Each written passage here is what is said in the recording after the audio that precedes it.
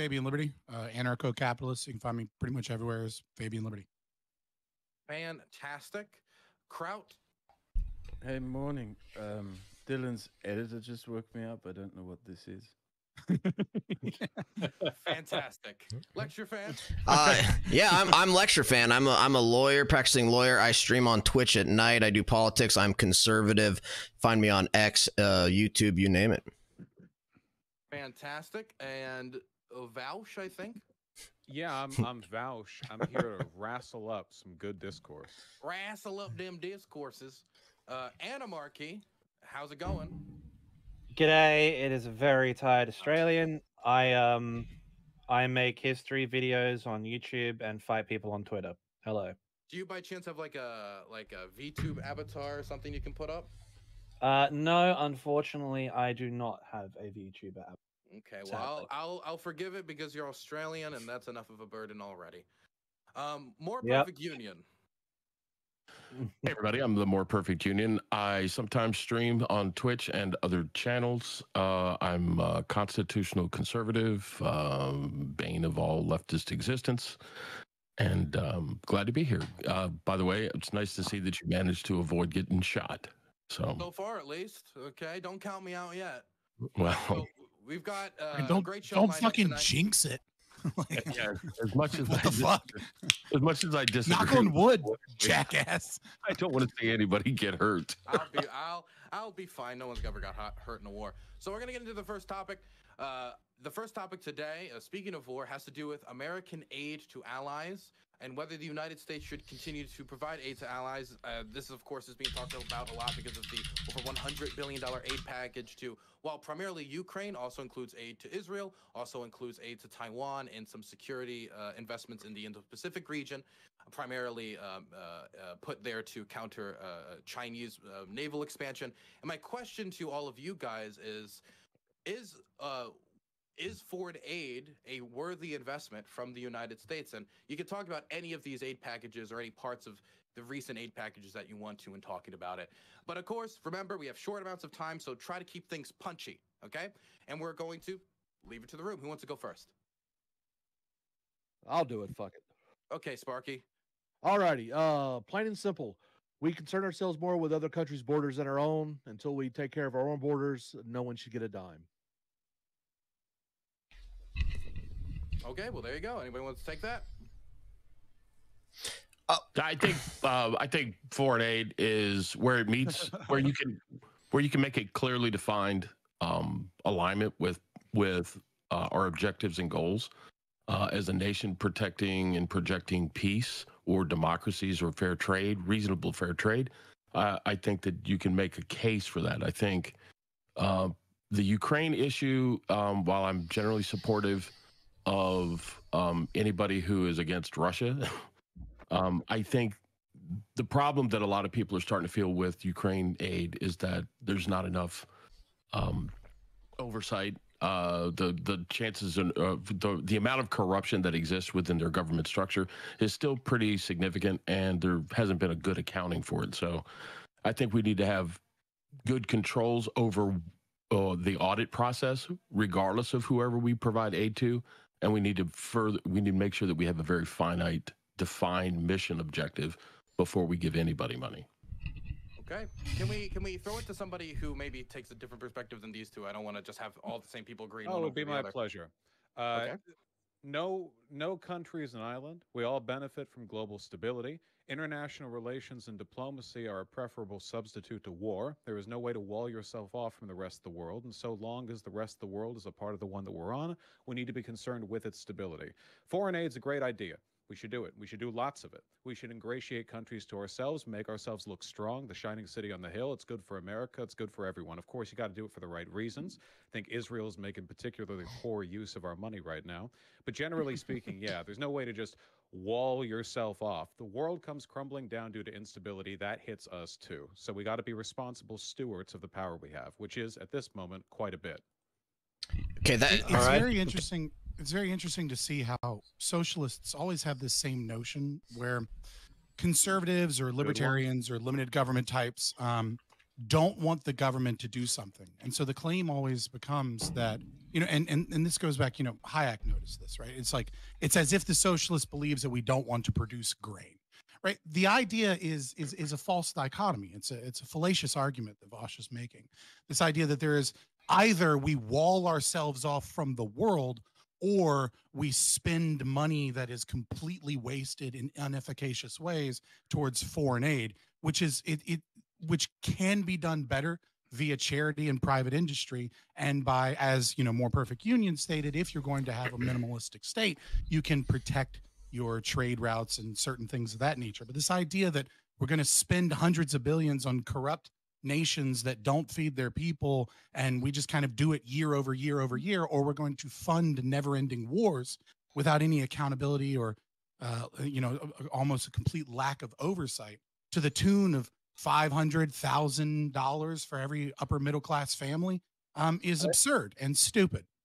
In Europe, we had something that we called the peace dividend, which was when the Cold War ended. We assumed there would never be a large land war in Europe ever again.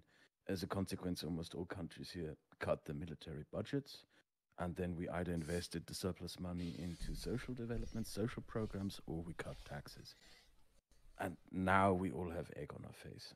There's only very few countries in Europe that didn't cut the military spending, like Greece, Norway, and Poland. They don't have egg on their face. The brutal reality that we in Europe face right now is that we have to build up our militaries and our defenses again, that we have to be able to face off an aggressor country that wants to divide up Europe into spheres of influence. Also, I'd like to point something out here. Can we let Kraut finish his statement quick, and then we'll throw it over to Anarchy?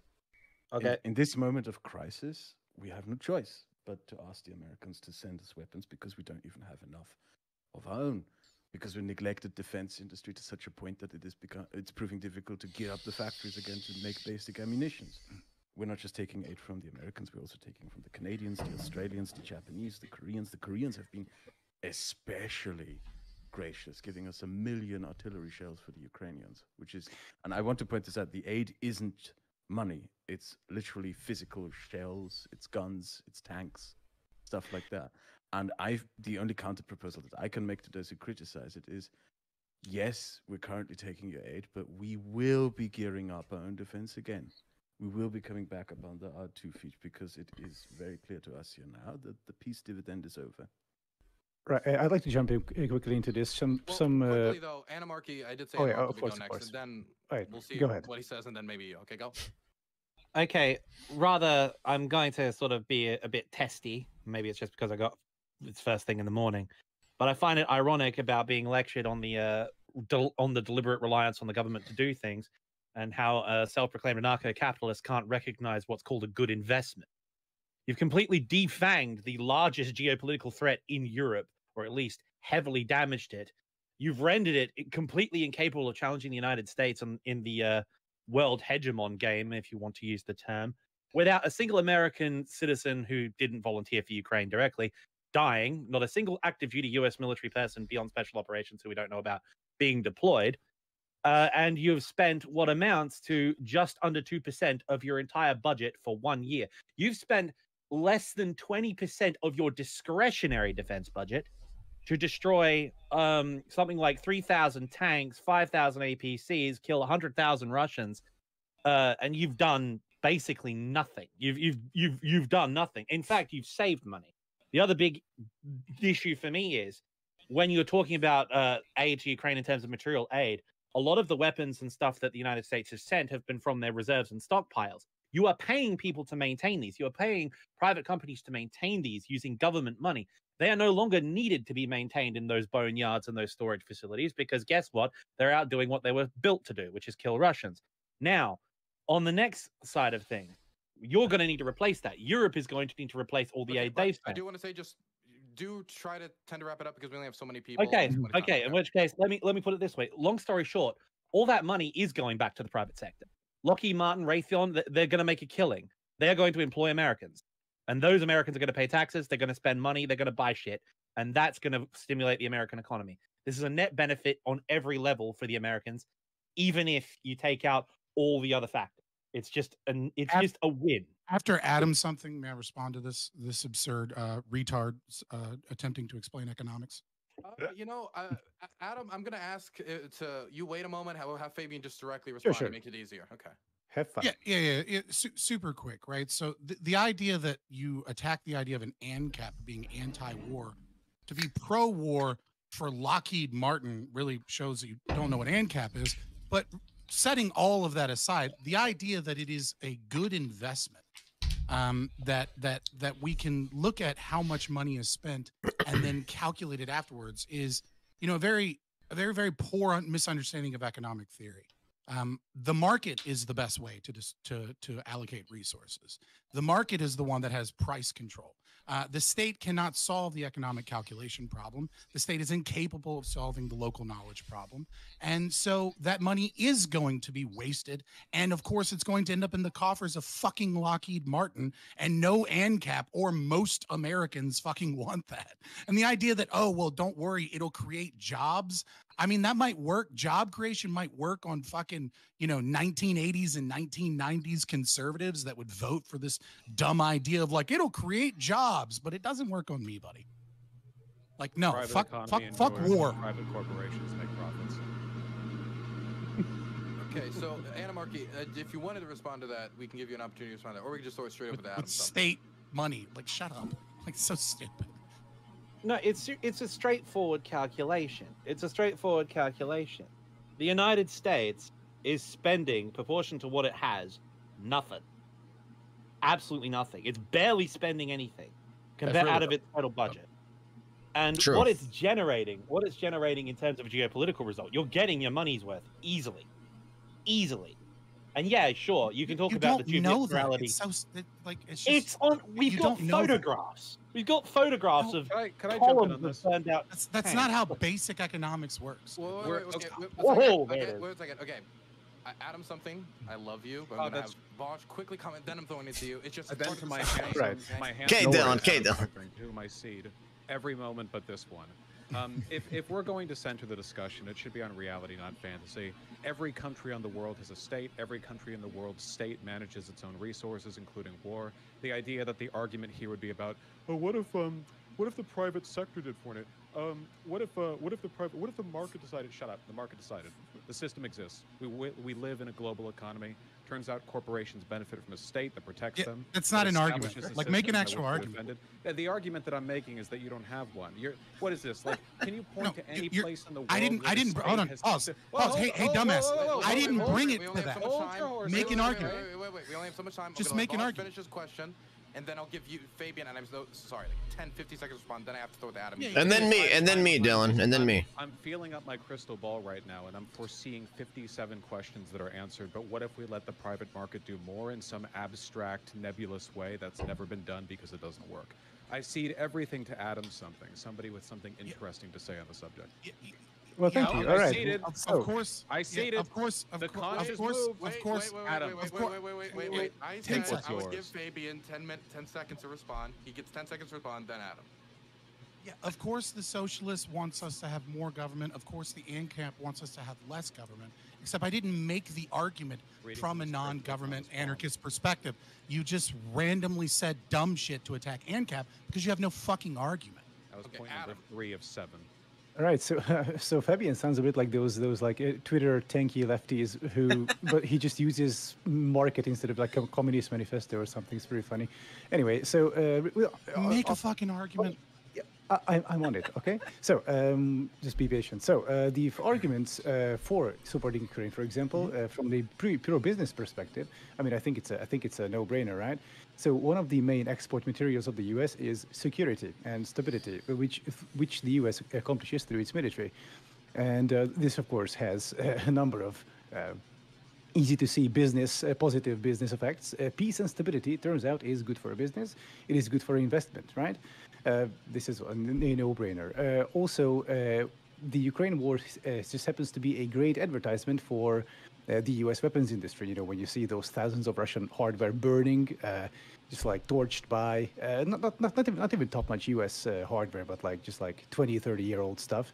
That's great for the U.S. economy. Now, you might be salty about the fact that I don't know, Raytheon or whatever, or like stay very heavily state adjacent slash these like mammoth corporations. But that's how the economy works currently. That's how you achieve growth. So if you're not some like unless you're some kind of a degrowth weirdo, then you should be happy about this, right? The other thing is weapon aid. One second. Weapon aid. When they say, okay, we sent Ukraine, $5 billion worth of aid, that's not $5 billion. That's $5 billion worth of aid calculated based on the pre-existing stuff that you guys send them, right? So if we send them like 500 M113 APCs or something, well, then that's calculated into a dollar based number. Even though those vehicles, they have been used by the U.S. military before, they've been retired, they have served their time, and now you're just passing them off to someone. That comes out as a monetary item on a budget sheet. Meanwhile, in reality, it doesn't really mean an actual expense for the U.S. Okay, Sorry, wait 1 second. I need to take a pro-business position as well. Hippy Dippy has made one change financially, and that is in between topics, the #1 donor between topics will be able to ask the cast one question. If I'm going to bring back Hippy Dippy and herd these cats, I'm going to make money. I'm demonetized, okay? Continuing, I want to throw it over to, I'm sorry, Fabian, but you got a lot of back and forth. I want to let it's Lecture fine. get to talk. Lecture and then Kraut, and I have MPU written, don't worry. Well, I think this whole discussion is kind of missing the main point. I mean, Vosh started off by saying, oh, foreign aid, good, it can be good. And it's like, well, yeah, we've always done foreign aid. People always forget the entire reason we even have a federal government is to handle military foreign policy.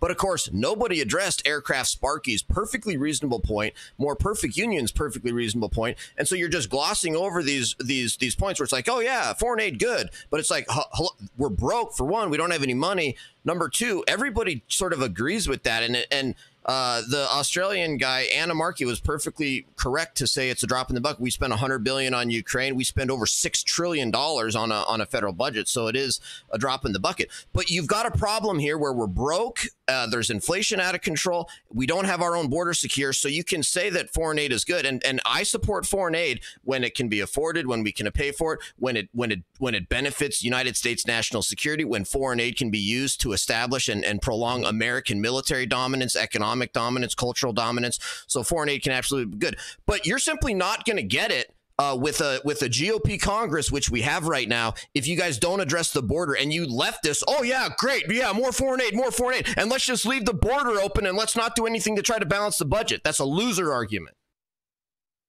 How is the U.S. broke? Can you enlighten us, please? Yeah, we're $34 trillion in debt, and we're running $2 trillion deficits every year, and Medicare, Medicaid, and Social Security are going bankrupt in 8 years, if you didn't know.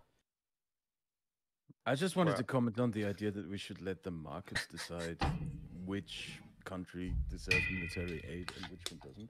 There was a time in which that was actually legal and permitted before the First World War. Corporations, companies, you name it, could go out there into a conflict zone and decide, hey, we want to support this certain party in a war because we want that party to win.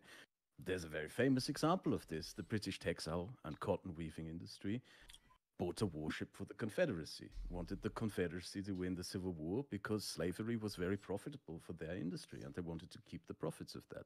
Another example is not so famous. And the French helped us in the revolution. Like, what the fuck is your point? A group, well, the French were a government, another corporation. A group of Wall Street bankers gave huge war loans to the Japanese in the Japanese-Russian War because they wanted Korean railroads concessions. When you let massive corporation, like, you ever read War is Hell by Smedley Butler? When you let markets, you have to calm down a bit, all right? Just lift the wine a bit, dude. The decision to support a country, a conflict part of the war, is not a market decision. It is a political decision. It is a decision based on values, a decision based on ideas, on ideals, on what you believe in. If you let the market decide which side in the war deserves support, they will pick the side where they can get money out of. Who's to say that the corporation would not support Russia in return for like oil drilling and mining concessions in Siberia? Also, wait, like, isn't Russia supposed to be like the nightmare of fucking ANCAPs? Like, Russia basically stole hundreds of jets when the sanctions hit. Like, they just like appropriated them. They appropriated Western property. Like, and they Russia. Hey, Yeah, Like, sure. look, I love how you guys. I love how you guys have and you're just now knocking them, and we're now Wait, knocking them wait, out. Sounds like you wait, disagree. And we're now wait, knocking wait, them wait, out. wait, We're now wait. We knocking only out have- Russia. We only have so much time left in this round, so I want to make sure that Adam something gets to finish his statement, and then we get to get anybody that has anything left they want to quickly get out. So I Oh, go sure. brush So, my teeth. I right. just So, woke so up. Fabian, so Go first. Fabian has that nice plague behind him, saying property is liberty. Well, then Russia has violated the #1 golden rule of ANCAP-ism, I guess. Property. They stole Western property. They just appropriate everything. So now, Yeah, I don't like Russia. yeah, sure, yeah, good. So now, so therefore, you should be in support of sending Ukraine aid because then we are. Retarded. No, it's not retarded, really. I mean, if you think that's retarded, I mean, the problem is in your device, dude. Also, it's one thing. Not one liking thing, Russia one doesn't thing- mean I have to support fucking stealing money from the American people. And that's fund that's the what I, that's fucking what I want to proxy war. that's what I want to bring up. One point that I want to address: the unaccountable weapon transfers and corruption. Like, guys, like every fucking piece of equipment that gets sent to Ukraine is documented really solidly, and we know where those are. Like, it's not just like you're sending stuff into Ukraine, it fucking disappears. Doesn't work like that, actually. And if you actually look, I want yeah, to go ahead. add. Oh, okay, oh, quickly. I thought I'd be interrupting the other Vosh guy, goes, not you. I want to Adam. make sure. I want to make sure after Vosh goes, we go MPU and Sparky because they've been waiting for a little bit. Alan, can I go quickly and brush I my just want teeth? to say woke up. really quickly with respect to like okay, yes, it's you can a go tough brush your job, teeth. Dylan. Continue. Yeah, sorry, I was telling the crowd he can go brush his teeth. Continue. Right, hall monitor pass. Yeah, with regards to the previous topic, it's worth noting that the crisis we're currently having at our southern border is in large part a product of instability that we've either ignored or facilitated in Latin America. Our drug policies and the policies that we've had since lessening it have contributed to the rise and strength of the cartels, the instability in Latin America, a large part of foreign intervention, or at the very least complacency on our part. Likewise, the refugee crisis in Syria, direct product of our meddling. Everything that happened with Assad and his government, his predecessor, we had a lot to do with that. Now, that's not to say that we So let's deserve stay out of that Whoa, shit. Hold your horses. That'd be a No, deal. you're learning the wrong lesson. The correct lesson that wise people take from this is that the affairs of other countries and their well-being reflect on our well-being. We're not an island. So if countries near us are prosperous and wealthy, we don't worry about refugees from Canada, do we? So what we should be concerned with is global stability. If we really are that great, and I, as a lover of America, I think we are, then we should try to see the world through, make it a better place than it was when we were founded, try to ensure, for our sake as well as theirs, that when changes are made, they're for everyone's betterment. Because if other things go poorly, if other countries fall apart, we do pay a price for that, both in the stability of our markets, the stability of our borders. We need to be concerned with their well-being, at least for selfish reasons. Now, humanitarian reasons, I think, are also pretty valid there, but if you're only concerned with the selfish ones, that's something that you should take in consideration. Global stability, good. We agree. Global stability is good. We can agree on that. MPU, I believe you've been waiting for quite a while. Yeah. So I think Vosh would like to, give the world a Coke and teach us all how to sing. I don't like Coke. Oh, well. That's a guy. Look, the problem Dividend. with the southern border is that we have laws on the books that regulate immigration. Those laws are being violated by non-government agencies who bring people across the border. They coach them on how to say that they have a credible fear or threat. They're economic migrants, and they're not asylees, right? They're not asylum seekers. They're not valid asylum claims. 98% plus of the people who come across the southern border, who are from Latin American countries, are not valid asylum seekers.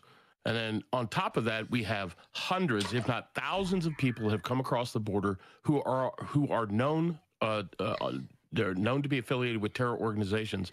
We have tens of thousands, I don't know. I think there was a Hamas person who tried to come through the northern border just like the last few days. Got to lock that one down. There's the Chinese. There are single Chinese men of military age, okay, who are coming through the southern border. You basically just have to get to Mexico, and then you basically can get into the United States for free, right? And then there's they're not even doing DNA Where are you testing. getting these figures from? What? What does this? Where are you have to getting do these with figures Ukraine? from? Like 98% are are economic migrants and not asylums? Like, where are you getting those figures? Did you get it from? 98%. Did you get it on 98 Facebook or something? No, 98% of the people who go through asylum, this is what the federal government puts out. Right. Okay. They're ultimately Yeah, but denied. Are they either? Is there either such a Okay, giant so crisis I'm that they gonna have to can't put a be pin on documented this. at all, I gotta put a pin or on. I gotta or put do a we pin on know this exactly because the percentage? the time has ran out, and we do have a bunch of people waiting. Obviously, we're going through a bunch of people today, so I do need to do the 2 kicks, and I have gotten who is being kicked this round. So I'm All right, gonna I'll throw back it up. out. I'll throw it out there. And I'm very sorry, Anarchy. This round, the judges have decided that you have been eliminated, probably because of your Australianness. They are slightly bigoted. I am very sorry. I hope to see you next time. You have a good one, okay, man? Fair enough. Okay, bye-bye. Bye-bye. I love you. We're going to play Hell Let Loose later. Bye. Okay. Be well. And the other one is Sparky. I'm very sorry, Sparky. You were thrown over the So top so rope. Sparky made the best point. Sparky, you made the best point of anybody on this topic, by the way. And got to talk the least. That's okay. Thank you for having me. Have a good night. Okay, you have That's a not good the one, balls man. to open. Right, Yeah, right. he did have the balls Be to fair. open, and I do respect that. I'm I just do wanna throwing throw that out there. No, Yeah. that was good. That's By respectful. the way, apparently the judge told me it wasn't an easy decision. They liked everybody. Okay, we're bringing in 2 more people. It is going to be Chud Logic and Alex Stein. If any of you are familiar with Alex Stein from his AOC antics or his new show that he has. By the way, if anybody wants to get the mid-portion questions, you donate now. Large donations will be coming up after the next break. We'll be asking the guests today those questions submitted by the viewers. Now we're going to continue where we left off. Who wants to pick us back up? Oh, same topic. Yeah, same topic, but quickly. I'll have Okay. Chud Logic. I guess Okay, let me go. cut to the chase. Okay, it's all fucking boring foreign policy shit. Okay, Dylan, right? Very rich that you come up with this topic, isn't it? Yeah, it When is. allegedly you went to Ukraine on the Ukrainian dime to run through Ukrainian pussy. Answer to is that. true. It was pussy, actually. How many whores have you run Ah. through? Progressive. I lost count, of course. Okay. Yeah. Dylan's been running through those war widows like a goddamn racer. Yeah, Ukraine exactly. will Oh, be, sure, your house got blown up. Come around my place and you can stay here for a little bit. Don't worry about it. Thank you, Perfect. Chud Logic, for coming, and thank you, Alex Stein, for coming on today. So who wants to actually pick this back up? No, I mean, I think that's a fair point that foreign aid has only become a controversial topic because conservatives have pointed out how hypocritical and preposterous it is to spend hundreds of billions on other countries when we have a wide open border. That's the only reason this is controversial. The United States has utilized foreign aid for our benefit, to do what's best for America, to serve our interests, to promote American value. We've done that for decades, for centuries. It's been fine. The only reason it's a controversy now is because the Democrats and Joe Biden and all these leftist organizations have a wide open border, and More Perfect Union is 100% right. These are all fraudulent asylum claims that the system's being abused. These NGOs are training these people how to file fraudulent claims. Joe Biden's administration, the Democrats, literally just gave one of these fraudulent asylum claimants a court date in 2030, and they're not going to show up. And when they do show up, 98% of them get denied, and then they're here and they've got babies and everything else. That's the only reason this topic's even a controversial topic right now.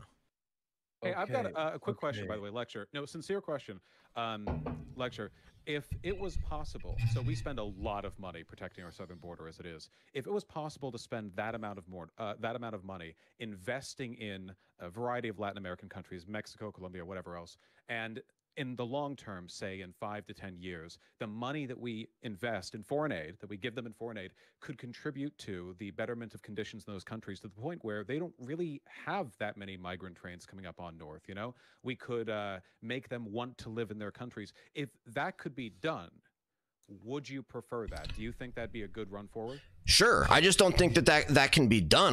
That's been tried. We've been trying to help those countries. And it's not just the Latin American countries that are in these. We have people from over 120 different countries crossing our border just this year alone. And so if that was possible, if we could do that and we'd get a wonderful, wonderful result, then who wouldn't support it? It's a wonderful result. There's no more illegal aliens. That's a wonderful result. I just have to throw in. I that, won't. like, It's really fucking really weird that like you guys that like you're just two different socialists that want to spend the American dollar on different fucking things. How about we just end the fucking drug war and then the fucking cartels and so much of the crime that is that's false, Fabian. That's a lie. Don't have nowhere near as much funding, and like we can have stability by just not violating people's rights. You don't have to spend a fucking dollar. You can just stop violating people's rights, and you'll save money and stabilize South America. Like, can we just can I do that without spending anybody's money? We're starting to go a little bit off topic, but I am interested to see Lecture Fan respond to that, just because I'm interested to see the two conservatives go at it over the drug war. Well, Fabian, Fabian's saying that I support a bunch of government spending. It's like, no, I believe in across the board, massive spending cuts at the federal level, massive spending cuts to where we're running a surplus. You're saying, oh, you support the United States government doing the number one thing it's supposed to do, which is military and foreign policy. Oh, you're a socialist. How stupid. Okay, so I gotta throw this over to there's people waiting. So yes, you support a portion of the market being captured by the state. Please. Socialist. Sorry, I gotta make sure we have enough time for everybody. Kraut, you've been waiting a bit. I also have Adam, MPU, and Alex. I put you on the list because you just haven't said anything yet. Okay, Britain is currently going through a cost of living crisis, the worst since the 1970s, as well as a migration crisis as well. Poland went through a constitutional crisis in the last few years. Italy is going through a migration crisis. Lots of crises politically across Europe, cost of living crisis mainly. Lots of issues to deal with. Yet still, despite these crises, we've all somehow found the political will to also provide military aid to Ukraine. When figures on the American far right say that they want to condition military aid to Ukraine upon something border, it just doesn't come across as sincere. It comes across like an excuse, as if they're just deliberately attaching something completely non-related to an issue. It sounds like an excuse. There's no American far right representative. Please stop. I'm not talking about you. Are we talking about the border? So we're talking about the border crisis? We were talking about how Ukraine is tied to. I also don't see how they're the same.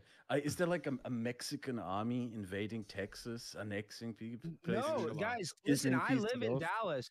No, I live in Dallas, and what's going on is a lot of sex trafficking. I see a lot of children that are actually, their parents are paying money to the cartels so they can come over here. So this is a business. This is not like, oh, just fuddy-duddy, I'm a refuge, my country stinks. As a matter of fact, you can even go look up the trucks that are full of a lot of these people, because they come across the border with nothing, but they pay other coyotes to actually carry some of their belongings across the border. So this is a planned invasion by the cartel, the most powerful mafia group in the world, here to destabilize America. Because look, Japan doesn't have this problem. North Korea doesn't have this problem. Japan's doing great right now. That's models economic and social success. Hey, if they let more Alex, immigrants in, they might Can we have talk actually about had a who's chance. really behind this trafficking?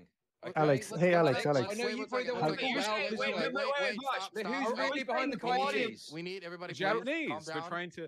They're angry. Wait. Well, it starts with the J. I'm gonna let's be real. I'm gonna start muting Am I right, people. Alex? Okay, that was the first one I muted. It was Chud. I'll start muting everyone else. I chose Chud first because I know he can take it. Okay, Alex. I want to let you finish your point, and then we have people on a list to go to. I want to make sure we get to Adam and MPU, but Alex, I want to make sure you get to finish your point uninterrupted. Well, and just to Vosh real quick, I would just say that the culture in Japan and the safety, and a country like South Korea or North Korea, I believe, is safe if you're not getting killed by a dictator. I'm just saying there's other countries that don't just allow every Nigerian ex-rapist into their country. And if you think that's a joke, there are literally people here that have been convicted of rape that are coming across here that don't have to go through any sort of paperwork. Yet if I wanted to leave, I have to have my passport. I just went out of the country to Mexico. I had to spend 4 hours in customs nearly. So I'm just saying, why do I have to do all that? They don't have to be vaccinated. You know, they're just held to a different standard than an American citizen. So what's happening is a foreign invasion. And I guess that's the end of my point. Can I ask you, Alex? No, I didn't, but I'm just saying. You don't have to. What are you? Well, then what are you complaining about? Wait, let A me lot of throw- people. You're saying nobody lost their job or nobody couldn't travel without a Like, vaccine. you just said That was- they don't have to be vaccinated, like you were whining you had to, and it turns out you At haven't. one So, point like, you what's the had to be. issue? You're At like one a point you Mexican had to immigrant be. in terms of your Fauci Well, outfit. now we're arguing semantics. I'm just saying at one point you know that it was It's I not was semantics. an obligation to now we're be arguing vaccinated. epidemiology, actually. It's calling you a Okay, hypocrite. Well, we Can don't we have not to go- Not argue semantics. vaccine. I'm Can we just not saying go- they don't have to. Wait, let's they be don't have to clear. have a passport. Why do I topic- have to have a passport? Let's be clear. The topic is, let's bring it back over to this being tied to Ukraine. I wanted to throw this back to the people on the list. I want to throw it over to Adam. What do you think about The the topic idea? of also these- was Israel, you know. Yeah, well, I that think the was left also- just you can- forced it to Yeah, can we get Ukraine into Israel? because Can no we one get wants into to fucking Israel, please? support You can tie it to fucking I've got a really aid important to question Israel. ask. I support This is aid to important, Israel. This Just is so important. one second, This is all right. important. Wait, so listen, Chud's okay? muted, so I'd like to mute him again because it's fun. Adam, Okay, something. what the fuck, You're on bro? the list. You've So- been waiting. I wanted to make sure you got a chance to speak, and then we should move over to Israel and Gaza and talk about that a little bit. But of course, I made it Ukraine because I can. Adam. All right, sure, thank you. So, Alex, first off, hey, how's Russia doing in NATO? You know, I've heard you disrupted Well, they on wanted to our join a discussion. long time ago. And first of shit. all, let me tell you something. I'm the No, smartest pimp it's on my this turn, panel. all right? I'm the smartest pimp on this No. panel. So Yeah, yes, of course, yes, I you- of misspoke course, of before. course. I have Yeah, misspoke yeah, well, before, but I'm of still course- the of biggest course pimp you did. here. Yes, Of I course am the you did, biggest yeah. pimp Wait, do you here. also sex traffic? I am. Yeah, I'm a pimp on a blimp. I got these When he- fellas on yeah. deck. When, Yes. when he said he saw the trafficking in Dallas, like he was seeing it from like a first person, like he was actually the one. As a Alex customer, Stein as a and Alright, Andrew so- Tate working together to beat the cartel. All right. Dude, I So love okay, the so cartel. first, All so these just to sausages address, is so just to great. address. We only have so much time. So Adam, now Right, that so- you're done dunking on him. Okay, so just to quickly address some points. So Japan is not a good example in terms of immigration, or Korea. Both of those countries are dying as we speak, right? So let's not bring it up. Also, oh my also, God, but give me a Let him break. wait, it's let my him turn. So, anyways, and like I noticed that like our sort of opponents, like people on the right here, like their arguments are basically just variations of distilled boomer Facebook posts. So that's a bit disappointing. Otherwise, in terms of the immigration and the southern border, and in terms of America, like as a European, I just want to share like a quick few lines of a banger song I've heard recently. It goes. Give me your tired, your poor, your huddled masses, yearning to breathe free, the wretched refuse of your teeming shore. Send these homeless tempestuous to me. I lift my lamp beside the golden door. I think it's a great song, but like, I don't know. I don't know Never should why. have took that Frenchie statue. Yeah, I know, right? So like, so this is the big contradiction for me, from my perspective, because like America is all about land of the free, go there, you can make it. Meanwhile, conservatives are hell bent on turning America into this like little walled garden sort of white majority sort of. Yeah. Now we Pretty don't weird. have. Wait. I want to make sure this goes to MPU because he wants to talk and he's been on the list for a while. And then I want Right. to throw it over to Chud because Chud has started a protest movement in my chat about being muted. So I want to make sure he gets recognized as an oppressed person. So Free MPU? Chud. Hashtag free Chud.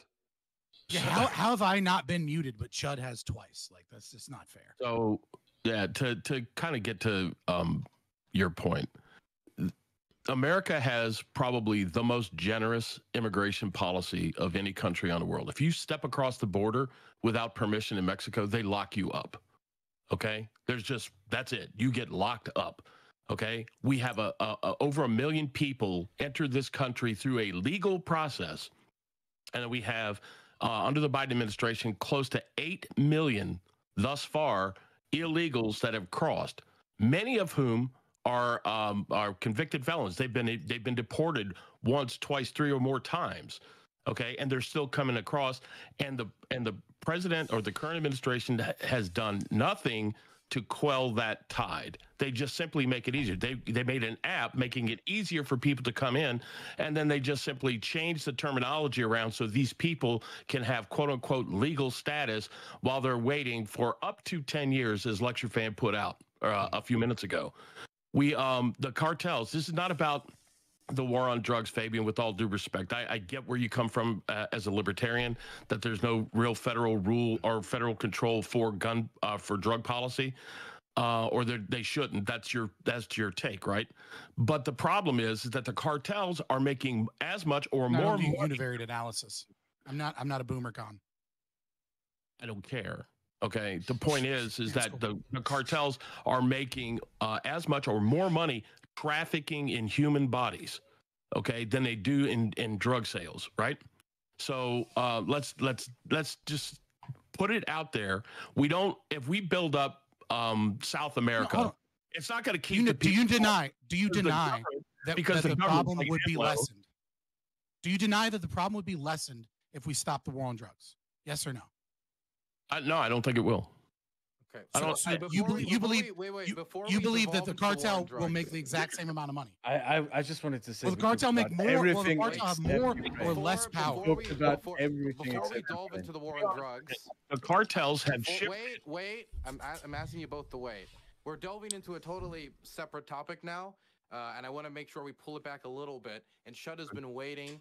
He says he's oppressed. I want to give him a platform as a progressive. I give oppressed people platforms. Chud, what do you have to say? Yes. Well, I tried to make it about Ukraine, but Dylan wasn't interested in exploring I thought you said Israel. I invite you to make your conclusions about that. When I asked you about what was going on in Ukraine, but that doesn't matter. The only thing I wanted to say, maybe this can kick off the Israel conversation. Why is it that America needs to give money to Israel? Because surely the Jews, the Zionists are, more on top of that already, surely. Oh, that's an easy question because Israel's the most legitimate country in the Middle East. They're the only democracy. They're our best ally. They've been the most wonderful ally. They help us fight terrorism. They're the indigenous people of that land, subject to horrible radical Islamic extremism. You've got Americans that were captured by Hamas. Israel's our best ally. They're one of the greatest countries on earth. Full support for Israel. How the fuck do you maintain we shouldn't be giving money to Ukraine? Did I say that? Then you lecture fans in favor of. I have an idea as well. I'm in favor of balancing the. I'm in favor of balance. I'm in favor of balancing the budget, and then once you balance the budget, then you can send it to Ukraine. Okay, but you don't need to do that first to send money to Israel. No, like Israel's special or something.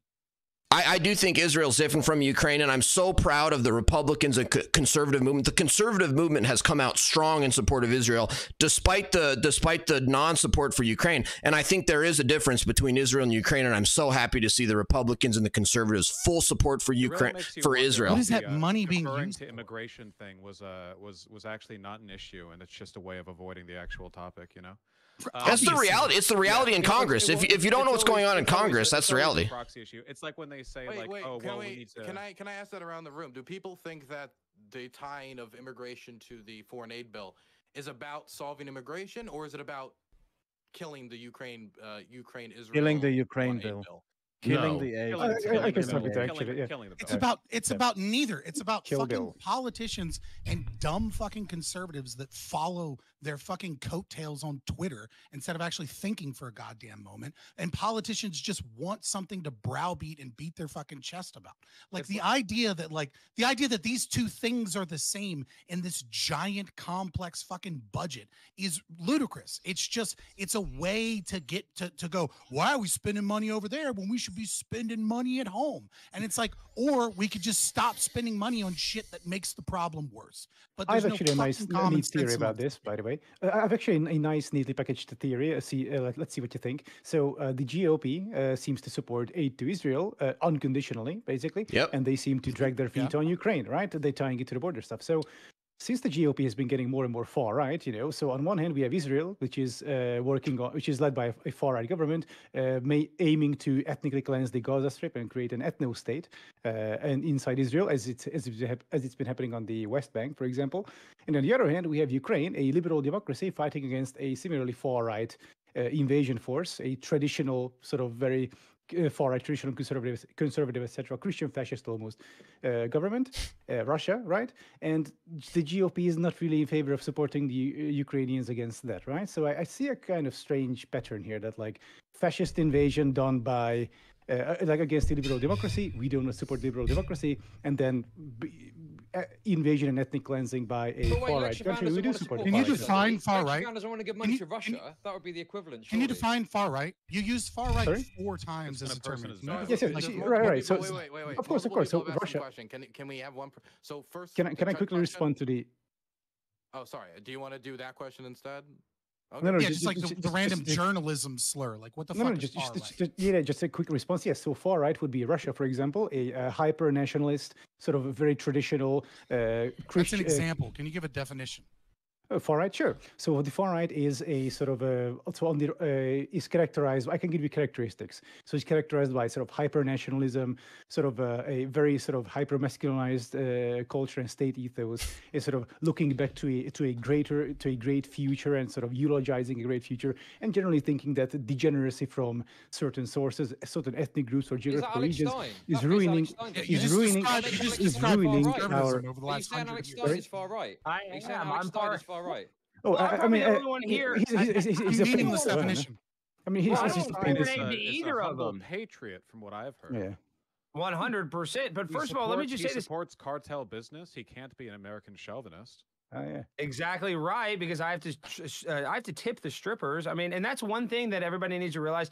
Idolizing a politician is like thinking the stripper actually likes you. None of these politicians like us. They don't care about us. They're never going to solve our problems, especially Vladimir Zelensky, or Joe Biden, or even, believe it or not, Donald Trump is not perfect, even though I love the man, and he, likes to grab him by the you-know-what, just like I do when I'm at the strip club with the sex trafficking victims. But my point is, I really don't like aid to either of them. I mean, I want to help out Israel, of course, but then also Israel kills 3 of their own hostages that are waving white flags. That makes me kind of feel like maybe we should be shooting less guns at each other, and maybe less innocent people will get shot. So, I mean, I know that sounds crazy, but I'm very anti-war. Wait. Do you want a peace agreement? Oh, of course, and I think that's what everybody wants, but I don't understand why. But this is the problem. Is it going to be a 2 states? Is it going to be a 2 states? I can't hear. Well, this is what they say. Let me hear. What's your question? With who do you want to make peace? Because all the well, people this is what they say. They would say that it would be a 2-state solution, but I don't know if that's even possible. In Ukraine? How do you make peace in Ukraine? Another 2-state solution. I mean, you guys have the Donbass region, and then you have Russia. Do you know what they should have just agreed with Vladimir Zelensky. I mean, with Vladimir Putin at the beginning. Do you know what the Russian position is? They want the Donbass region, yeah. They still insist to this day, they still insist on all of Ukraine. They let them have it. Who gives a damn? Why Ukraine's fake anyway. And what else should they No, get? no, this is woke garbage. Look Okay, at Dylan. Russia's borders were assigned at birth in 1993. They signed a treatise. You will never have the Donbass. Like this idea that Russia can just change its borders, based on what? Like a woke doctor? No, ridiculous. There are 2 states, Ukraine and Russia. They have tightly defined, biologically ordained borders. And what Russia's been doing lately is a ridiculous postmodern attempt at subverting the traditional Ukraine-Russia border with this, I don't know, this what, like cry bullying? Ridiculous. No, I fully support whatever aid is necessary to return Ukraine and Russia to their biologically ordained status. They're trying to transit on let me say this. If a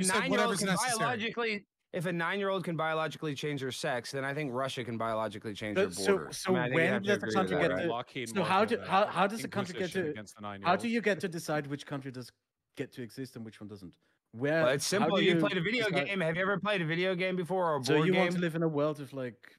Whoever has more resources and more guns usually wins. Do you really want to? You really want to enter a dog-eat-dog world? We're already in it. We're already in it. We're already in it, bud. He's already in it in Dallas. Years and sitting. We're only in it if we allow it to happen. Trust me, you've been eaten by the dog already. You already got those cat ears. You've already been eaten. You know it's dog eat dog. I mean, that's how it already is. So you want to? We all need to run away to the beach at this point. All the agreements, everything else, and just let everyone do whatever the fuck they want. Just invade, conflict, and everything. Well, isn't that what Russia? Because you know how much frozen conflict there are. I don't want them to fight. I'm just saying, it's a futile fight in the Ukraine, and we're just giving them money. They need to come to an agreement. Why is it futile? Because they're not going to beat Russia in a war. It's going to be like Vietnam or the war in Iraq. How is it going to be Vietnam? I don't know if you can win a modern day war. Can we pause? Wait, pause for a second. I just wanted to. I'm curious for my own. Who's Vietnam in the Vietnam analogy? Well, I guess you'd say Russia's America in the Vietnam analogy, but they would just still go. Vietnam in the Vietnam analogy, or Vietnam won. Well, Can you show me on a map where Vietnam is?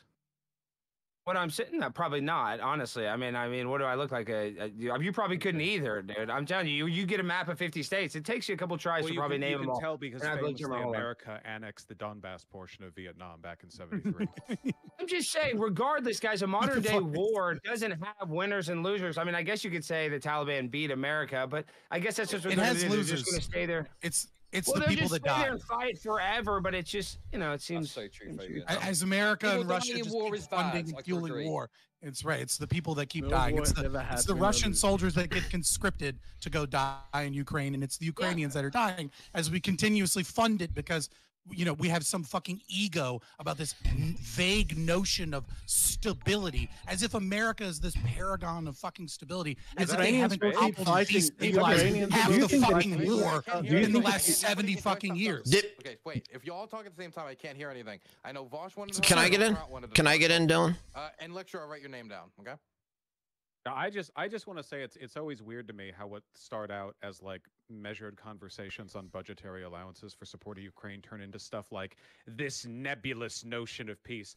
Everything degrades into talking like an anime villain. Like, yeah, I think if you asked your average Ukrainian whether or not they are more stable today or 4 years ago, they could give you a pretty clear answer. I think that global stability is actually a pretty understandable concept. We are the global market. America benefits massively from the world running like a well-oiled clock.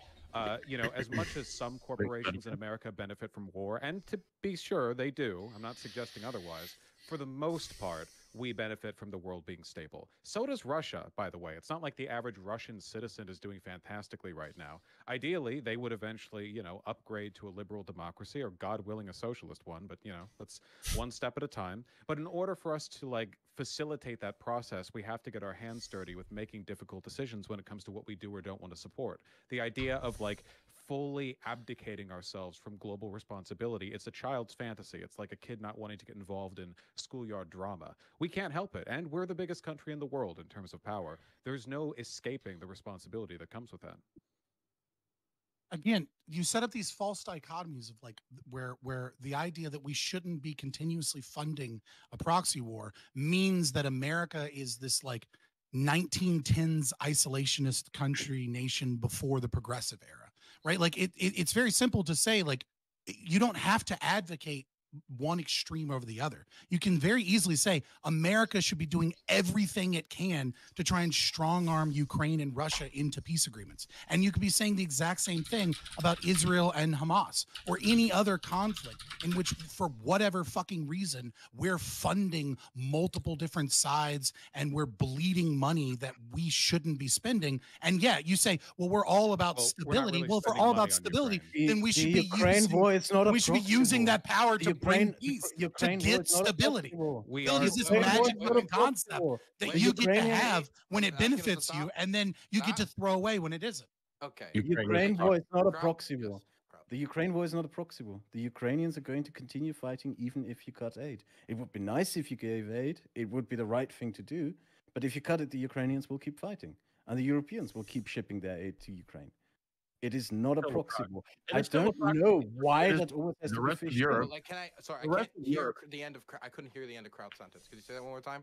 I don't know why this idea always has to be brought in that it is a proxy war, that somehow Russia is in some way benevolent here, that somehow misunderstood or something. What? No. Russia is not being misunderstood. Nobody's saying that. Nobody's saying Russia's benevolent.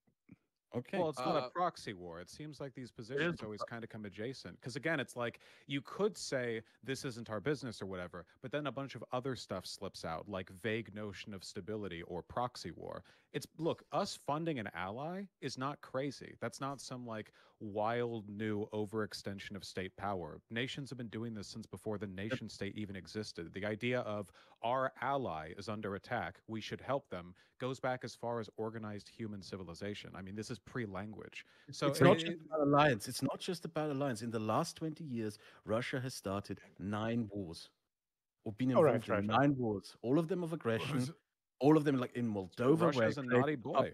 Transnistria, bombing Nobody Syria, here likes Russia, etc. They have been very aggressive, and their goal is very clearly outlined. They want to turn Europe into a bunch of poker chips, to be divided up into spheres of influence. So Fabian, it is sorry, true. we gotta pause this. We don't have much time left, so I want to make sure the people who have been waiting get to talk. I know MPU has been waiting. I've seen him trying to get in a few times, so I want to make sure MPU gets to talk. And Lecture Fan, I put him on the list, so I gotta give him time to talk. I stick by my commitments, and then we'll kick some people out. Okay, so the situation in Ukraine is a proxy war. The situation in Israel is a proxy war, because when we send our munitions or we send money over there, okay, to achieve an objective. We're letting them do the thing, but we're paying for the thing, okay? And the problem isn't so much that we are sending military hardware. We're actually paying Ukrainian pensions. This is money that the Congress is, or not the Congress, well, actually, the Congress and administration have sent to Ukraine to actually pay for pensions of government employees and military personnel. So it's not just like there's this clean, pure audit trail. Everybody knows this piece of equipment came in, this piece of equipment was expended. There is a lot of corruption in what's going on in Ukraine. And the people that are saying put a pause on it or put more restriction and control, they just want to understand where everything is going and that it is reasonably accounted for. You can't account for everything. That's not going to happen, right? You're not going to have a complete and total accounting. Who is paying the bills? Who is paying the bills for Ukrainian? Who's paying the bills for Ukrainian state employees right now? The Ukrainian government. Yeah, the Ukrainian government. The Dutch government opened its budget to the Ukrainian government. Yes, sure.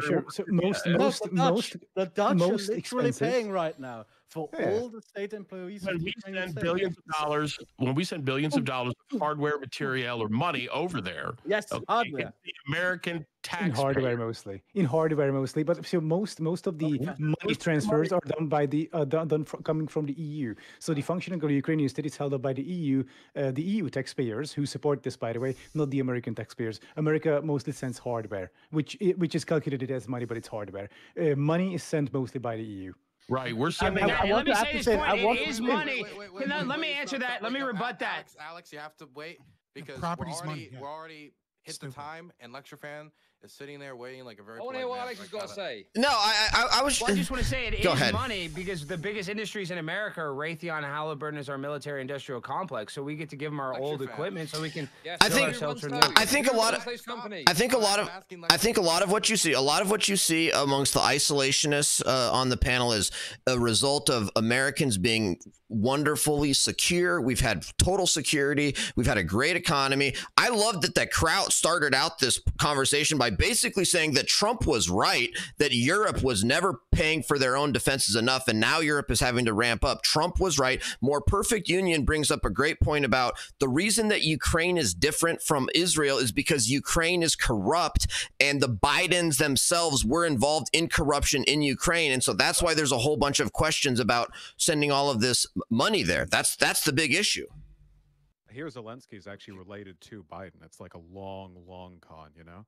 Not a problem with Netanyahu. Okay, there's one thing that I really want to add in here. Why that's funny. The Americans mostly send equipment. They don't send money, they send equipment. And the reason why so many of us in Europe really want the equipment from America to keep going and keep coming. Second-hand equipment. Yeah, and this is, I'm sad that like none of the Things that military we can YouTubers sell, like those are assets. Like property has value. Laserpig or one of the military YouTubers is not here. One of the biggest surprises of this war is just how much superior American weapons are to Russian weapons.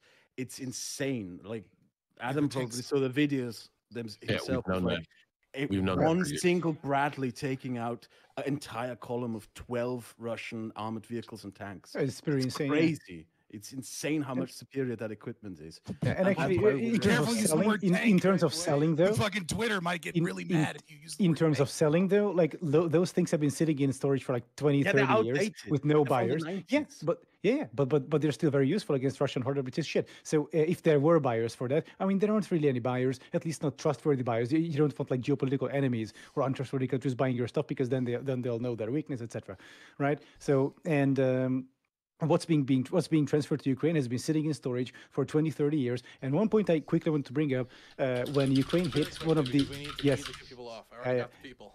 Okay, 20 seconds, all right? So when Ukraine hit that Russian forward helicopter base with the ATACMS missile, then that missile was manufactured in 1996. It was just time to decommission that missile, which costs money, which, you have to pay technicians, etc.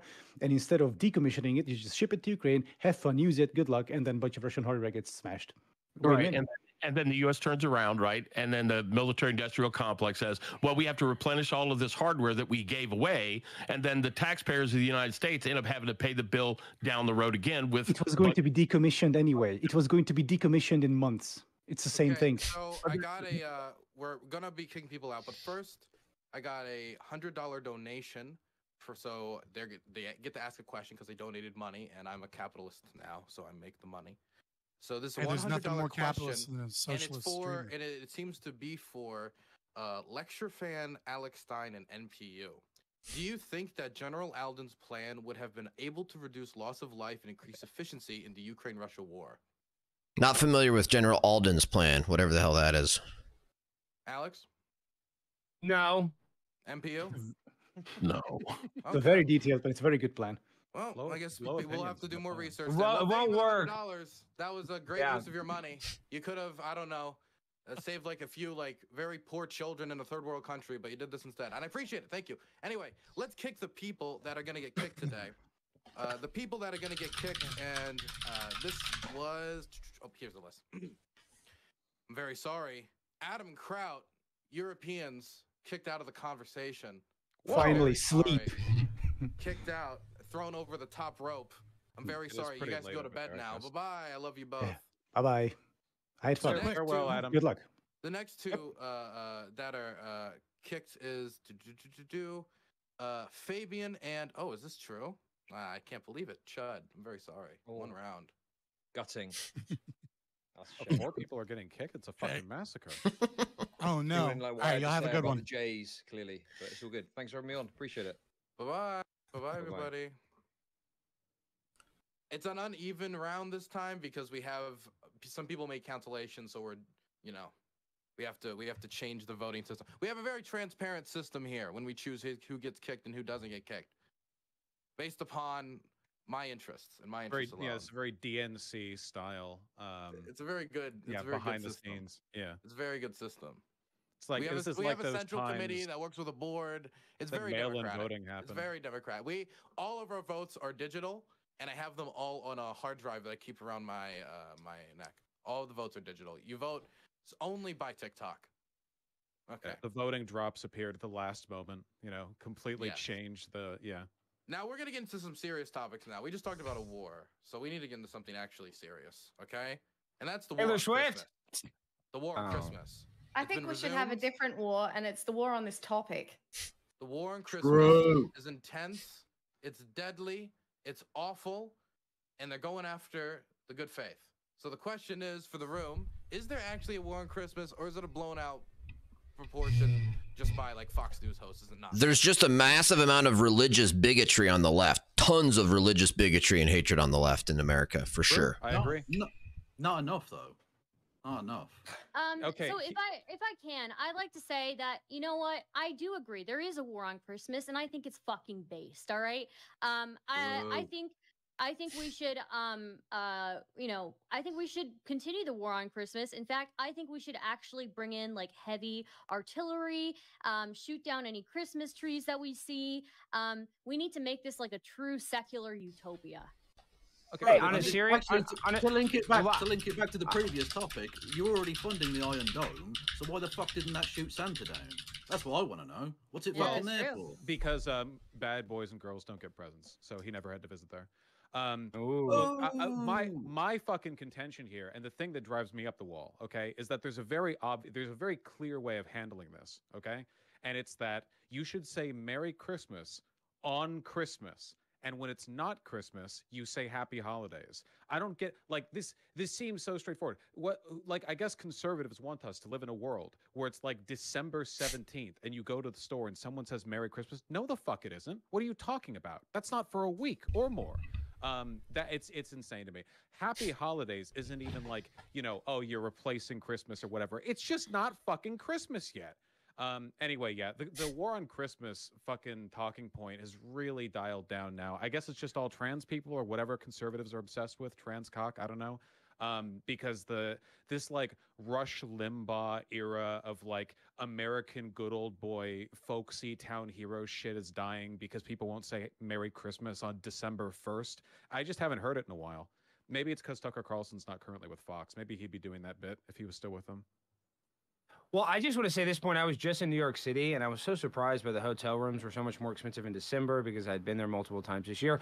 And I thought, oh, well, it's because there's all these great Christmas lights. But literally, other than 30 Rockefeller Center, there wasn't that many Christmas decorations in New York. And I always thought, like, I always envisioned the movie Home Alone, where it's just Christmas everywhere. But New York wasn't like that when I was there. So I do think Christmas is dying, but a lot of that is Hanukkah envy because Hanukkah gets 8 crazy nights, and, you know, Christmas only gets 1. So you're gonna obviously the Christians are gonna be a little jealous about that, you know. And Jesus was a Jew, so they kind of like a lot of Jewish stuff. So, you know, I do think there is some sort of a war on Christmas. I think that there's less jolly spirits during the holiday seasons, and for whatever reason, maybe because people are struggling financially, I don't know, but it does seem like there is less Christmas decorations and less Christmas joy around the holiday season here in America. People are struggling mentally.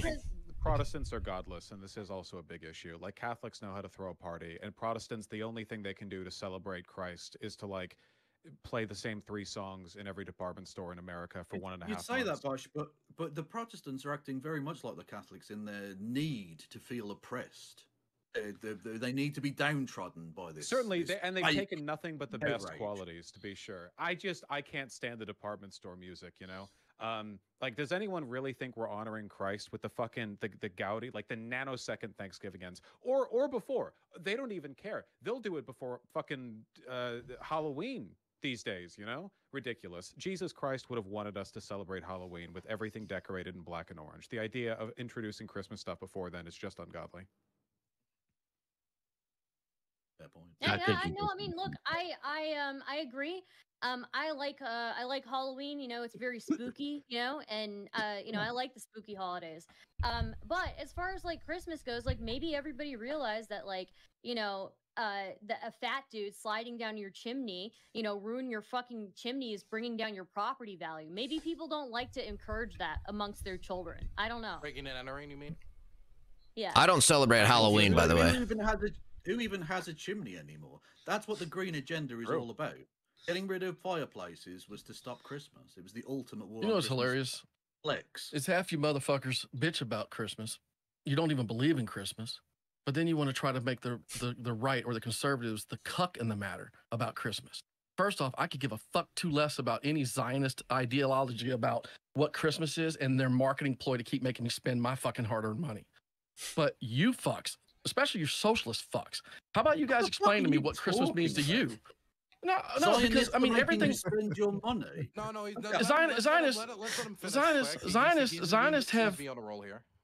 Zionists have created this model where they make these conservative Christians and Catholics all agree to their little approach to Jesus, who they've plucked, right? We all know this. And then on the flip side, everybody's like, oh, these fucking conservatives who love them some Jesus on the wall, they're the ones that are upset. I never believed in that white Jesus on the wall. Never. But I'm still a conservative, right? I still believe that everybody has a right to their religion. Yeah, I agree that this is a whole bunch of fuckery. But just like I would say to Dylan before, and I'll say now, fuck Israel, fuck Ukraine. Don't give a fuck about any of it, including your holidays. That's what I'm saying. So y'all can quit arguing about it. Fuck I Christmas. as a newly Fuck Christmas. Anybody who's complaining about Christmas becoming outdated is just being a crybaby. Critical support that's for Israel in their war against Christmas. Like, this is very much like an enemy of my enemy of my. But you know, like if that's what it takes, then all right. I'm willing to allow the IDF to be deployed to American Macy's so they can stop playing that fucking music. Like the beginning of November onward. Critical support for Israel is a very different tune than you used to have on Twitch. J-dams are the only possible solution to non-stop Christmas tunes. Santa should be a black man with all the breaking and entering he does, and that's not a racial thing. That's just a statistical Oh my thing. God, Alex, you can't say that. Good Yes, you God. can say that. I do think Santa would. He has a lot of black characteristics. Enter into your fucking house if you don't shut the fuck up, Alex. What did I tell That's you? just. You know, these are not. Well, I think that's I, as a progressive. I newly think that's reformed progressive. conservative woman, actually love Christmas. I I love think a Santa should be holiday gay. that celebrates like men giving presents to women. I love it. It's Yeah? perfect. I love Christmas. It's great. Santa should be a gay man. He has sex with his elves in my fantasy. Wait, I thought you said you didn't want him to be gay. You need to be consistent on this. Do you? No, I or do want you him to not be a want black gay. I want him to be like RuPaul's Drag Race. I would like it Are to you? be RuPaul. Can I just say? Can I just, RuPaul Alex? Santa would serve cunt. to be sure. This isn't really relevant to anything, but are you fucking AOC? Because that's the news, right? That's the. I wish. I'm about to be back in DC. I'm about to go sniff AOC's office area and just see if I can smell if I can get on her This set. is modern trad conservatism. It's like how when you go on Twitter and they're all like Gunnar Lollicons or whatever, and it's like this is going to bring back the Fourth Reich. It's like that in AOC, you know.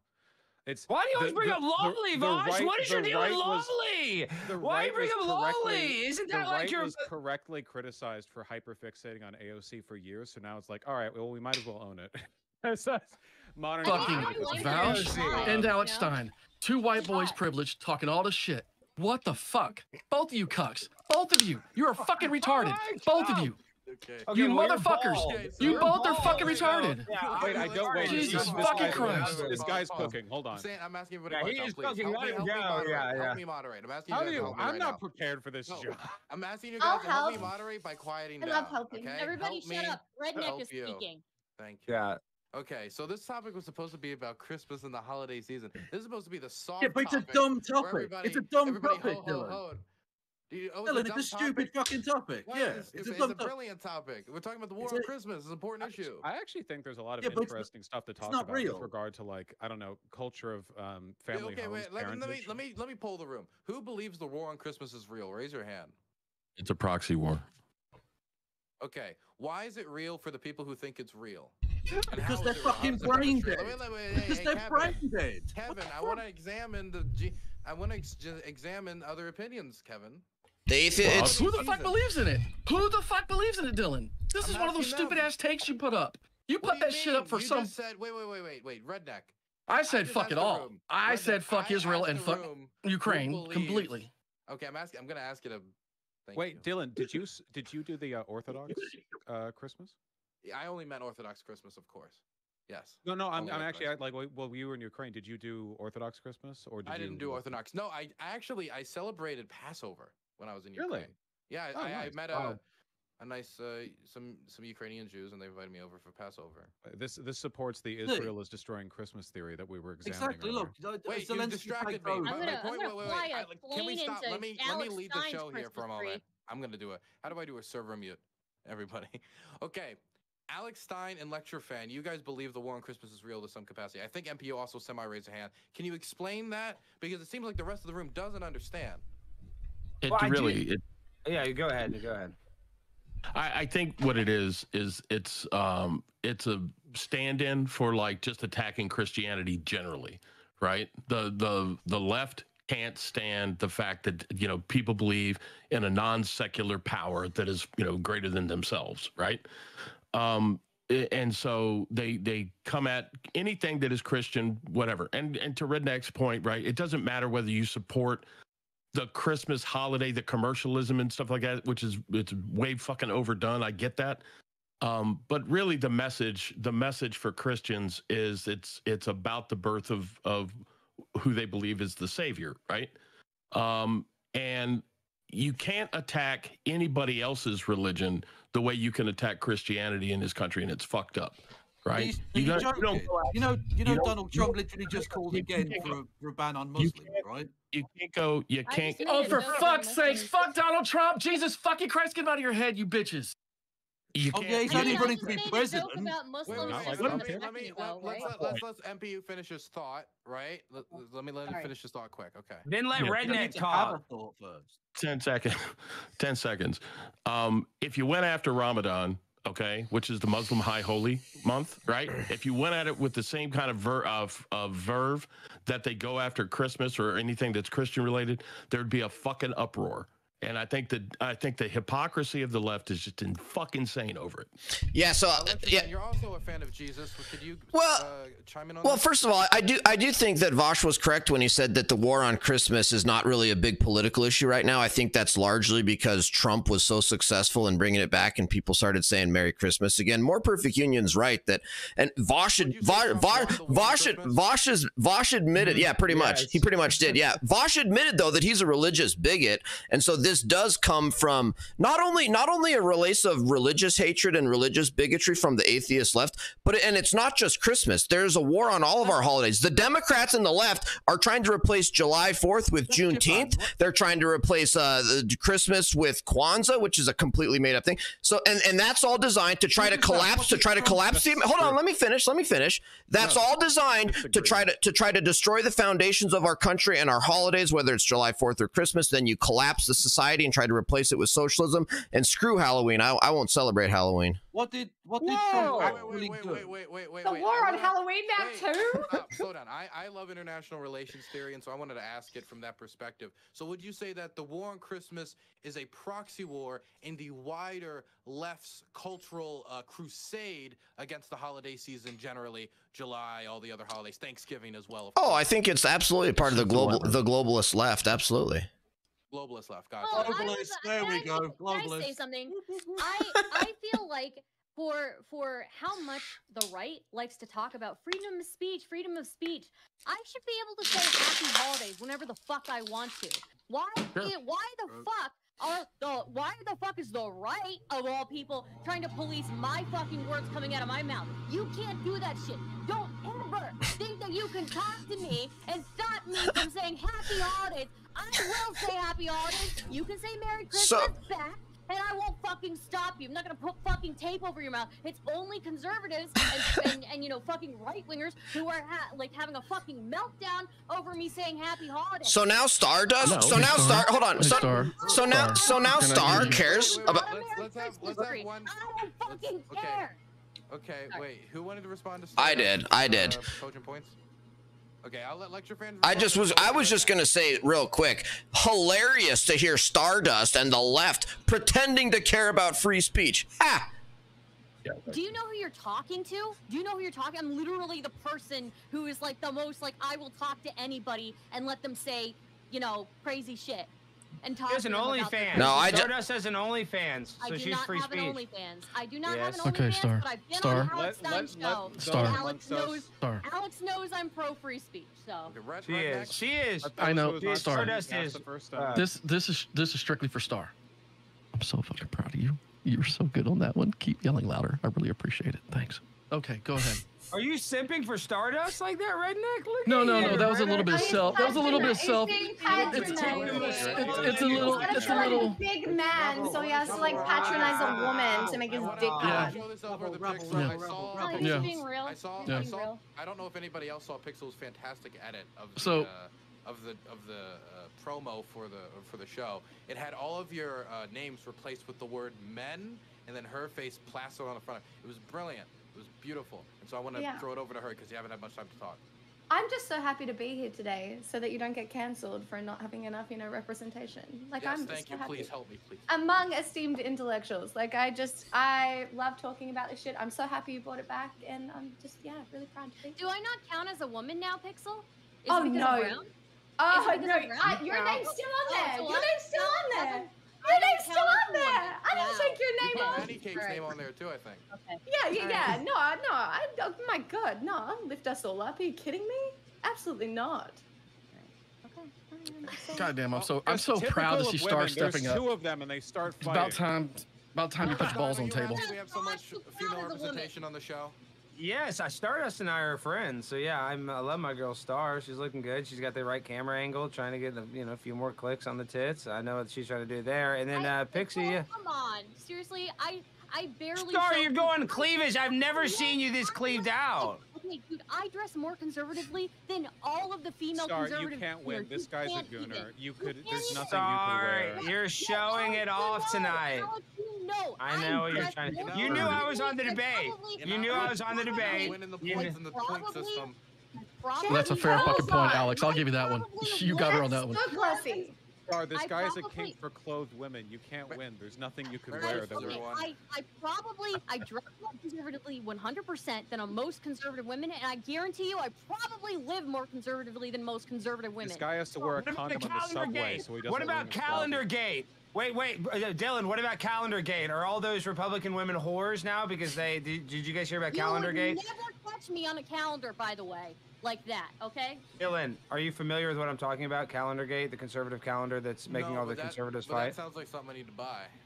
Yeah, look it up. Seth Weathers made a calendar of conservative women holding ultra-right beer, and all of the conservatives have been fighting each other on Twitter all weekend because they say that it's softcore porn, but it's not. I mean, the girls. I mean, have you seen that, Star? Are you familiar with it? I have seen that. So, a huge person leading that is the Bryson guy, the rapper. Bryson Gray, yes.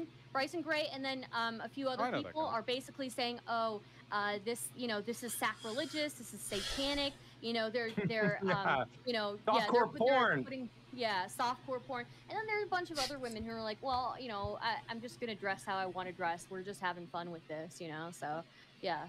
So.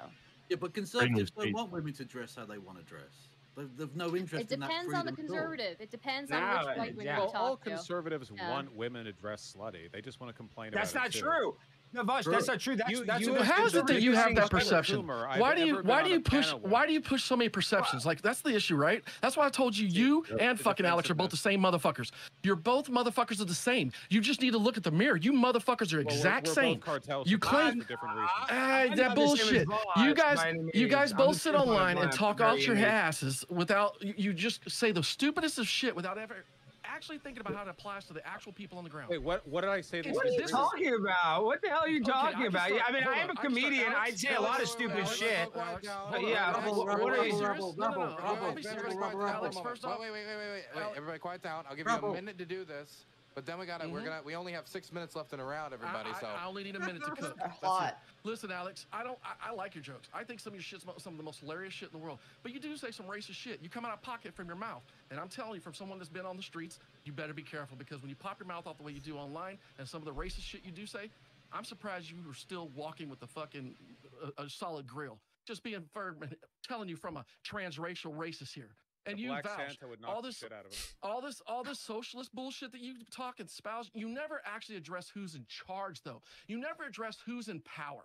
Sure, it's all fun and games when everybody collectively helps each other. I'm a redneck. I'm a fucking farmer. We're the original socialists, remember? But guess what? You never address that. So all your points are always from a point of privilege. You and Alex are the both same white cucks in the world, talking all this shit from opposite polar spectrums, and you're not looking at the people in the middle. That's the point I want to make. Too much of this bullshit's happening these days, and I came out here to get this point across. Fuck Israel, fuck Ukraine. All this war is about money. The trafficking that's happening down south is about kids and their fucking We're talking about the topic is Christmas. I'm bringing it all together because I know I'm going to get voted off. Hey, fuck this. It's all about money, and the presents need to be freedom and your humanity. You did a really good job on that soapbox, King. You did it. You got it. That was such a good soapbox. It was very good. Let me just rebut one thing, that I make racial jokes. Of course I do, but I hire and employ multiple black people. So to think that I would ever be racist towards a black person. I don't care if you hire them. I don't give a fuck. They should punch your ass out for saying that shit in Minecraft. Look, dude, just point blank is this. Most people that make these comments. Why would I have so many African American employees? I wouldn't surround myself with them. Yeah, can I just point out? Yeah, can I talk about a fucking slave master had a whole bunch of black people around him, you dumbass. What the fuck you trying to say? Slave master? I mean, come on, everybody, I'm gonna ask everybody to quiet down because we're going towards kicking people. Because it's the end of the round. We only got 4 minutes left. So since we only got 4 minutes left, everybody, why should you stay another round? I'm going to start with Kevin. I don't really give a fuck if I stay another round or not. I just want to point out that Vosh, being the dirty slut that he is, they were talking about cleavage. He gets his tits out straight away. Outrageous. Vote for me. Don't vote for me. I couldn't give a fuck. Much love. Awesome. Alex. Pimp on a blimp, always and forever, baby. Let me fly high tonight. Let's go. We're just getting started. We're just turning on. We're up to like 4 or 5. We're going to try to get these things to 11 tonight. Okay. What does 11 look like if this is 4 or 5? Bad, Dylan. Bad to the bone. I'm serious. It's going to get wicked and wild. Like a Will Smith song. Wicked, wicked, wild, wild west. Oh, I'm obviously the only rational one here, so. Okay, well, that's a good point. A Pixel. Can I stay because I'm pretty and I'm looking for a husband? Okay, there's an argument. Redneck. Fuck you! Don't keep me. I hate all of you. I don't give a fuck. I'm done. I'm retired. I agree. We did bring him out of retirement. Stardust. if you get rid of me, you are sexist and you're racist. Okay? So don't you think about it. If you think about it, you're a bigot. 2 for 1. Making use of that camera angle. That is a good use of the camera angle. Yeah, that's very good use. Oh, yeah. It's like intentional. I'm fucking joking with you. Do you think this is a joke right now? Yes, I do. I swear to God, if you would have shown this much love on your own fucking show the other day, the last time we debated, you would have fucking done so much better, Star. Okay. God damn it, where was this fire? Not Redneck. Vosh. I'm also going to go for the pretty and looking for a husband. I'm right here, bitch. What? Let's go. Did you stabilize on one rate? Is it one side now, or is that for sure? Or is it just men, or are we playing games? Because I mean, if I get We're single, always I playing could be games. looking. Okay, just Redneck, are you gay? Are you gay, Redneck? I mean, I'm a sexually active 53, almost 53-year-old man that if anybody wants to hit on me and donate to my fucking fan book, if I have to have one, I'm almost at that point, right? I mean, there's a viewer for everybody, and I was told that I'm pretty good looking, so fuck it. I mean, I'm not afraid of my sexuality, Alex. Anything that So you're turns you on as a gay? So woman, you're right? homosexual? Your last Not one. that there's anything wrong with that. Another round. Vosh, why should you stay another round? Why should we out? Yeah, I'm going for the pretty and looking for a husband angle. Okay, got you. So the countenance of Pixel. Okay, well, we've got the kicks here, and again, don't consider it personal. It's all for profit. We're first going to be kicking. Okay, 1 second. Oh yeah, there it is. Stardust, Kevin, MPU, and Red. Very sorry. Racist. That is racist. And Racist. sexist. That is racist and sexist. We weren't going to kick you. Then you said I can be racist and sexist, and then I had to. It's 2 for 1. Of course. So you're just going on the old ages. Yep. So. I'm kidding, of course. Thank you all for coming on. I appreciate it. Hippy Dippy anniversary. The reason you guys were all invited is because I believe you guys are the heart and soul Hippy Dippy, because you all have been part of Hippy Dippy for so long, and I appreciate it. Thank you very much. Dylan, can I say one thing to you? What's Seriously? that? Thank you. Seriously. I hope you're safe and keep doing what you're doing, because you're one of the only people on the left that I do respect, because you go out and do what you say and you believe. That's all I ask from everybody. Don't just talk about it, be about it. Can I just say one thing, which is go and follow me at KF Logan 1875. Yeah. On the fucking Sigma grind set, bitch. Let's go. And Stardust at Twitch. Stardust at Twitch or on YouTube. I prefer YouTube, but yeah, thank you. Thank you for having me. And you guys are all racist, and I hate you. Wow, and MPU, you lasted for 1 second. You were one of the starters, so you lasted for an hour and a half. Well, you know, when you've been around as long as I have, you just kind of naturally drag through. So, Twitch.tv, the more perfect union. So, thanks very much, Alex. Nice to meet you here on this thing. Vosh, I've not really had any interactions with you. I think I would like to have a conversation with you at some point. And Lecture Fan, I know, love you to death. And Pixels, keep singing because you do it so well. You guys have a good one. Dylan, stay safe. Thank you very much. Let's bring in the new fresh meat. Bring him in. Fresh meat, fresh meat. I have to wait for Danabo to do it. Better not be any women in the next group of people, because calling them fresh meat. Oh, you're right. Wait, are there any women? Oh my god, I get to be a. No. Uh-oh. Okay, well. Man, I was about to be a real pick me. Now we've got some new guests. We've got Jeb Tam, we got Sprouticus, we have Maddie, and we've got Joe Lewis, who has a very interesting profile picture. Is that Obama? Who is that? Spicy Obama. It's Ice Spice Obama. Oh, it's Ice Spice Obama. It's Ice Spice Obama. Oh, you talking about me? Yeah, I was looking at your profile, but I was trying to figure out who that was. You're talking some shit while my Discord's connecting. I'm trying to figure out what's your profile image. Is that Ice Spice Obama? What is that? What are you talking You're about? saying you can't tell black people apart, Dylan. It's Obama. What are you talking about? It's one of the two. What do you mean? I don't remember that hairstyle. Okay, anyway, we're gonna get into the next topic. 1 second. I'm looking at the list here. I think it was Colorado, wasn't it? It's the Trump-Colorado decision. So Trump got yeeted off the Colorado Republican primary ballot. And also, since we announced the topic, he also got yeeted off the main primary ballot. So he's been yeeted off 2 primary ballots. But this is not the only decision on this that's been on this case like this. In other states, they've decided the exact opposite, that this is not allowed, that they don't agree with it for any number of reasons. And so I wanted to throw it around the room. What do you guys think of the Trump Colorado decision? I'm going to keep it as vague as possible so you guys can grab with it anywhere. And I'm going to go quickly around the room and make sure everybody gets a little bit of time to say something before everybody, jumps into it, because, new, we got a whole new 4 people. So let's start with Jeb Tan. Yeah, so I mean, I'm a conservative. I voted for Trump in 2016. If he runs against Biden again, I would vote for him. And I think that Colorado was 100% correct to remove him from the ballot. I think the 14th Amendment is actually absolutely relevant here. And the legal argument that it doesn't apply to president is just super weak. And I also have a serious problem with the fact that the dissent didn't even try to argue that he didn't commit or engage in insurrection. So I don't even think we need to argue on that here, because they didn't even try to argue it. So it seems as though the real argument for them is that it somehow doesn't apply to presidents, which doesn't even pass the sniff test to me. It just seems completely illogical. Stein. It's criminal. They got to free my boy Trump. I mean, what they're trying to do to him is, it's obviously they want to disqualify him because they are threatened by him.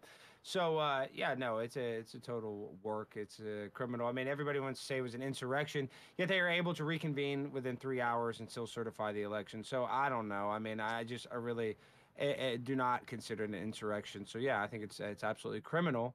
And they need to free my boy Trump. But if Trump does go to jail, it might help him with the black vote or the Latino vote. So, I don't know. Maybe all this stuff is actually good that they're trying to kick him off a ballot there, because maybe it'll actually just pump him up more. I think it might be counterproductive and actually, help him in some sort of weird way. Okay, we're going to go over to Joe Lewis now. That's crazy. I thought I thought everybody was just letting Alex just talk, and he was muted. Nobody was saying shit. But I had him muted since the last time we were on a panel together. That's crazy. Oh, you had me muted? I didn't even know what the fuck was happening. I was like, is he talking right now? And everybody's just watching it happen. Oh shit. You didn't miss anything. Don't worry. Fam. Yeah, he had Yo, shut up, Vosh! Sorry, I'm not talking about Lolly right now. I'm sorry. No, just patroning underage sex slaves from the cartel. It's been so go on, Joe. long. Lewis. It's been so long. I still let Alex serve muted. That's crazy. What's up? I disagree with the decision. I don't think it's. I don't know. I just don't like the idea of refs deciding what the game is. And broadly speaking, beyond that, I'm more of an all or nothing in this case. So I really hope it does get challenged up to the Supreme Court for clarification. Because if it is the case that he's barred in these 2 states so far, then it's all or nothing for me. So he has to not exist on all the ballots, or he has to exist on all. I think when you have a situation where you're basically barring Republicans of deciding who the presidential candidate is, I take an issue with that, regardless of political ideology and stuff like that. So I hope Republicans are ready to fight for something like this for the clarification. Because once we get the clarification, that's fantastic. And I understand the argument, 14th Amendment. I just don't really agree with it on the principle. Okay, lecture fan? Yeah, I actually spent like an hour on the talk radio program that I guest hosted this morning talking about this. There's 5 or 6 major legal issues that you could talk about with this where it's completely wrong, pretty obvious, clearly undemocratic. I saw that AOC had tweeted out that the best way to protect democracy is to remove your political opponents from the ballot, the same way that Putin just did to several potential candidates. Maybe the Democrats would maybe like to send Trump up to a Arctic Circle prison, just like Putin has done to Alexei Navalny. But no, I mean, I could spend an hour talking about in depth all of the 5 or 6 main legal arguments about how wrong this is, but it's clearly outrageous. Clearly, they're scared of Trump. Clear. I don't know if the Supreme Court will take it. It's just so wrong. And Trump is like 36-1 on all of these. And I think you're wrong, Dylan, that he's actually been booted off the ballot. I think in both Colorado and in Maine, both of those bodies that made that decision actually said, we're gonna put our own decision on hold. And actually, Trump is going to go on the ballot, even though we want to look cool at the cocktail parties and say, yeah, Trump was an insurrectionist, even though he clearly wasn't. All he did was challenge the election and have a constitutional legal theory under the Electoral Count Act about the power of the vice president when they count, which, by the way, Congress then went and clarified the Electoral Count Act afterwards, thus proving that there were valid legal arguments to be made. Pixel. I think American democracy is barely functioning at this point, but I think the decision in Colorado was legally sound. I think it will get challenged all the way to the Supreme Court, and I think that Trump will be on the ballot. And I think that Trump potentially going to jail actually helps the white fan base because they want him to be such a fucking martyr. And I think that's where this is going. And they're going to be like, look, the establishment put him in jail. We're going to bring back our savior. And I literally think that that is what is going to happen. That's all I have to say. Kevin. Yo, yeah, thanks, Dylan. So I'm gonna get to I'm gonna get to answering the prompt, but I wanted to say, I went out, I was on the pre-show, it was hype. I went and got some pizza, chilling and whatnot. And I came back here. I had to come back here because I needed to confront Alex before I get to this prompt here. I saw your AOC shit, dude. I just want to say, bro, you ain't no pimp on a blimp. You're a creeping a Jeep. And it's a creeping Christmas with Alex Stein. And dude, that AOC shit, dude, you got issues, man. You got issues. I know you got issues. That's what I'm saying, dude. It's really creepy. Like, I don't know. It's like you're trying to make like Creep Gang. You're trying to make like Creep Gang. You're trying to make like Creep Gang cool or whatever, but it ain't going anywhere, dude. So get to this actual prompt, right? Here's the thing. Maybe this is a little bit of a hot take. I know it's a hot take. I know it's a hot take on X. Every time I bring this up, it gets like 80,000 impressions, and people are like, "Oh my God, how can he like Trump and Biden?" No, I gotta keep it real. Donald Trump is the most progressive Republican, basically ever to become president. He's the most pro-LGBT president ever from the Republican side. Now, granted, it's a pretty low bar. Republican Party, pretty reactionary, right? But as far as reactionaries go, Trump is like the most progressive of them. And as far as Joe Biden, most progressive, most pro-labor president since FDR. Both of these guys are good by the American political standard. And guess what? The establishment, they don't really like either of them. They like Romney Clinton action. They don't like MAGA Biden action. In my view, you want to unite the country. Here, maybe this is a radical take, but this would do a lot to bring down the tension in American politics. Joe Biden and Donald Trump come out, give joint press conference. They both announced that if they win, the other will be their VP candidate, and they will restore national greatness to America, bring the factories back, build the wall, and support union jobs. And so I got to say, the establishment, man, they are terrified of Donald Trump winning, so they're trying to get him off the ballot. And yeah, did what he did constitute an insurrection? No, because guess what? You have the right to challenge any election, and then it goes through its process. Did the dude with the horns in the Capitol, was he insurrectionary? Sure, okay, but that's not Trump. And here's the deal, right? At the end of the day, they should work together. Yeah, they should work together. And so let's join together and uphold MAGA Bidenism thought. Absolutely. Wait, what kind of autism do you have though with your speech pattern like Dude, that? I'm not the one bragging. I'm not the one bragging in front of like 2,000 people that you're gonna go creep up AOC's office, dude. Creep up AOC. Yo, that's what you said. That's what you said. You literally said that, dude. You literally said that, dude. You're a creep in a Jeep. No, dude, you're a creep in a Jeep. No, you're a creep in a Jeep. I'm the pimp on a blimp, but no, you're the creep in the Jeep. You're the creep in the Jeep. Your blimp, dude. You popped your own blimp with your creepiness, dude. Like you're like the king creeper. Stop, both of you. There's two people. What kind of medication are you on? I got it. It's like Can you just tell me what kind of medication you're on? Bro, you're like the only person to like brag about sexual assault, dude. Stop. It's not sexual assault. You're like Epstein pill, dude. Okay, they're both muted. They both been put in the doghouse. I'm gonna. One question. What is it, procedural? Okay, I'm gonna unmute them, but stop. Don't attack. Yes? So for Alex, though, low key, would though, right? You would, right? Like, given the opportunity? What do you mean? Come on. Well, he's already like Come on. assaulted her. He's already harassed Whoa, her. I'm not. It wasn't procedural, Dylan. We've got a topic. Can I answer it? I said that she's. We my will favorite talk booty about Latina. how much of a pussy you are once these two people have given their opening She statement. is my favorite big booty Latina. It's legendary, dude, and I'm gonna see her again. I understand your deep sexual desires, but I want to hear. I want to hear. Listen, I saw the video too. I saw. Like, Dylan, come on. Saw the video. I saw the video too. I mean, I'm just saying. I saw some phone go, baby. Oh my God. This is with Alex Stein, my guy. I'm sorry. I'm sorry. I think it's Chris. Hippy Dippy, the world's best gooner that's podcast. kind of the problem, right? So, Okay, Voss, never mind. Spartacus can't hear me for some reason. Real You came here for me? conservatives. You're obsessed with me? Take the L. Take the L. I'm the pimp on the blimp. You're the you put the L in Alex, dude. You put the L in you're Alex. bragging about 80,000 impressions. I upload a fajita plate from a Taco Bell or something, and I get 80,000 impressions, son. So don't even come at the king, dude. Do not come at the king. Your autism is too strong. You guys You have cannot had your compete with a bit. pimp on the blimp. Can we please have order here for a moment? Shuffle the bits. Kevin, can you guys help me out and reel it in just a bit so we can have the last two people give their opinions on the topic? I'm sorry, Dad. Spartacus, can you hear me? Yes, I can hear you. I can hear you the whole time. I was just letting them run.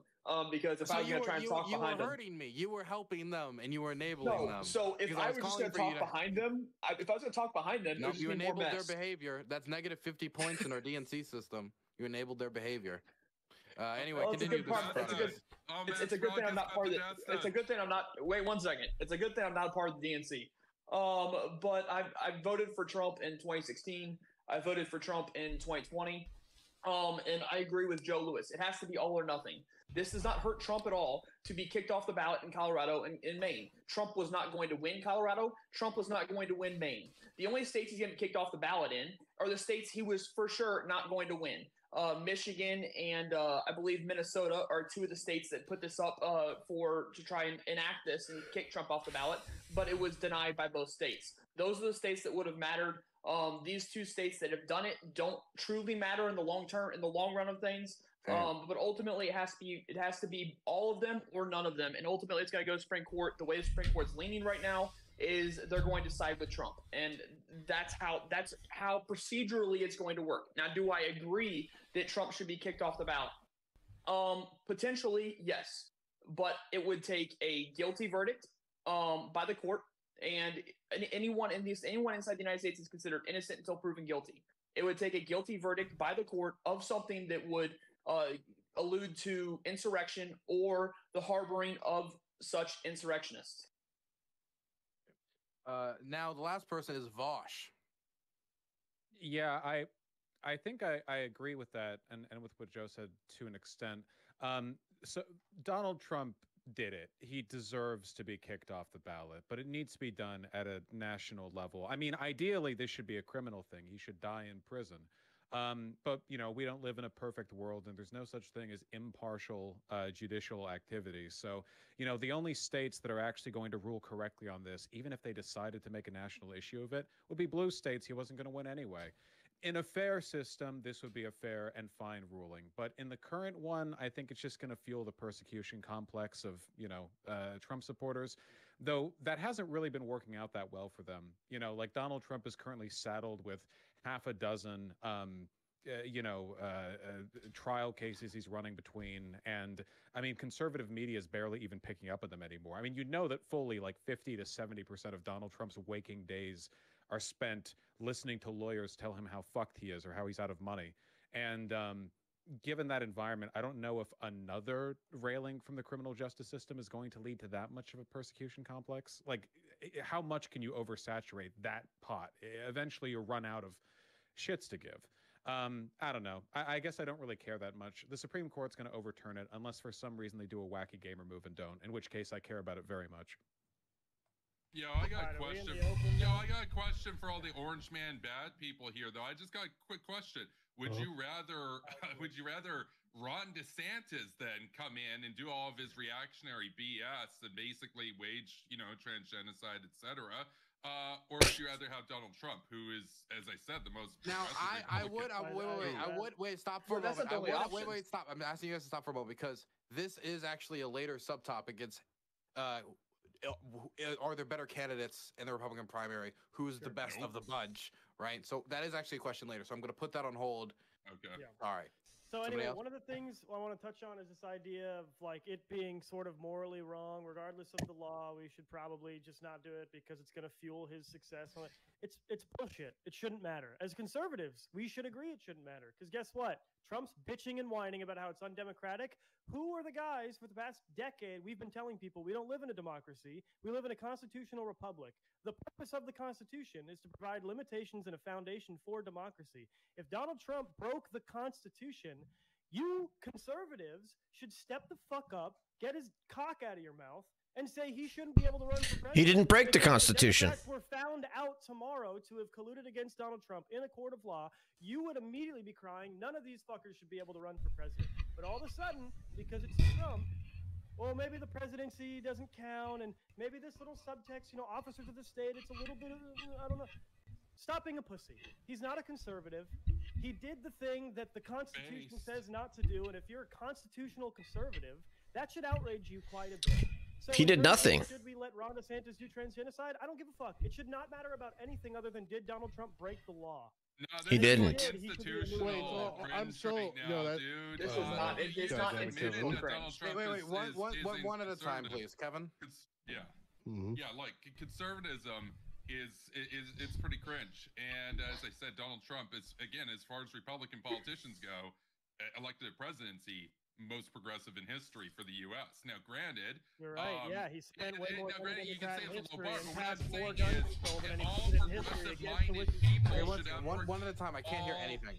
all progressive-minded people should have critical support to Donald Trump over Ron DeSantis, Nikki Haley, Chris Christie, and all these other goons who, guess what? If you took Trump off the ballot and you just said he can't run, that wouldn't go over too well, and he has like 70 million loyal supporters that would say, no, we want to be able to vote for him. But even if you could just say, no, he can't run, or, oh, he's in jail. By the way, if he goes to jail, he still probably has a 45% chance of winning.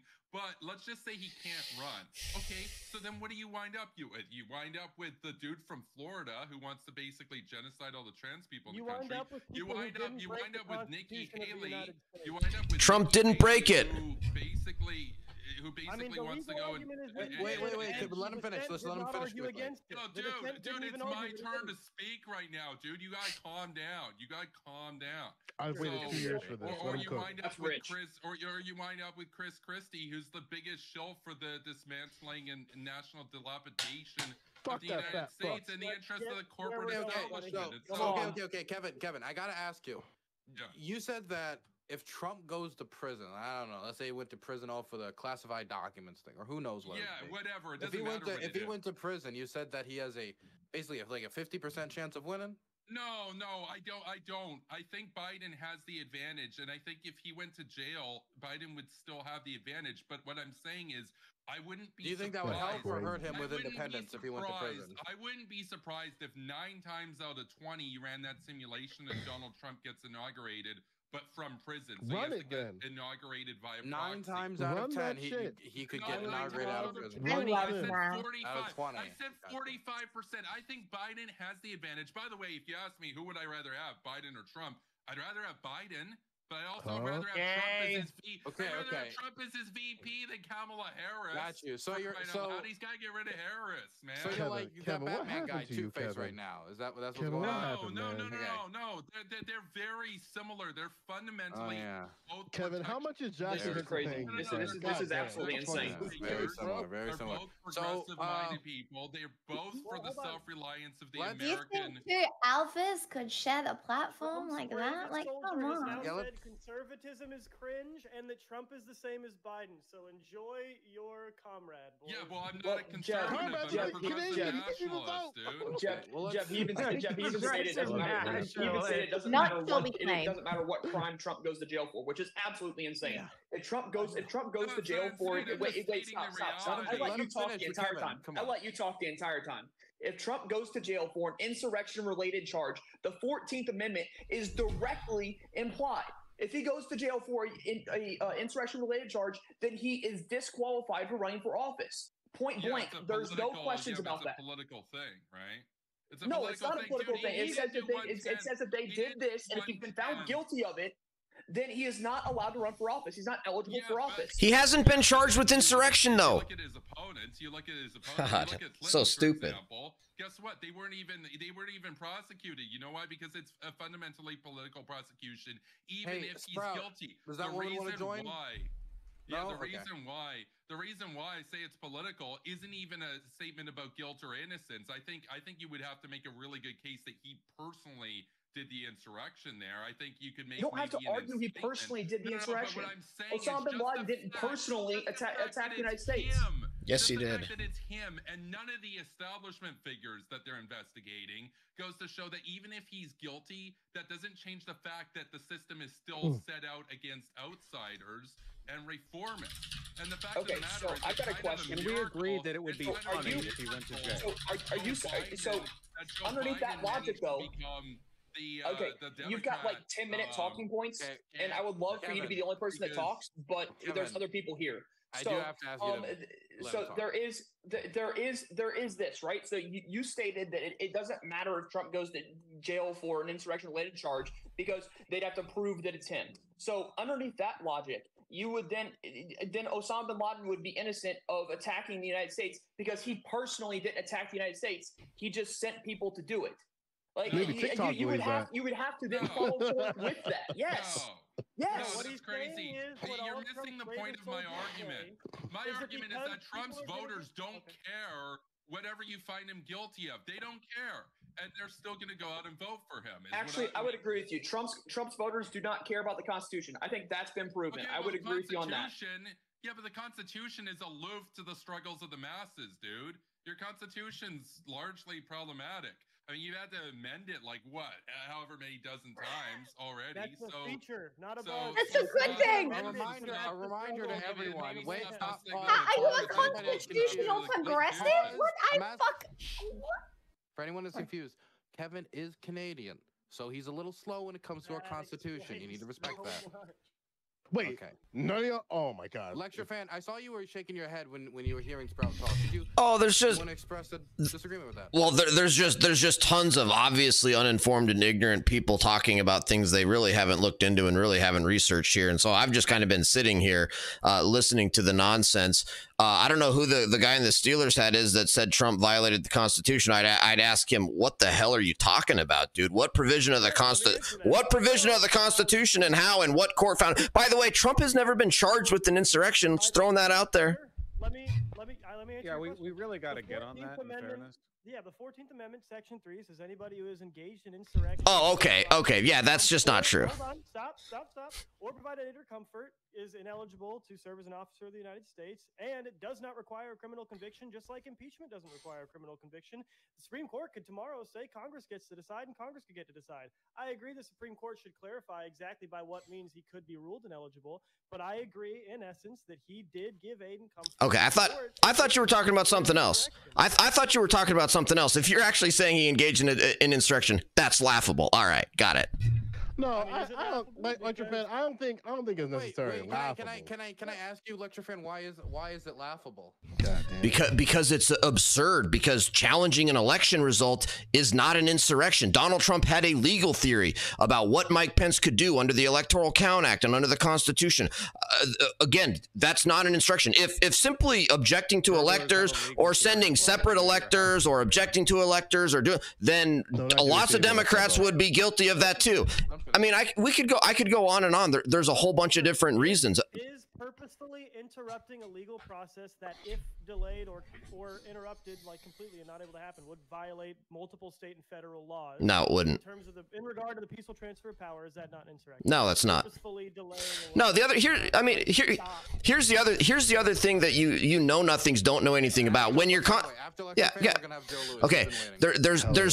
there's something called United States Supreme Court precedent about how to interpret constitutional provisions, and one of those says what you do is you actually look to the original intent of the drafters, and the original intent of the drafters of the 14th Amendment was to prohibit people that had served in the U.S. government, had taken an oath to uphold the Constitution, and then fought for the Confederacy in the Civil War. And so when you actually go to interpret a provision like that, and I know you don't know this, so let me explain it to you. So when you go to interpret a provision like that says insurrection or rebellion, you go back in history to what the original drafters meant, and what they meant was something akin to the Civil War. And so by you saying that what Donald Trump did on January 6th, by telling people to peacefully protest and then making constitutional and statutory legal arguments under the Constitution and the Electoral Count Act about the vice president's power, you're basically saying that's the same thing, and that's on par with the American Civil War, which is preposterous and has been rejected. Hold on, let me finish. Let me finish my point. Shut up, dude. Let me finish my point.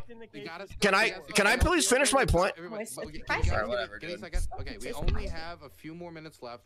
So lecture fan, finish your point. You got like 15 seconds, but you gotta make it quick. Then we have to have Jeb Tan respond very quickly, 10-15 seconds. Then we're gonna go to Joe because Joe's been waiting. We gotta get through this quick. And I think Pixel, have you been waiting to say something too? No? Okay, then we'll go with that, and then we're gonna wrap it up. Go ahead. It's just classic for liberals and leftists to interrupt me like that because they can't handle the truth.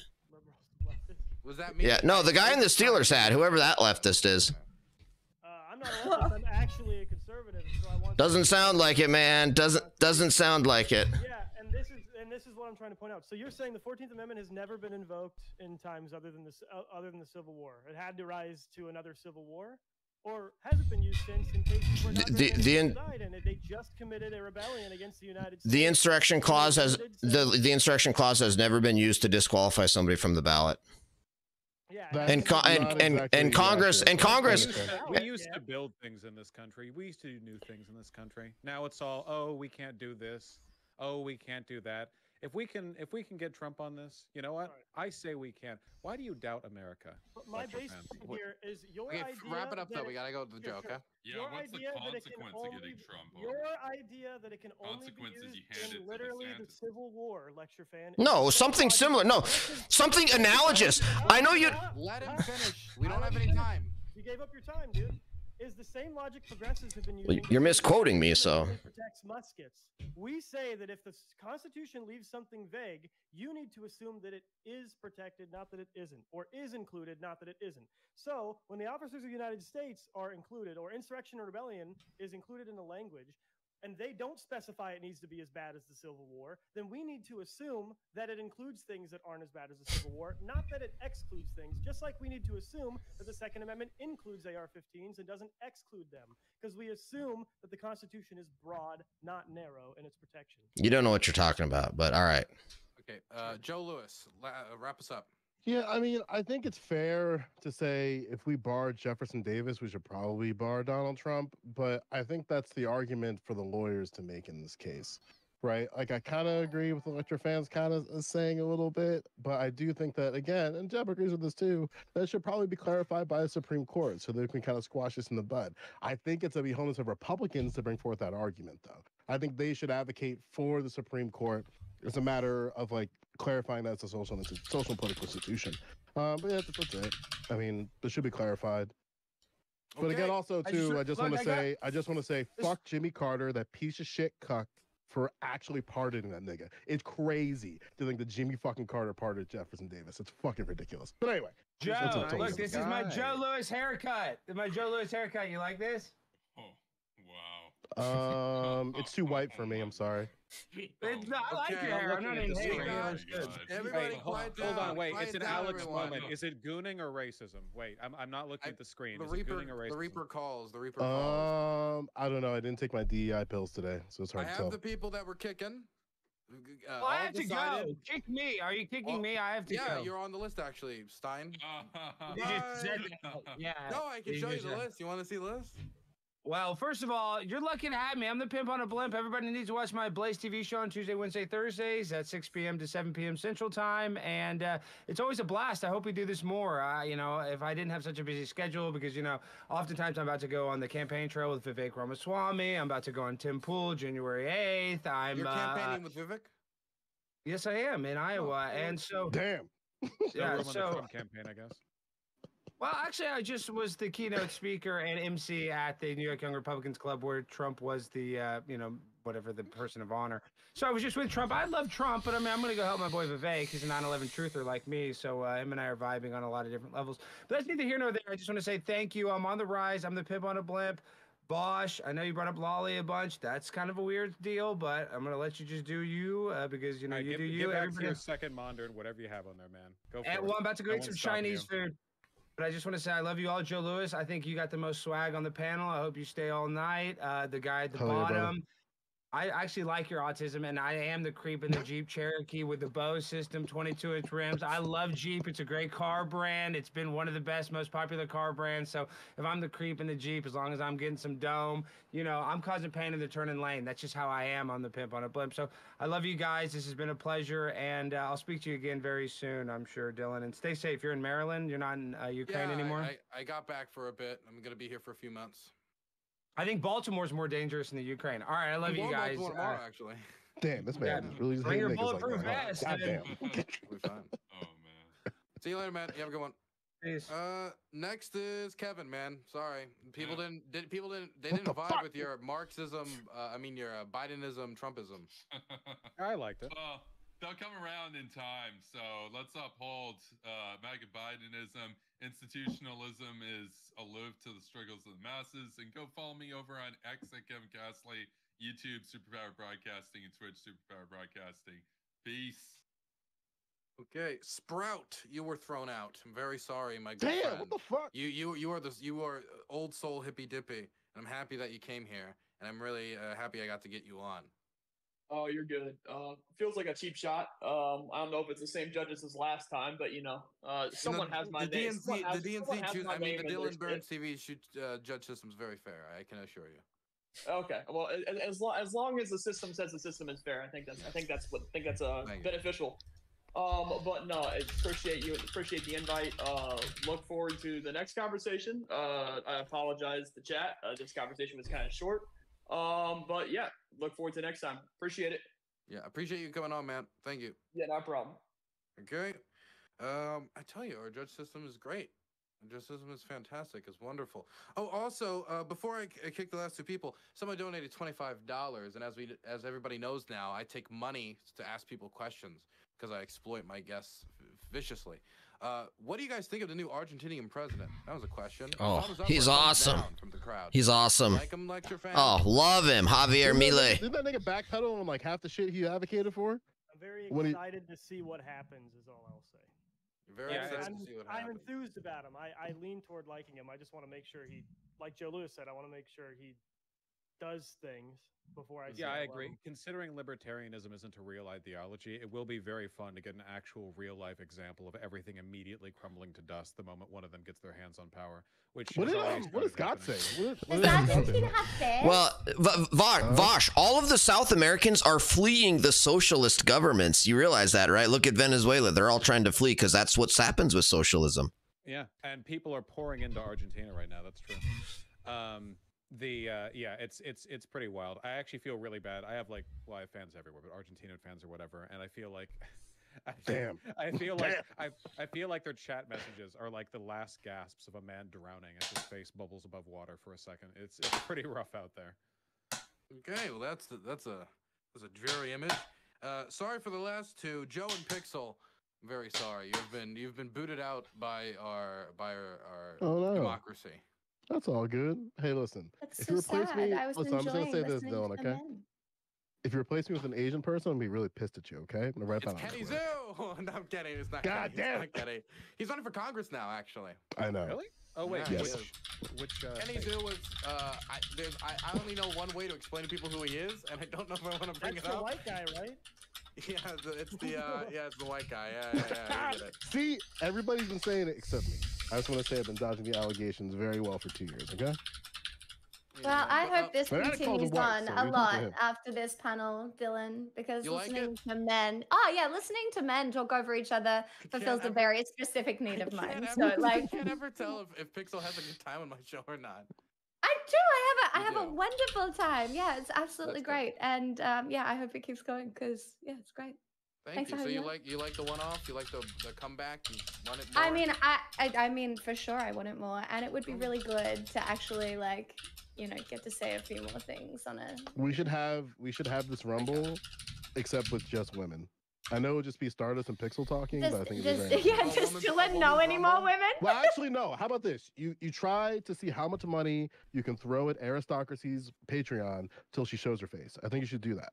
All right? She did a face reveal and she's cocking her whole audience. Wait, she did a face reveal? She's supposed to, but I think it's a good opportunity to use your platform Okay, we though got a until she schedule. shows We her got a face. schedule. We're talking about aristocracy face reveals now. Okay, come on. I just want to see Zionists show their fascist face. That's all. All right, I'm gonna go now. Let me before I outta call here. trouble. On Bye. the way out. But let me out. Throwing the Bye. punches on the way out. Okay, Danabo, bring in the new people. Bring in the new wave of fresh meat. Wait, before we do that, you three, did you expect to get to this point? We're getting close to the finals now. Jebtan, you're probably the underdog here. I'm surprised you got through last round. Congratulations. Thank you. Thank you, Lecture I'm fan. not You've been surprised. holding in since the start too. I always do. Very start. I always do, going all the way back to Raj Royale. Yeah, I was glad that it wasn't about the war on Christmas still by the time I came in. That's the one I thought I wasn't going to survive because I could not give less of a fuck about a war on Christmas. Dude. And Vosh, can you believe you made this far as an up and coming streamer? Yeah, with the shirt that I'm wearing, no, it was never a surprise to me. That is true. I came in with the pearl We snap. have been I knew counting I for was that. here for the whole time. Fantastic. Well, welcome everybody. Turk, old soul of the show for the conservative side. He was our regular. You know, in every wrestling card, there are the people who go out and do the matches and keep the industry up. Turk was one of them, and I appreciate that greatly. Counterpoints, another one of them, and somebody who respects the panel game very much. Very happy to have him on here, and I liked his Hippy Dippy shoot-off series. I don't know if anybody saw those, but he did a shoot-off Hippy Dippy independent version of it, almost like a what would you call it? What would you call it? Offshoot. Copyright infringement. That's what I would call it. Yeah, that's a good point. I didn't think about it. Hey, Pisco, we should talk later. Yeah, sure. And of course, I haven't talked to James in forever. We got James on the show. James from the internet. Happy to have you on again. We haven't talked in forever. Happy to have you on. Mellow greetings, Dylan. I hope you are well. Thank you. Would be a thing, yeah. I just want to, because everybody heard earlier, I was very sad to see that Alex Stein once again fleed from me, and I'm very sad that I didn't get to ask him what Marjorie Taylor Greene tastes like. So I'm pretty sad going into this part of the debate now, but I'm going to try to pull it together for you and give you a. Yeah, Dylan, you need more rumors. fat ass Latinas next time to keep him in the whole while. He'll keep Vivek waiting if you have the right bait laid out. Dude, they are a match made in hell, those two. I love that Alex Stein attached himself to the worst performing GOP presidential candidacy. Dude, I don't know if you guys saw Vivek just a few days ago. He announced he's canceling all ads in Iowa and New Hampshire. So that's not a good sign. We heard Alex Stein was advertising on his behalf, so he knew he didn't need any commercials. Dylan, it's Vivek. Happy to have. Wait. Let me finish quick. Vivek, I'm sorry. No, Vivek. Hate to do that. IRI's in the house. Vivek. Yeah. He's gonna be done with his campaign before you know how to pronounce it. Happy to have you, the IRI. fake. Yes. Glad to be here. Yes. Okay, so we're gonna continue with the topic. Who wants to pick us up? Pisco, I know that you think about legal things every once in a while. Oh yeah. So do you have any thoughts on the topic of Trump's Colorado removal?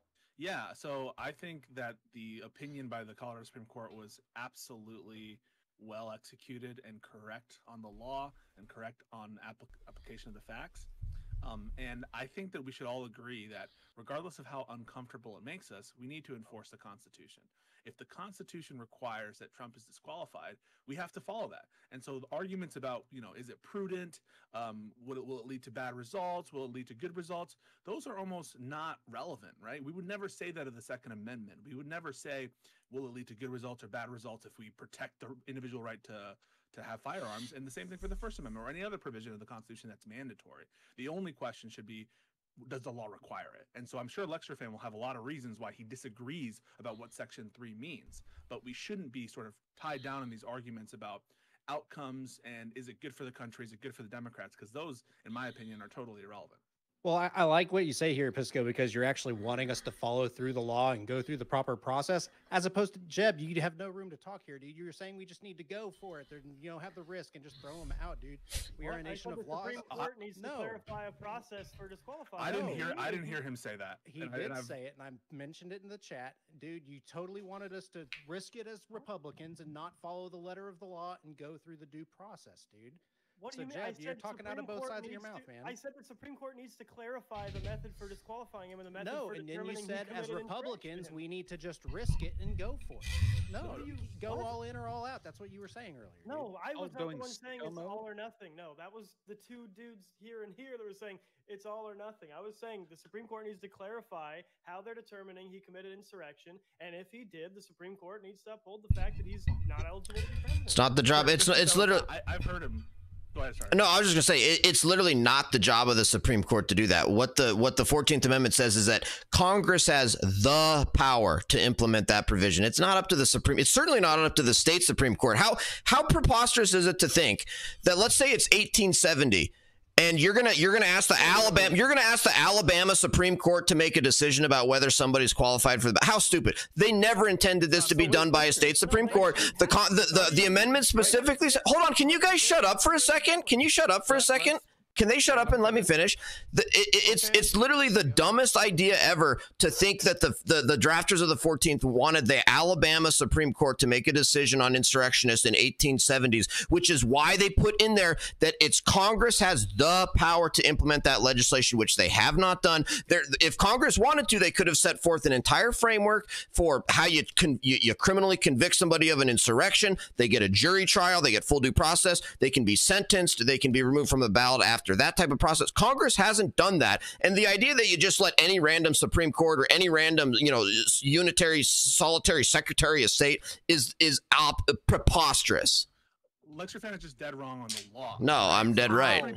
State courts in the states are assumed to be capable of enforcing federal law. That is black letter law. And in this particular amendment, the 14th Amendment, there are other provisions of it which no one disputes, notwithstanding the fifth section of the 14th Amendment, which gives a permissive grant of authority for Congress. No one disputes the fitness of the state courts to enforce the Equal Protection Clause, to enforce the Due Process Clause. Hold on, but no, they do not. No, they do. Not. Their Equal Protection Clause heard in state courts all the time. You're talking about the principle, not the application. No. I'm talking about state courts enforcing constitutional provisions. Lecture fan will support me on this particular thing because he knows state courts enforce the Equal Protection Clause. He knows that state courts enforce, if they had to, they would be able to enforce the 13th Amendment banning slavery. No one sits here and thinks that Congress needed to pass a law in order to have slavery, the abolition of slavery be effected.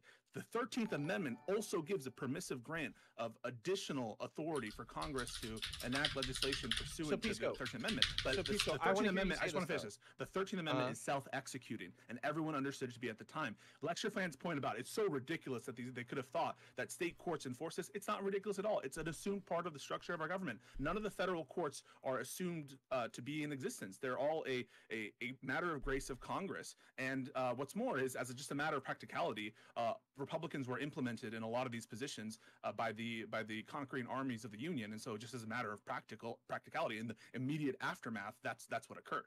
In Lecture Fan's defense, he isn't American, so he might not know a lot of this. Okay, so what I want to hear you say is that a state court, which I heard you say they're just as good as federal courts, they interpret federal law all the time, they interpret the Constitution all the time. Okay, so they should make a determination about whether or not Donald Trump committed the act of insurrection in a crime in a jurisdiction in which they don't have. Insurrection isn't a crime. It absolutely is a crime. It's 100% a crime. They don't have to determine. Let's be clear. It's almost like they should go through a jury trial and actually determine if it was. Right. So this is not, or even an impeachment by Congress, which they failed to do after the election. Trump was acquitted. Trump was fully acquitted. Is a high crime and misdemeanor under the impeachment clause of the Constitution, is that a crime? Sorry, so say it again just so I can answer it honestly. So, as you're aware, the impeachment clause of the Constitution specifies certain things that make one liable for the impeachment process, and that is high crimes and misdemeanors. It says high crimes and misdemeanors. When you go through an impeachment process, is that a criminal process? No, it's but not. at the same It's time, a political process. In this particular case, just like with fraud, that's not my there's civil point. fraud, My point there's is that criminal my fraud. point is that There's- these concepts have different meanings in different contexts. That threshold.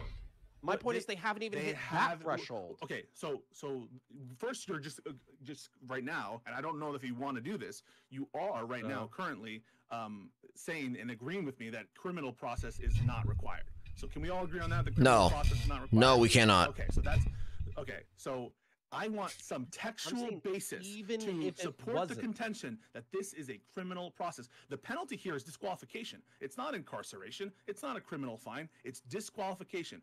What textual anything do you have to support the notion that this is a criminal thing? Yeah, when you say the word insurrection, that's a crime.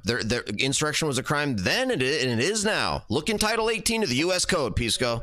Yeah, and in those titles, there are punishments listed with the things that have been said. So yes, Congress cannot pass a criminal statute and change what the Constitution says. You guys really think there's it's in anything the you US can say code. that'll It's make already Lecture there. Fan not be wrong on this? Well, I just want to be clear. He's not that wrong. I'm 100% right. One second. Okay. And literally every court that's looked at it has agreed with me, besides Colorado, by the way. We're 35-1 on this issue for a reason. That is not true. Stop. I want to make sure everybody gets a chance to talk. Does anybody in particular want to talk? I just want to make a list, make sure I know who wants to. Okay. Yeah, I have one thing to say, and that's all I have to say on this. Okay, one second. Keep your hand up until I tell you to put them down. So I write them all down. Jeez. Good job, Connor. Okay, you guys, put them down. Okay, we're gonna start with letting Pisco finish his point. Then I'm gonna go down the list. Yeah, sure. I mean, Congress can't retroactively change the Constitution by passing an insurrection statute that criminalizes insurrection. It's totally in harmony with Section 3 as understood by the Colorado Supreme Court. Section 3 disqualifies for someone who engages in insurrection, and the particular part of Title 18 that you're referencing criminalizes that conduct. It's absurd to think that what the framers of Section 3 intended was for every single person who engaged in insurrection in the South to have gone through a criminal trial. That's not what was intended. They couldn't have wanted to flood, and who was going to do it? Federal courts? That totally sort of undermines your point on that Congress has to do it. You wanted Congress to get federal courts involved in all of these criminal procedures. It's absurd, and there's no textual basis. The reason why people are arguing that this is required is because it's outcome driven, because they don't want Trump to be disqualified, even though that's what the Constitution requires. Turk. Yeah, so code 1851, let me get the number for you, 1512, tampering with a witness, blah, blah, blah. Subsection C, whoever corruptly, section 2, otherwise obstructs, influences, or impedes any official proceeding or attempts to do so, shall be fined under this title or imprisoned not more than 20 years or both. So there is already a criminal statute in place in U.S. Code. Now we need to go through the legal process of actually executing that and finding him either guilty or not guilty of the crime, and then executing on that. As it goes to the scope of Section 3, you'll notice that there's certain titles and types of people that are listed in there. It's not everyone under the sun that does this thing that is applicable to Section 3. It's the people in Section 3. So what you just said about the courts would be plugged up is not the case. Are you going to are you going to argue that the president's not an officer in the United States, or the presidency is an officer under the United States, or the president doesn't swear an oath to support the Constitution? Be litigated and should be just talked The about. Supreme Court may overturn the Colorado Supreme Court. You can go to the bank. They are not going to rule that the president isn't an officer in the United States. You can take it to the bank. They very well might. And that should be something that should be argued and tried. Absolutely. Yeah, because the constitutional amendment is very clear. It lists out senators and representatives. It doesn't list out the president. And there was a meaning when you say officer. Sorry. I want to go. All right. I want to go to Jeb. Jeb has been waiting very patiently. I want to go down the list. Yeah. So anyway, I'll do one thing and then logic test. Also, so chat. 10 minutes left. If you want to donate for a question, now would be the time. Continue, Jeb. Yeah. So the idea that it requires a criminal conviction that Turk was saying and reading off that code, it's bullshit. That criminal code was passed in 1982. The 17th or the 14th Amendment was passed far before that. So it wasn't a crime at the time. So obviously they were not going to require a crime in a code. Sure. You can't change the Constitution on something that passed. It was a crime before then too. It was a crime before then too. Reincarnation is a modern version of that. Now, two very quick logic tests. The first one, this idea that the state Supreme Courts have shouldn't have any business litigating this. I hard disagree. Obviously, we want them to be able to do this, and here's the logic as to why the state Supreme Court should rule on this and should be able to remove someone from the primary ballot. Say Trump wins in Colorado, and then he is found by the Supreme Court or by Congress to be ineligible. We don't have a process in place for finding who the next best candidate or who the Republican candidate is going to be. So obviously we want state Supreme Courts to be able to make a proactive ruling where Congress has failed to, which they did. They took it to a trial. They had a discovery process. They had Trump's lawyers defend them. They did argue the idea that you're talking litigated. It was, and it failed to meet the standard of the Colorado Supreme Court, and so they removed him from the primary ballot. Is he off the ballot now? To protect. No, now No, they stayed their own order. Yes. Oh, it's almost like it's in the process of litigation. Yeah, because they're acknowledging that they want the Supreme Court to weigh in on this, but you're the ones who are saying Supreme Court shouldn't even weigh in on this. That's not what I said. That's what lecture fans said. And one sec. So again, for the second logic test, let's test Okay, but after the second logic test, we got to go back down the list. Thank you. Yeah, second logic test. How much does it make sense that the president wouldn't be included in officers of the United States, and that this idea that it needs to be a criminal conviction in order to be found guilty of engaging in insurrection in terms of the 14th Amendment, when you're exempting the guy who can pardon the federal charge of insurrection for all of his friends who committed it with him? So you're basically handing this person who committed insurrection the power to overturn all the criminal convictions and thereby make sure nobody who committed insurrection with him ever is disqualified from any form of office. And Congress is the only one who's... Nope. James? Well, sitting here trying to argue the Constitution with a lawyer and then a whole room of people who aren't lawyers but read the Constitution, who I'm assuming 6 weeks ago were experts on, how women get pregnant, and 12 weeks ago they were experts on Sharia law, and 6 months ago they were experts on is breaking a window at the U.S. Capitol building a federal offense. The bottom line is, what happened in Maine, what happened in Colorado, what may or may not happen in other states. It's pointless, other than if you want to be a legal political wonk and discuss placing mechanisms like this into the system in case a future event happens, because at the end of the day, all these state proceedings, all they're doing is they're attempting to take Trump off the ballot for the primary, which he's going to win by like fucking 68% anyway. And the states that took him off the ballot, the RNC can just fast track their own rule changes in their own rules committee and change it to a caucus or a fucking rock. End up on the primary, regardless of if it's 3 states, 5 states, or 7 states that try to remove him. And the Supreme Court's going to be the ultimate decider on this anyway. So it's literally fucking irrelevant. Okay, next is going to be Connor. Okay. So you asked me what I would think would be the thing impeding the process of removing Trump from the ballot.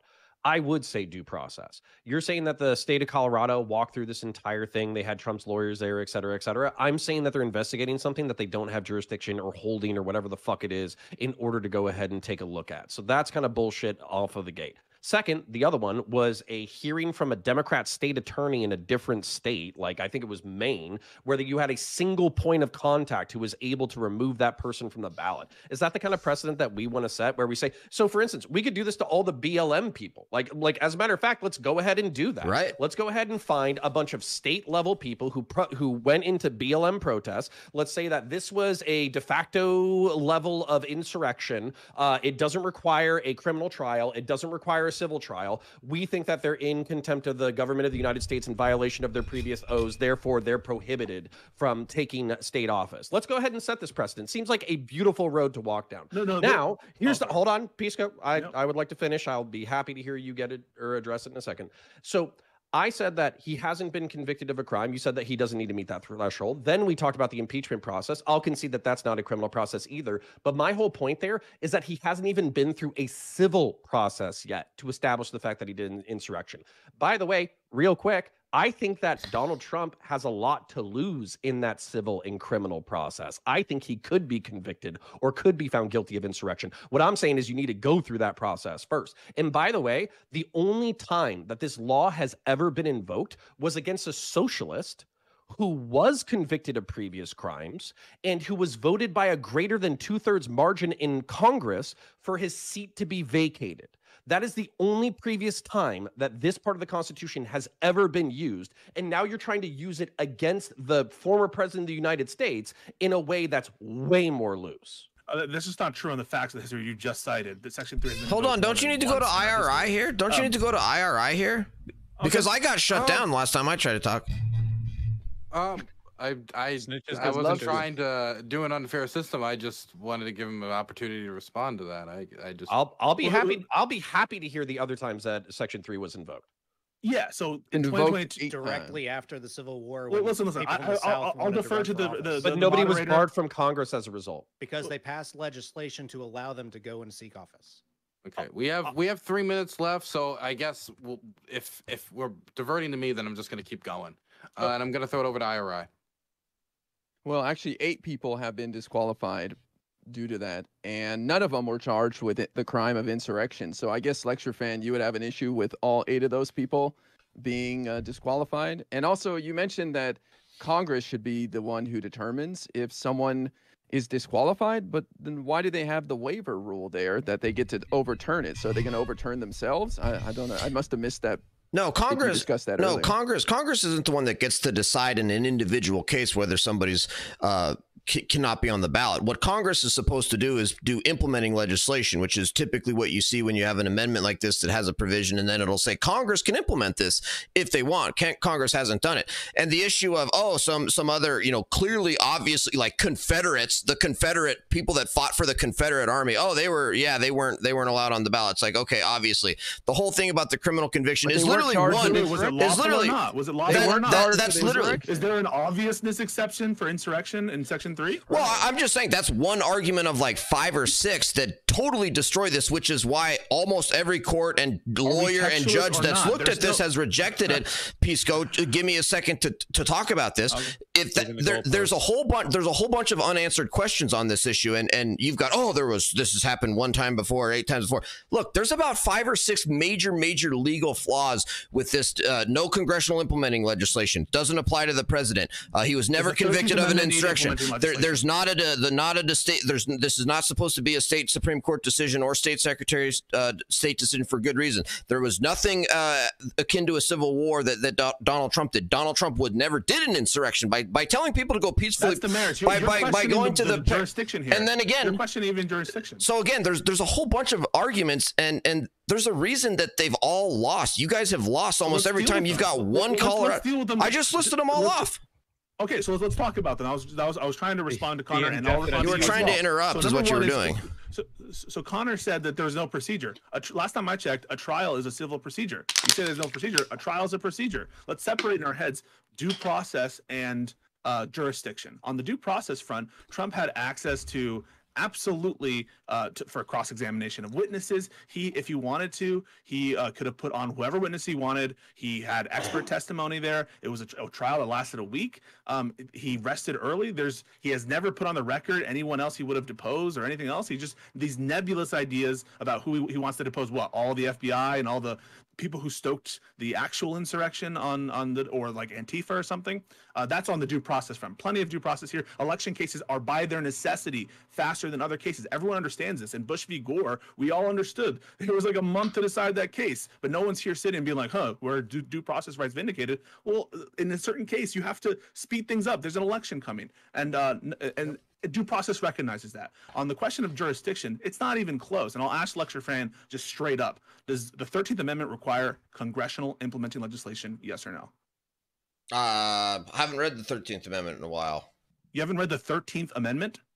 I have not. No, I've read the 14th. I've read the 14th. Well, I just recently read the 14th Amendment. It's been a while since I've read the 13th Amendment. Well, I'll let you know. The 13th Amendment has a explicit grant of permissive the same language as Section 5 of the 14th Amendment is in Section 2 of the 13th Amendment, which says Congress may, by appropriate legislation, fill it in the blanks there. So that's not what the 14th Amendment says. The 14th Amendment says Congress has the power to implement this provision. It has the same language in the 13th Amendment in the implementing authorization granted to Congress. Okay, and Congress implemented it. Thank you very much. So you're saying that if Congress gets rid of the law against slavery, that they could undo the 13th Amendment? No. Of course not, because it's self-executing, and we understand. But you can't just have the 14th Amendment to be self-executing as well. The Equal Protection Clause doesn't require implementing legislation. The Due Process Clause doesn't require implementing legislation. It just is. Well, thank God 35. Know what these words mean. Thank God 35 courts have disagreed with you and agree with me on this one. No, and you're mischaracterizing the other courts too. Most of the other courts that haven't heard it, like Michigan or Minnesota. Oh, they were dismissed on standing. Michigan or Minnesota. Those cases were not decided on the merits. What they said is, yes, we can't hear this case because in primary ballots you could nominate a chair, and we have no jurisdiction to review that decision under state procedural law. But that's not been a merits decision about the jurisdiction of states generally to hear it, or the merits of what insurrection means, or engage in, or any of the issues we're talking about now. It's purely a matter of state procedural law. For the most part, there's been one or two states that said it's a political question. They're obviously wrong about that, and I don't think the Supreme Court's going to say it's a political question. And this is the reason why. They're all obviously wrong. Say the Supreme Court agrees with Colorado and Trump is ineligible to be president. The reason why these states need to be able to rule this on their own is so we don't throw a bunch of votes to nominate a candidate that then becomes ineligible. Like you guys have mentioned, if the Supreme Court doesn't agree, we have fail-safes. The RNC can go to a caucus. The RNC can put Trump up to win, even if he's not on the primary ballot. We don't have those protective measures if the Supreme Court does agree. We don't have a process if he is ruled ineligible after we nominate him. And so state Supreme Courts need to be able to intervene before that point and allow people a more clear idea of what they have ruled in terms of presidential. You guys are just so short-sighted. So short-sighted. Wait. Dylan, this is never going to end.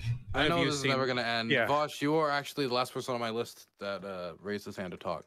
Yeah, look, people say there's the right way, the wrong way to interpret the Constitution. This is all bullshit, okay? The Constitution is terribly written. Many legal documents are. Whether or not you rule one way or the other will be based on your personal bias. I think that a sensible and level-headed assessment of the 14th Amendment would indicate that Colorado's ruling was sensible and fair. Conservatives will think otherwise. There's no getting around the fact that the right people are going to think one thing and the wrong people are going to think the other thing. And there's no objective, factual way of saying, well, actually, the constitutional interpretation that the founding fathers would have gone with was that's. So the thing that bothers me here is this argument from proceduralism. If you're going to argue okay, leaving aside whether it's good or bad, is it procedurally correct that he be barred from running? I think that there are many good arguments for saying yes. I think that what Lecture Fan is doing is a very typical conservative tactic where he pretends to care about the procedural when he only actually cares about the outcome. A truly principled student of law would support outcomes that don't politically favor them because they care about the actual process of the law being litigated. But that's obviously not the environment that we live in. So we're dealing with outcomes first and foremost. It straight up was not an insurrection. We should just talk outcomes here. Would it be good or bad for Trump to be barred from running?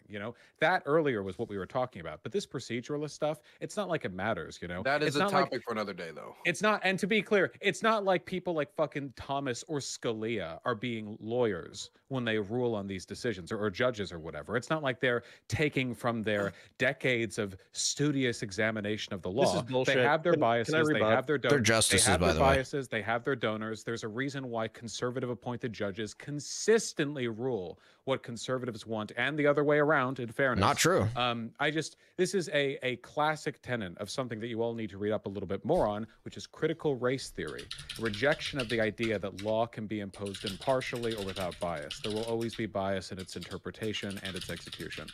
Here more than most, I think.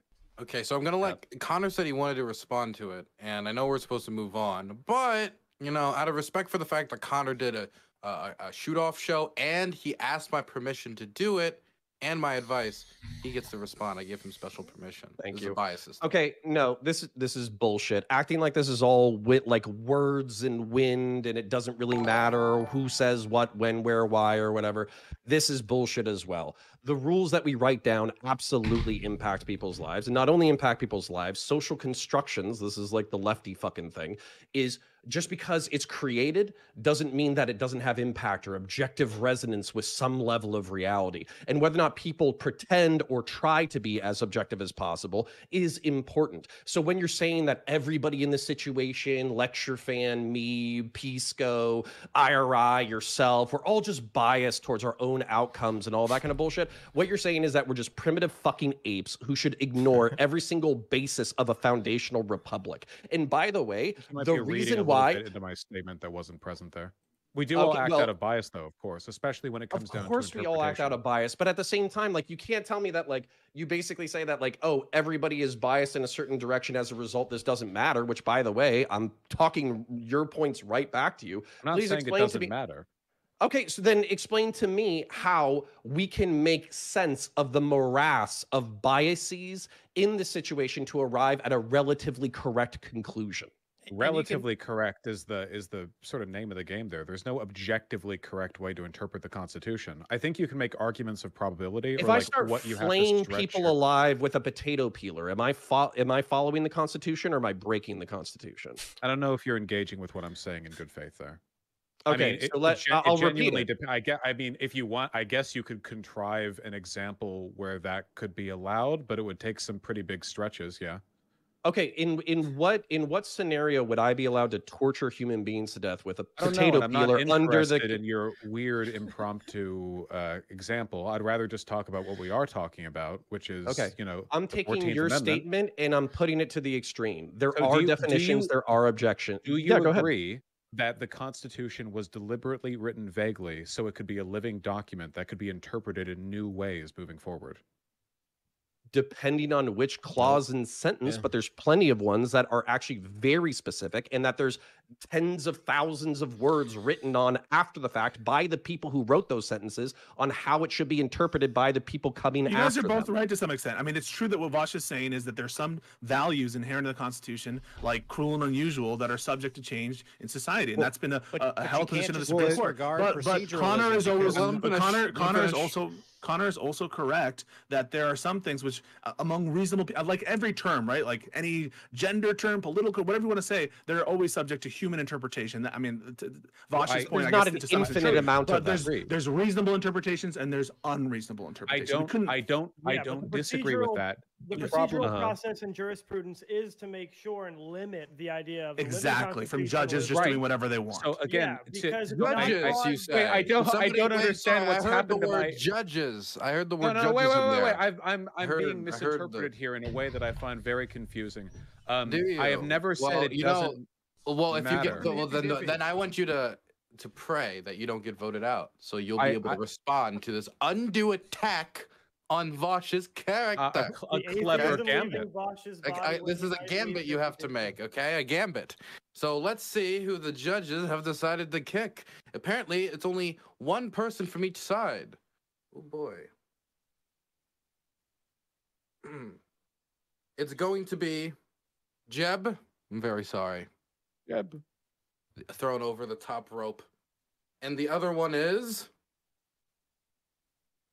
Sorry, it's a very long name. It's hard to read. It's very difficult to process in my big old brain here. Their name is Pisco. I'm very sorry. Really? Yeah. Yeah. Damn, the problem. judges fucking hate you, Pisco. What the fuck? It's all good. No, I appreciate. One side, I thought. I think we're on the same side, but disagree with the we're- judges. Yeah. Oh, No, I they are putting appreciate aside the their bias counter to what Vosh was saying. No, I'm flipping back over to Vash's side. There's clearly some bias going on here. I don't know what you're talking about. Just a little. I don't know what you're talking about. We have a very everybody knows the clear, Very transparent Hippy objective. Dippy system. We have our judges, we have our boards, we then have the investment board, then we have the political review board, then we have the it's a whole process, but it looks out for the interests of the little man, like It's a Pisco. living Like Pisco. process. Well, listen, no, I appreciate the opportunity to be here, and I really like talking to all these people. Turk, Lecture Fan, these are classic political contributors, all of you guys, and so thank you so much, Dylan, and others for having me on the show, and hopefully you'll do more of this, Dylan, because I think this is fun. Pisco, I'm really happy I had you on. Immediately when I knew we were going to talk about this topic, I wanted to have you on for this topic, so I'm really happy I got to have you on. Appreciate it. See you later, Thanks guys. so much. You have a good one. Yep. And Jeb Bye-bye. Tan, you lasted one more round than I thought you would, and I'm proud of you. Congratulations. I appreciate the high expectations. Thanks. It was really fun. You should do another one-off. Do a two-off. And I just want you to know I did quote tweet this with "I am gonna win this," and you're really embarrassing me right now. So. But I mean, I hey, hope you're wait, this happy. is like, hey, this is close to winning. It's you are in the almost last group of people. Yeah, it's about the friends you made along the way. Really. Yeah, when people take like the shot of like the finalists, you'll be the guy in the background walking away. Yeah, exactly. So I'll be there. See you guys. Yeah. Bye-bye. Okay, we've got 2 more people, and then that's that. Then that's that. Then that's Been a long that. road. It's been a long road to get to these finals. Who are the last 2 people? Does anyone know? Oh yeah. Who the last 2 people are? Is that Maddie Cakes? I see right there. I think that is Maddie Cakes. I think that is one of the last 2 people. And who is that other person? Is that what is that other profile image? I can't see. Is that who I think it is? Is that the critically CCTV thinky veteran? Nice. Welcome, Possible CTV. participants.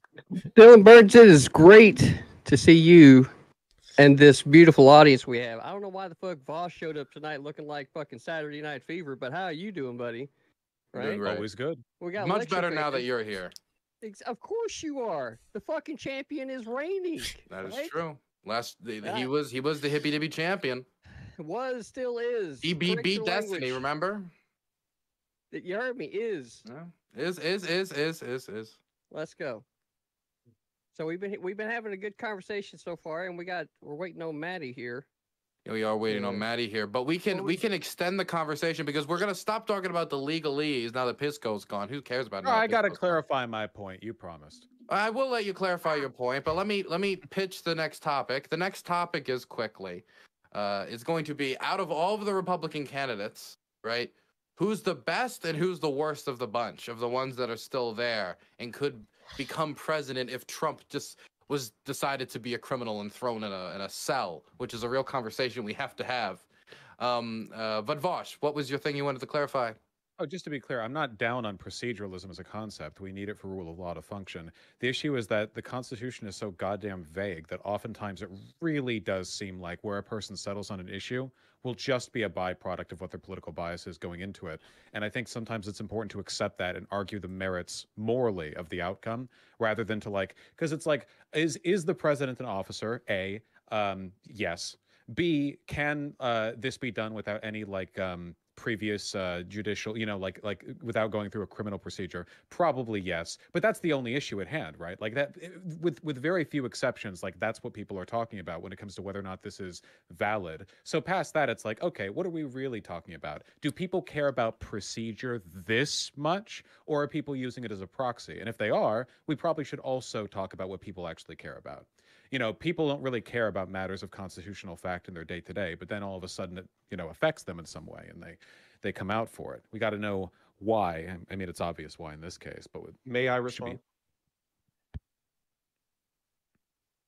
Quickly, but 10 to 5 seconds. But then we have to move on to the next topic. So as somebody who cares about the republic and the due process of law and the respect of the rule of law, that's the reason why I'm appealing to going to the utmost level of proceduralism when it comes to something as important as barring somebody from the office of the president of the United States. I don't think this should be done half-assed. I don't think this should be done by a state attorney by themselves in a single state. I don't think it should be done by a single state legislature or judiciary. I think it should be done by the highest courts in our office. But that's not being pro-proceduralism. That's just you being pro-delaying the vote. There could be a procedural answer to the state Supreme Court being the final say on this. That's a procedural. It seems to me that the entire basis of our system is innocent until proven guilty, right? So that has nothing to do with what was everything to do with it. You have no idea. Blood walked into the wrong theater. Come on, motherfuckers eating beans. That's a good point, Bosh. Come on, Dylan. So what do you mean? How I'm trying are not you to say the tell N-word. somebody that they can't be in a civil office whenever they haven't been convicted of a crime? No. Okay, well, now look, since no one wants to respond to this great point by CDV, let's move on to the next. Let's move on to the next question, which is of the other Republican candidates, Trump is in the slammer, or Trump fell over and bumped his head, and he didn't get, and all of his men couldn't get him back together again. Whatever it is, he's no longer able to be president. Out of the ones that are left, who's the worst and who's the best? Hey, Maddie's muted. Maddie, are you muted? Discord Not. muted. I think they've Discord muted. I'm not muted. I don't have them muted. No, she No, muted not herself. muted. There she is. Sorry, there was just such a good discussion before. I, of course, didn't want to interrupt. And yeah, there's some. I wish there were more decent candidates. Like who? That I could talk about. But Who would you recommend? Oh God, let's not label it recommend. Let's label it like just isn't on like the Trump train. I would normally say like, okay, maybe Nikki Haley, sort of, but then she played the game of like, how can I say slavery without saying slavery? And it's like, well, that's a real bummer. Are you kind of saying it's like a tarot card, right? Like if you had to choose the best possible tarot card to get, that you'd be like, okay, I have to settle with this one. Is that a better analogy? I don't. Then you would want the guy from Oh, New Jersey, because she's right? a woman. I get it. No, I think it's because Maddie and I have actually done the tarot card thing before, Vosh. Thanks for throwing in your 2 cents. You're welcome. We have. I'm more concerned about Vivek, just because he's 85% of 2 cents. Vivek. You would pick Vivek out of all the candidates. It's Vivek. I just don't like. No, I'd say he Vivek. probably is the one that I take the least seriously. Oh, you don't like the most. Yeah, because he's a Gotcha. joke and like makes no sense. At least with someone like Nikki Haley, or even, I can't believe I'm saying this, Chris Christie, you have some sort of idea of what their platform would be and where their stances actually are, versus being just generally reactionary and trying to frame yourself as Trump light, because that seems to be the approach. Well, for he's a not lot of these exactly guys. trying to be Trump light. He's trying to be like Trump. So he is much more Which one? trying to be pushing on his standards and his vision of things. What I don't like about Vivek is his actual standings on different types of policies, and how in his previous life he hasn't been consistent with those policies. I would much more prefer someone like DeSantis, who has been put through the ringer through national media, local, state politics, and all that, because he's got stuff to stand on, and I think he has a better chance of actually doing the conservative Republican thing. Are we doing intros or are we jumping around? Stand on. Well, I was just going to say, if we can't have a female president, we should at least have a president who wears high heels. So yeah. Yeah, very bad. More That's fair. nice. Yeah, Good I one. think Vivek is only like in it for a book deal. I think he's got no Or a chance in cabinet any kind of, position, yeah. or yeah, Lady something. ballers. He's looking for a concession. There's no way, like at all. I think he's mainly just cribbing off attention that he's getting because Donald Trump isn't present at the debate, so he can be kind of like the stand-in Trump. In terms of who could be the least harmful if they won, probably, I want to say Chris Christie, mostly because he'd spend most of his presidency arguing with the rest of the GOP. Because his neocon tendencies would like anger the more far-right MAGA crowd. I mean, they'd be too unproductive to do anything like actually damaging. I don't really know. The Nikki Haley slavery bit was pretty funny though. I thought she was doing the more moderate bit, but I guess like, you can take the radical out of the GOP, but you can't take the slavery apology. They always have to throw in one for the Confederate base. So, yeah, I don't really know. Don't forget She's that South Carolina too. I mean, she's South Carolina Republican Party. Look, She ain't just any Republican Party. Don't forget, it was the Democrats that actually fought for slavery. It was the Republicans and Abraham Lincoln that ended slavery, and then it was the Republicans it was the Republicans. that actually. Wait. Can I ask a question? Pause. Question. If it was the Democrats who fought for slavery, that means Civil War was over slavery then, yes? I agree. Yeah. Okay. So. Yeah, it was. I'm happy. I understand. There's multiple issues. There's multiple issues that were definitely at play. Slavery was definitely one of them. The other one was, from the legal point, the states' rights issue, right? So States' rights to more do than one what? issue at one time. You know what? States' rights to do what? Most people do throughout their day. They're multitasking of the fucking ideas. I don't know why most people think that as soon as you get on the internet, you can only singularly understand one idea, and then we're just gonna paint it this one fucking way, and then like boom, next thing you know, motherfucking lady ballers is all over Daily Wire. I don't know. Hold on. What, lady ballers? I don't. Okay. I would like to suggest don't know here either. that slavery is one of 6 possibilities as to why there was a civil war. And as to your question, the best possible Republican candidate who's left, if you're a hog, is Ron DeSantis, because he'll just keep spewing out all the stupid fucking culture war shit while doing absolutely nothing.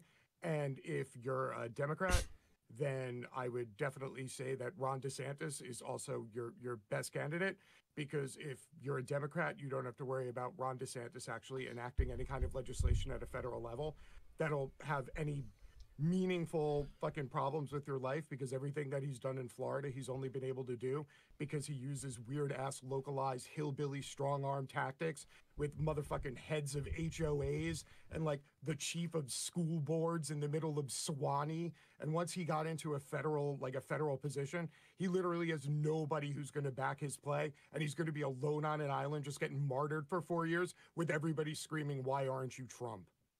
No, I don't know. DeSantis been doing a pretty good job of supporting. Yeah, no kidding. Holy cow. So you don't know what's happened in Florida, apparently. Wait, before we move on with Vivek, I was just curious. Does anybody in this room like Vivek? I do.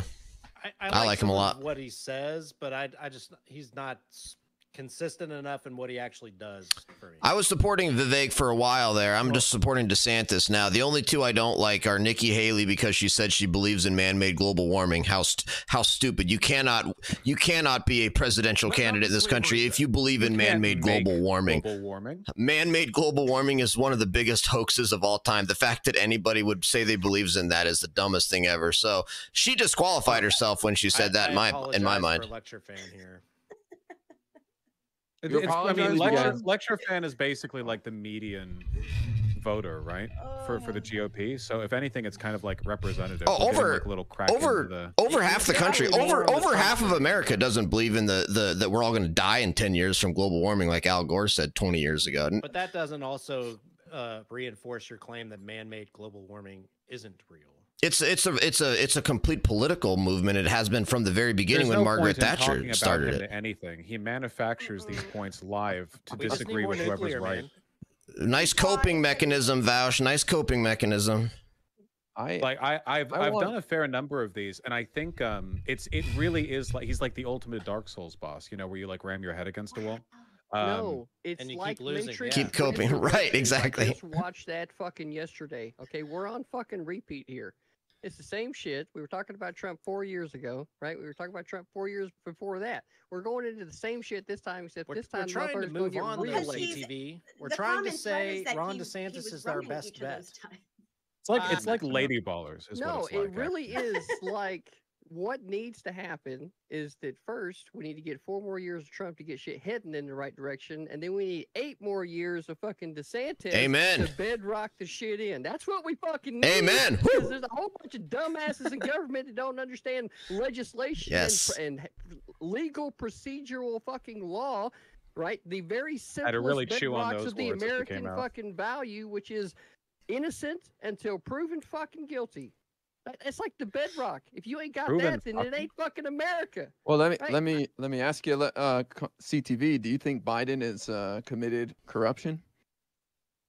Man, I tell you what.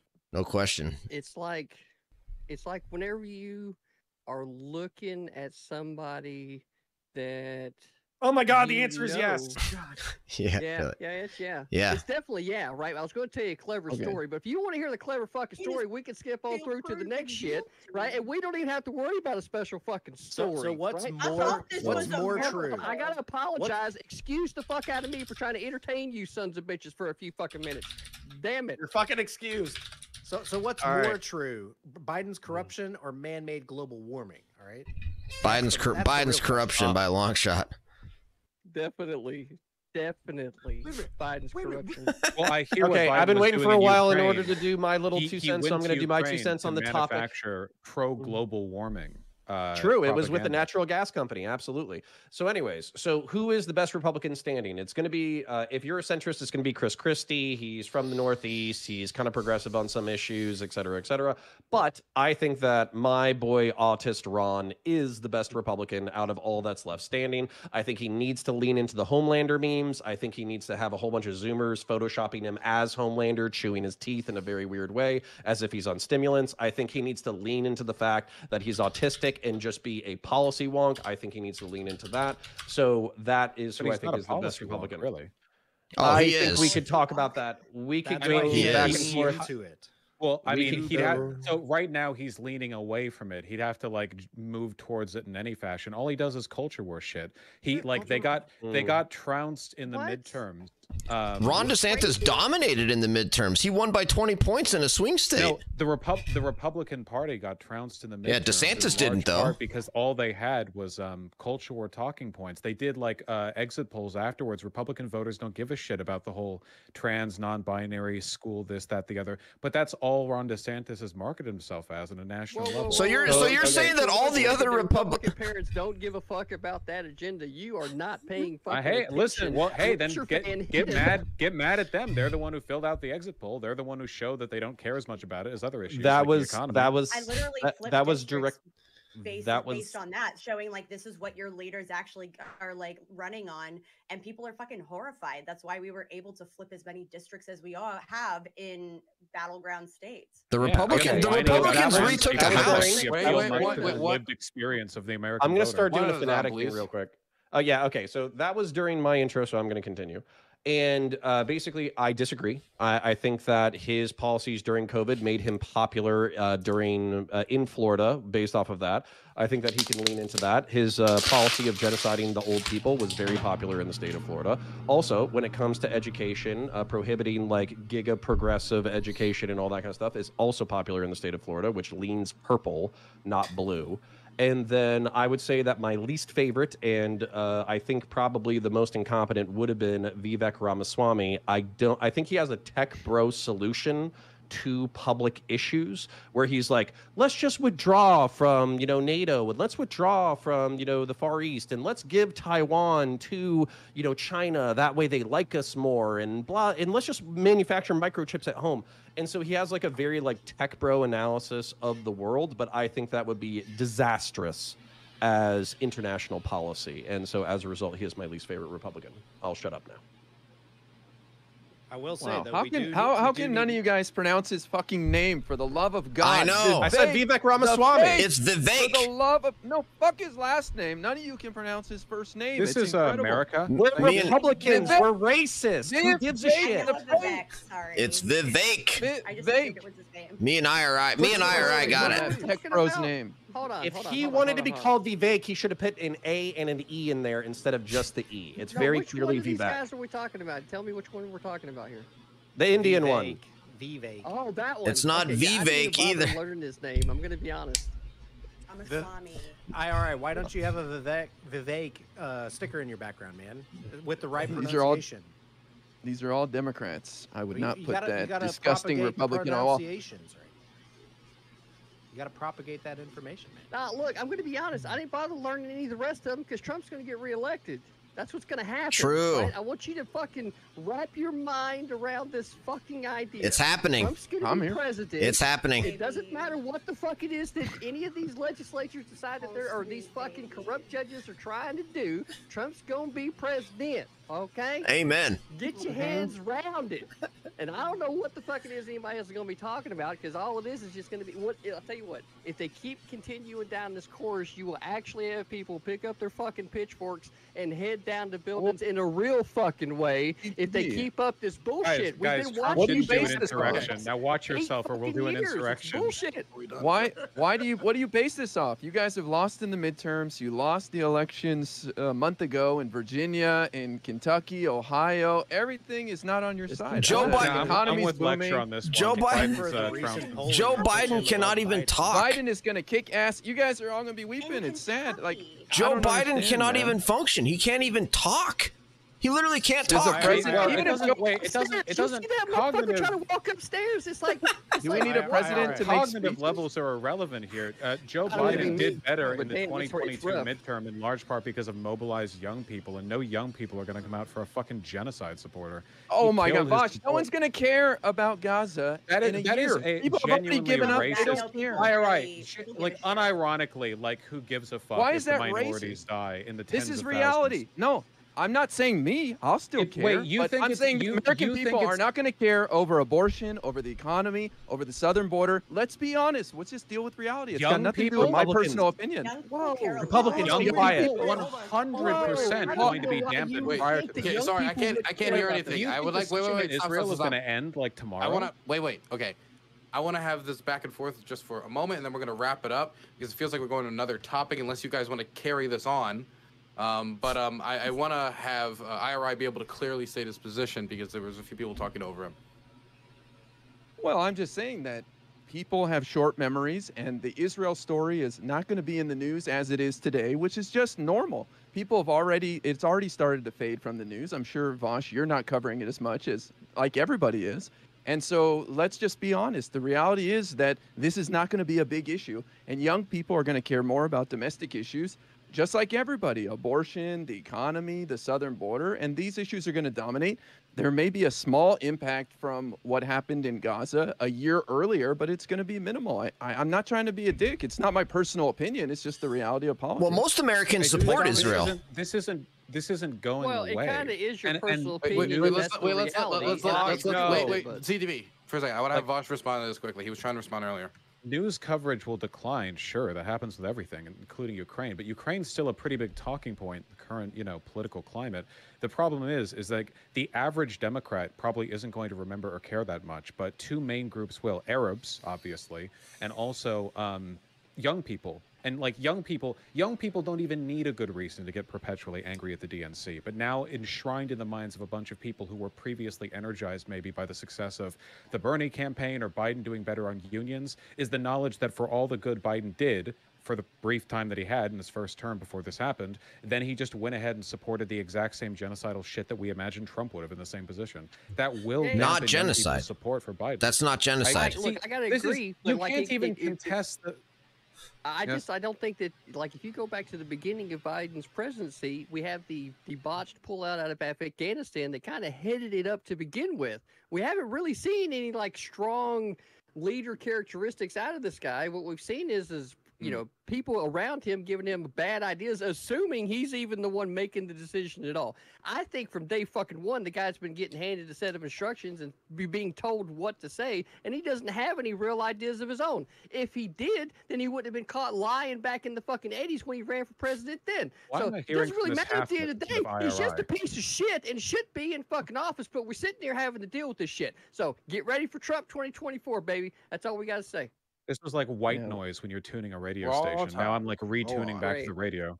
Great, I know, What that right? guy said. IRI, Maybe to we be can clear, talk- to be clear, I want Biden to win over Trump. This is not Sure, like I'm sure you and do. I've advocated people vote for Biden in spite of everything. But like, holy shit, way to kill momentum with a demographic. And Well, what also to happens kill when a Biden demographic. reschedule? Biden's he's going to reschedule marijuana or take steps towards it, and that's going to distract everybody like shiny keys over here. I know people get upset when I say this, but the thing is, this is a conflict on the other side of the globe that we are not directly involved in. This is not Iraq 2003. This is not going to impact the outcome of the election in 2024. I'm sorry. Look, so if Russia's I sure as just- shit I don't showing up think that halfway you're- around the world. I think Wait, you're what's giving the rescheduling a little bit more weight than what it's actually going to be able to pull, because you're assuming that, say, conservative voters are going to give a fuck about that, and they're not. Frankly, the only one that's going to give a fuck is liberal voters. So, like, Well, also, I was more Americans support Israel's position. I hate to say it. Well, CTV, that's kind of what I was joking when Vosh and IRI. This entire topic was supposed to be about like good and bad Republican candidates, but we had progressives and liberals fighting over whether or not Biden is a viable candidate. So what I'm saying is Republicans just need to shut the fuck up and let lefties fight, and they'll fucking rip each other to shreds because it's what they're good at. This isn't this isn't a lefty liberal infighting I want to thing. throw This this is over to just Turk quick. He's been waiting, and then Vosh. Yeah, and that goes to what I wanted to ask IRI, because I haven't tuned into the news for past week. The three items you said of local domestic issues: the border, the economy, and contraception or abortion. Who's leading the polls on those three different topics? National. The Democrats. In the aggregate. Democrats. Well, the Democrats are Massively. winning in the elections. I think the polls are bullshit. No, What are these today, national polls? They don't mean if you anything. put Biden versus Trump versus the other Republican candidate, who's winning? Trump is winning in the right now. polls or an election? In the polls.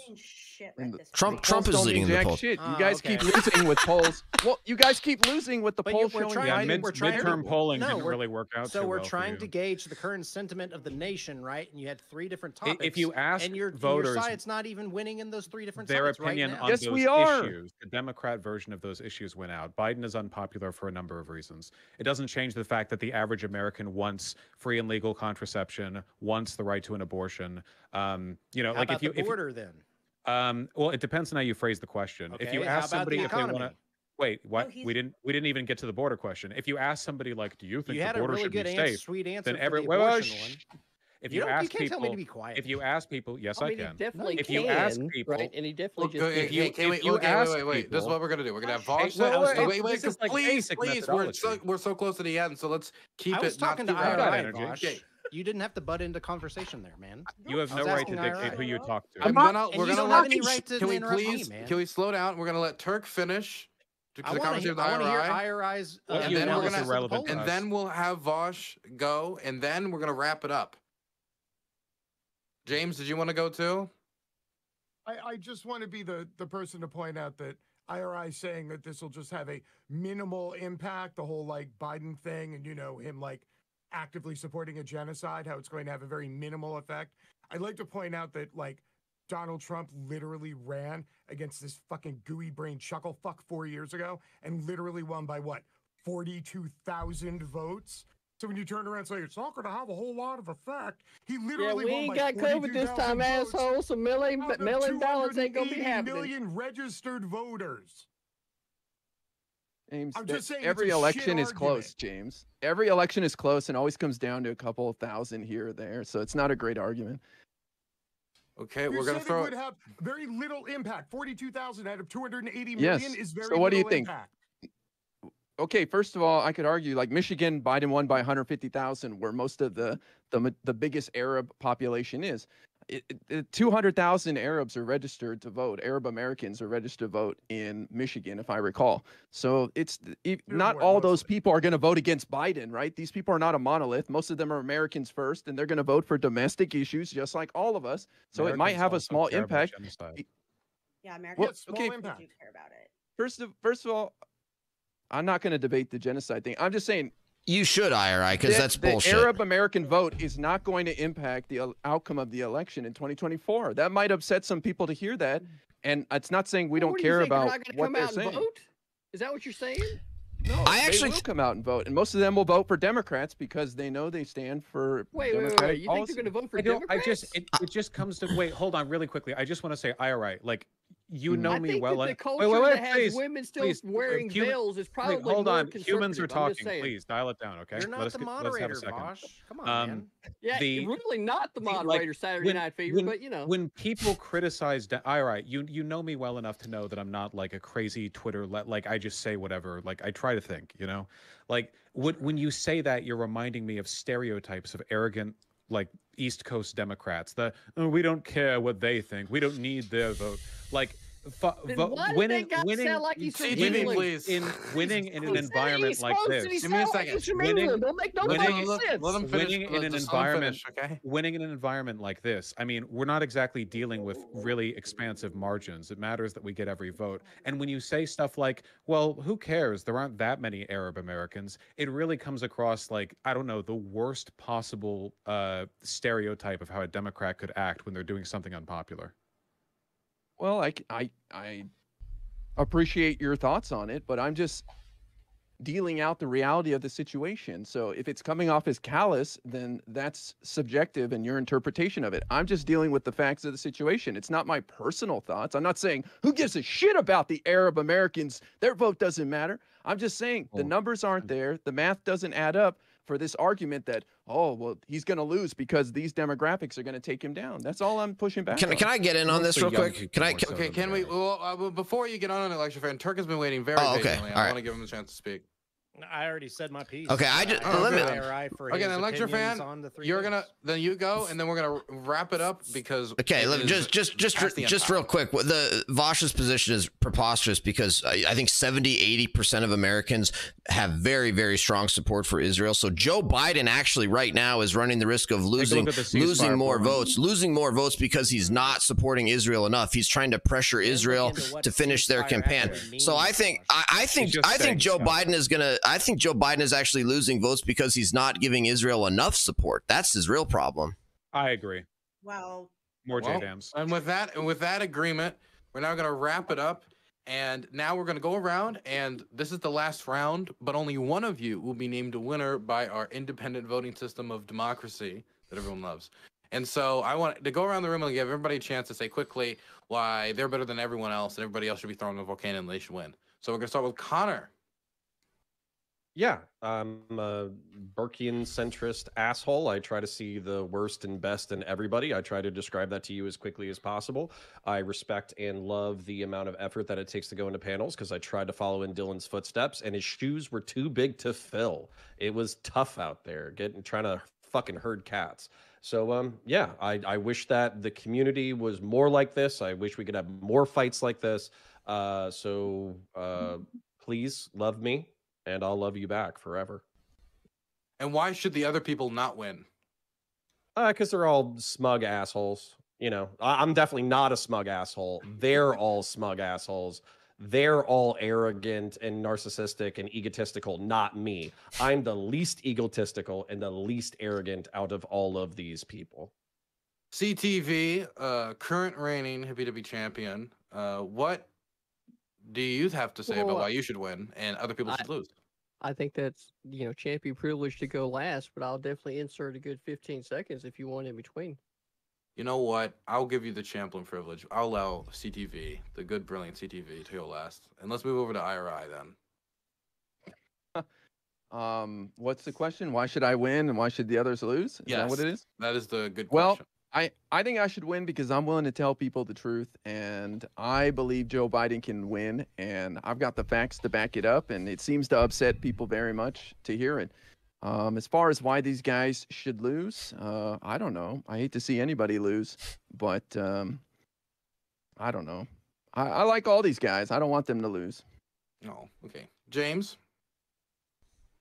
Why should I win? Because you've historically never, ever, ever, ever put over anybody to the left of, fucking Joe Biden's corpse. I mean, I know he's not dead yet. Wasn't Vosh champion? Still have the belt. He still has a belt. Right behind me. All we're seeing now is Vosh to the right of Joe Biden? Is that what you're claiming, James? Yeah, I'm totally expecting for there to be a belt on the way. Ah, of course. It expects where it falls. Why me? I don't know. Because everybody hates me, including all the leftists, and you would literally get to piss off every single Highlander leftist on social media because they all loathe me. And that would be a win-win for everybody because all the conservatives can laugh and all the leftists can cope and seethe, and this would make me incredibly fucking happy. This is a very compelling argument, I have to say. I do like picking somebody that will piss everyone off. Lecture fan, what do you have to say? Well, I was actually going to say, I think I should win because if you actually look at Dylan's chat, I'm clearly the one that triggered the most of those snowflakes and hurt their little snowflake feelings by spitting truth that they've never heard before.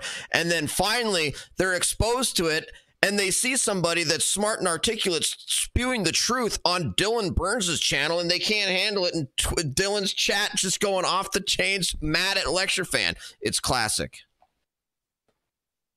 And why should nobody else win? Why should you win over the other people? Well, any of these leftists that haven't recognized the actual racism and anti-Semitism that's infected the Democrat Party, I pray that IRI will someday realize that he needs to leave the Democrat Party because they are so racist and anti-Semitic. It's a disgusting party. They're a history of slavery and civil rights violations, and so that's why all these leftists should lose. You won me over, bro. Maddie, what do you have to say? Well, I mean, considering, Dylan, that you had said that you really like options that piss people off, what pisses off people more than when a woman wins? So I'm just saying, by your own definition of what you are looking for, there's really only one clear winner, and you're looking at her. So yeah, piss people off. Let women win just this one time. Just this one time. Then we can go back to normal. Just this one time, Fair. it makes up for everything. Yeah. Oh, big Everything. time. Absolutely. Okay. Yeah. No, Oh, we had a meeting. okay. Good to know. Good to know. Okay. Yeah. Good to know this. Turk. Yeah, so I like to replicate what Connor said. We need more conversations like these. I think having actual conversation and not just the blood sports is a good thing because, kind of like what Lecture said, we need to have actually exposure to other types of opinions on all people's platforms, and I think that's a good thing. I hope that I've been a logical human being and have actually not been a deranged Republican like many of your viewers would think. And that, including me in Republican conversations would be a good thing for the community. So why these other people shouldn't win, maybe because, that chest hair is weak, dude. You need to grow some better chest hair. And Mr. Chest Hair. Just this once, I think that a man should win. My fellow gamers, they tell you about male privilege. Do you feel it when the Stacy does not say hi to you?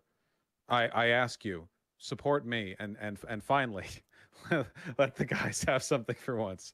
And other people should lose.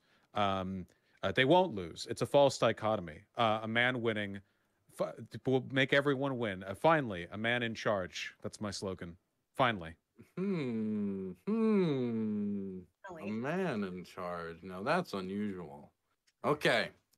So we're gonna throw it to the judges now, and we're gonna make a decision. Whoa. Oh, You did promise him last. I did promise. Goes last. That is true. Motherfucking hold the fucking phone. That is true. So Judges, audience. hold your judgment. You have heavy words to hear. All right, so let's go back through the list here. Vosh over here apologizing and then trying to claim gamer status as if he knows what fucking gamers are like. Gamers are fucking hardcore, son. You want to come at gamers? Let's fucking go. Don't give me some apologetic fucking bullshit if you're trying to represent gamers. First fucking off, right? Turk, great sentiment, bro. But you know what? I love you. Gotta bring that fucking energy. Maddie, great sentiment. You want to talk about last time women won? Isn't there a fucking woman vice president? Give me a fucking break. We're progressing through society. You don't deserve shit just because you're a fucking woman, right? So that's just how that fucking cookie crumbles. Lecture fan, great fucking arguments. You're exactly right. Very articulate, but I gotta be honest with you, brother. Right? Even you yourself got caught up in the CTV charisma tonight. I did. And you know it's true. I did. You know it's true, James. James, you did as well. I saw you nodding your head. You're like, you know what? If there's a motherfucker in this room that's carrying the conversation along, it's CTV, IRI. Nothing but love for you ever, man. Regardless of whatever the past shit was, I really don't give a fuck, right? So great to have you here. And counterpoints, you know, brother, right here, living in the same area, seeing the same politics, understand the country the same way. That's just kind of how it is. But again, energy level, charisma. And that's exactly why CTV, the reigning Hippy Dippy champion, motherfucking brought it to end the show up tonight, because we all know that bringing the energy at the end of the show is always the hardest fucking spot to fill. And that's exactly why CTV needs to win this Hippy Dippy Rumble. You know, I do gotta ask you something, CTV. What's that, buddy? You know, Vosh technically never lost the title in a match. You ever think about that?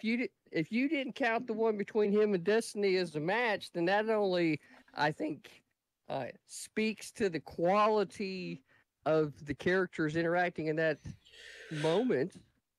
If you didn't call that a match. So if you're actually saying that Vosh never won a real one, that the one that was lost... No, you don't understand, CT. What I'm saying is, when he lost it because he was too lazy because he's a socialist and didn't want to do the matches because of his terrible libtard values. Yeah, that happens. Where you're a workhorse. If I give you a match tonight, you'd do it and you'd tap him out. And so what I'm saying is, how can you really say you're undisputed though when Vosh never lost? I didn't say I was undisputed. I said I was reigning. So you would say you are disputed. Oh, I would say that everybody on the left would definitely have their fucking heyday going, oh, CTV He's retarded. but they didn't put in the fucking work, did they? And that's exactly why they're not reigning. Hello. That's just how it is. Vosh, what do you think about this dilemma? I Do you think this that is a dilemma? I think that his legal personhood is of dubious status, and I think that every second I spend talking to him is an insult to me and my entire lineage. That being said, I respect you and that's what 4 you do. words. So well, I'm it willing. definitely goes all the way back to the 70s and John Travolta. I'm willing to debase myself in the way you're implying for your Wow. sake. My goodness. You hear what he's saying, CTV? I see what I hear saying, right, is that if there's going to be an attempt on any type of challenge, then both challengers need to possess said same belt so that there's not any type of dispute as to whether or not both are recognized as the same. That's what I see. Why don't you show us your belt, CTV? Oh, I don't have one. Isn't that a fucking deal? It's been over a fucking year. And Dylan hasn't fucking done his work. Amazing. That's curious. Look, all I'm gonna say is You that say possession is half of Hippy Dippy Championship, you know. Oh my goodness. 90%. Oh my goodness. 90%. My goodness. That is a complication, a legal almost complication. like Do you due still have the belt, process. actually? Do you It's still have really the only belt? a complication when it comes to the level of work that someone was putting in before they headed over to Ukraine and started exploring more personal Travolta's got the ventures. strap, dog. Travolta's got the strap. Look at that. Is that thing pretty? That thing is There we go. pretty. Oh, It is debate, real debate pretty. con. This needs to I happen don't at know. debate con. You know what? When we do Hippy, if we ever relaunch Hippy Dippy Championship, you will get the belt and you will be the first champion. Okay? When we start the matches again. Well, Anyway, real Who are you talking to? I was talking to you, but moving on. Just so we're making sure it's on the record, because that could have been left open right later down the road. I know how motherfuckers like to edit shit. That was right? on the record, okay? Okay. So, We're watching CGI right now. moving on, and that is a beautiful belt. Moving on.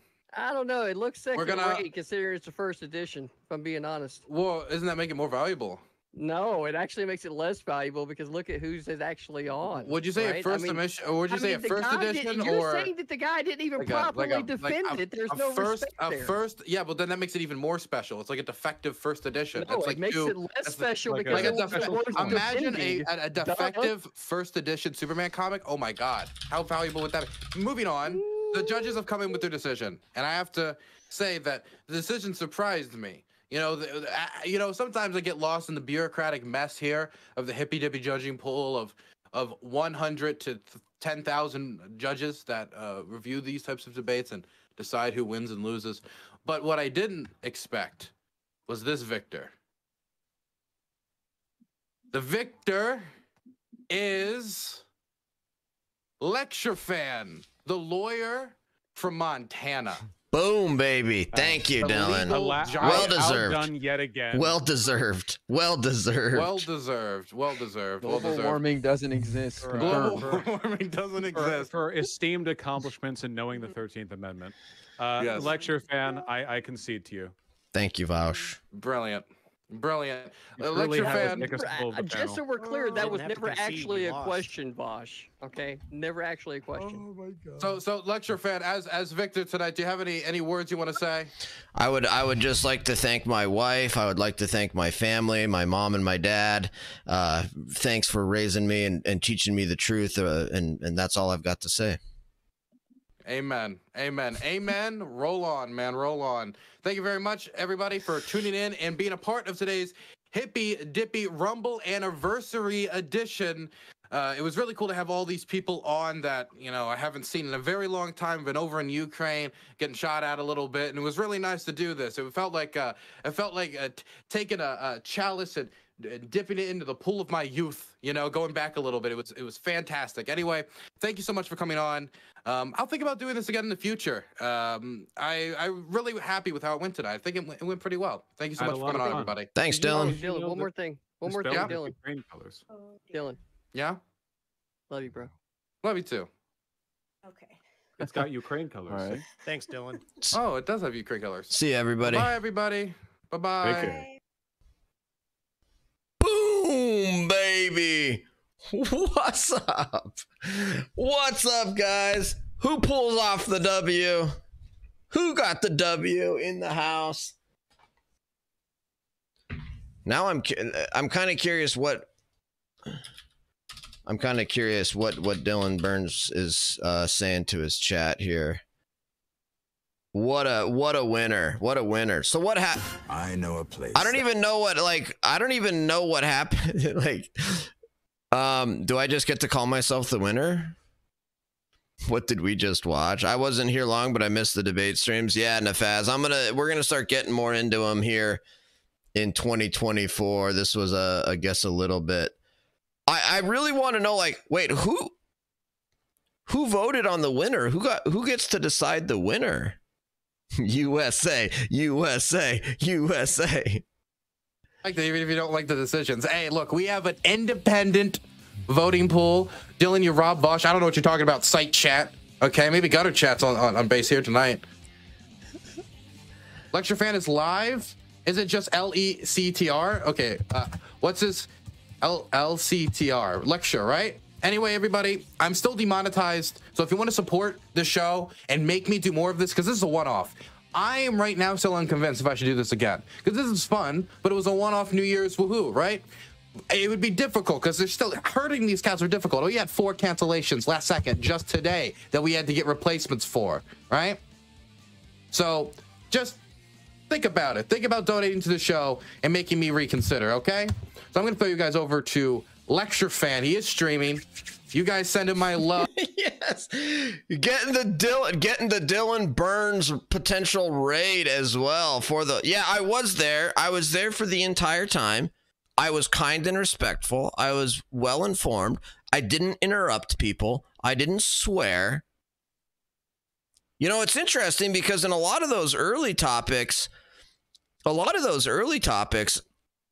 I only spoke like once or twice.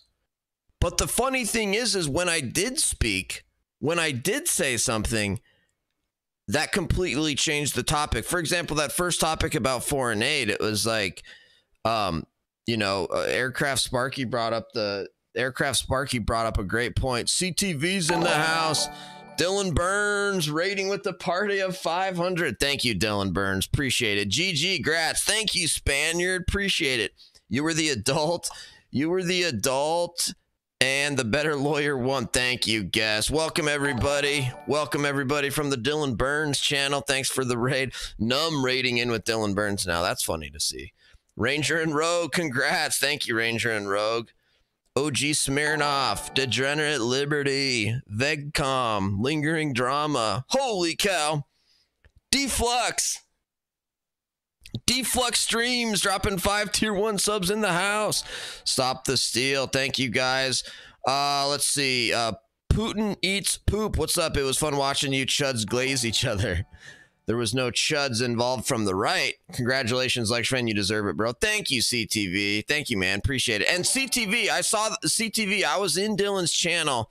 CTV, I was in Dylan's channel. I saw you. Whoa! Fan of Lecture Fan dropping 10 tier 1s. Holy smokes. Thank you, fan. Appreciate that. Thank you so much. No, CTV, I saw you in Dylan's chat telling people that I was live. So thank you so much, man. Appreciate you saying that.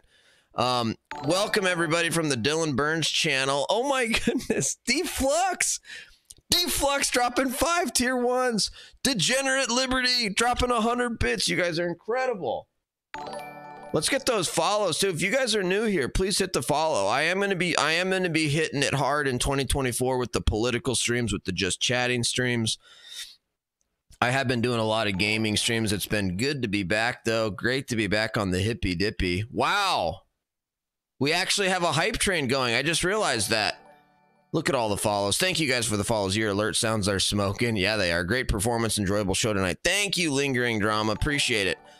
I don't know. Sometimes I feel like I'm not aggressive enough in these shows because I don't interrupt enough. I don't get aggressive enough. I don't talk, but I guess I did enough. I guess I talked enough to get the nod. It was a great show. Thanks for your participation. Thank you, T-Rex. Thank you so much, T-Rex. Holy cow. Anonymous Gifter gifting out a tier 1 sub. Thank you so much. Oh my goodness. Anonymous Gifter. Degenerate Liberty, Deflux Streams, Fan of Lecture Fan. You guys are killing it. Thank you guys so much for the support. I'm up to 140 subs. Wow, I just realized that 93% of the way to a level 5 hype train, 140 subs. It's okay. Save space now. Admit Trump did an insurrection. I will never. That's the main point, right? That was Trump did not do an insurrection. And there's a whole bunch of good legal arguments against the Colorado decision. I listed 5 of them. But at the bottom, it's just, that's not an insurrection, man. It is not an insurrection. Holy cow! TLS cheering 100 bits. Audi Glaze with 500 bits. Dude, my thing is still trying to catch up on the sub gifts. I've got so many. Holy cow. Man, I saw that Dylan Burns had 950 viewers and he rated in with 500. So there must have been about 400. There must have been about 400 of the, must have been. Oh my gosh, I didn't realize my notification is like completely blocking my face. I should probably move that. Well, usually the notifications aren't coming in this hot. There's a follow. Thank you guys. Holy cow. We passed 1K at one point. It was a good reunion. Nice. Stragglers. It was a PAB insurrection. Dylan Burns insurrection. There it is. Degenerate Liberty. Look at how far my notifications are that far behind, you guys. Level 5 hype train. He totally tried to do an insurrection. No, he didn't. No, it's not an insurrection. Jeez. Donald Trump told his protesters to go peacefully and patriotically have their voices heard. That's not an insurrection. Dylan gave you the win. It's like right-wing affirmative action because you guys would never win otherwise. Is that how it works? Let the angler. So Dylan Burns is like the sole judge, or are there actually like a panel of people? Like seriously, like the Turk. Thank you, Turk. Thank you, Turk. Appreciate that, man. Appreciate that, Turk. Go ahead. What's up? I would call it more like a revolt. It wasn't even really a revolt. It was a protest that turned into a riot. And then Donald Trump's not responsible for the people that got violent on January 6th. That's not on Trump. That's on the people that did it. There is a panel. Oh, okay. Thank you, Lefty Angler. I honestly didn't know that. My Pisco impression. But Lecture, I know you are right, but I want to make sure I look smart. Always good to see the community come together and congratulate the champ. Thank you, Sepsin. Thank you, Sepsin. I don't know. I mean, I did my best. That's all you can ever hope for, and that's all you can ever say and do, right? Is just do your best. The people who judge are debate lovers. It's based off of performance, not whether they like what you say or not. I don't know the judge myself, but I know the criteria. Oh, awesome, Sepsin. Okay. There's TLS. Thank you for that.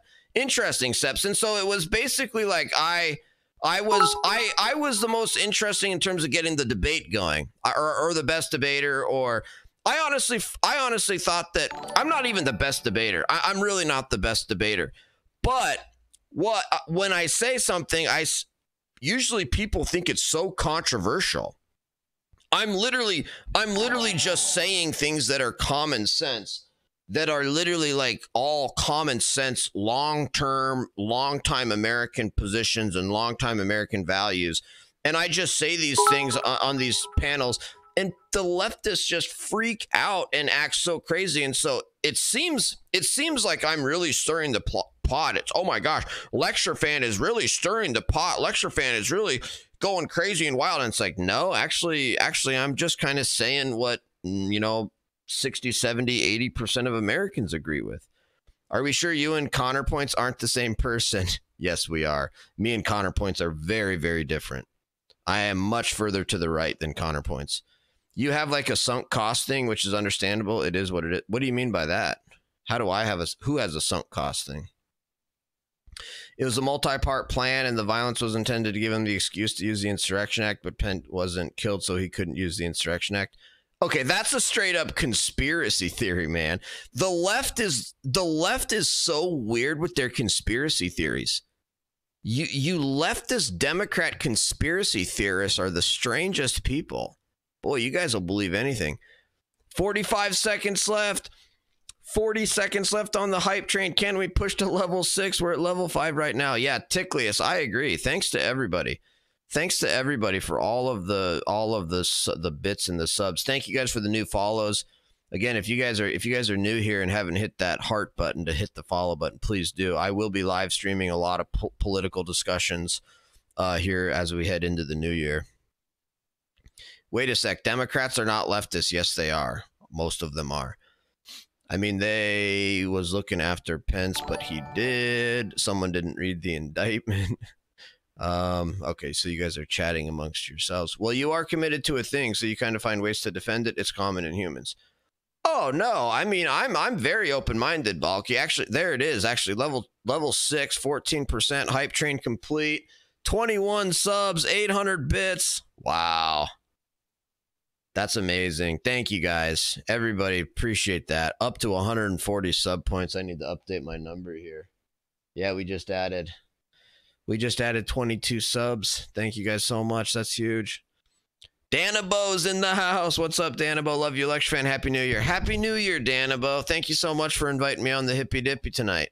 Thanks for organizing. Thanks for being a part of it and helping me out. Thanks, Danabo. He knew his followers were trying to stop the lawful execution of the Constitution and could have called the National Guard and did not. Donald Trump tried to call in the National Guard even before January 6th. I'm starting to wonder if Nancy Pelosi and the Democrats purposefully allowed for low levels of security so that they could do so that what could have happened. There's no, by the way, Pro Law, what's up, Pro Law? Good to see you. Thanks for being here. There's no good reason. Gizmo in the house with 200 bits. Thank you, Gizmo. Appreciate it. Not too much, Gizmo. I just won the Hippy Dippy. I just won the Hippy Dippy championship. No big deal. No big deal. Your boy lecture fan, the new Hippy Dippy champion right here, right now, live. Yeah, Pro Law. Dylan Burns rated me after the Hippy Dippy.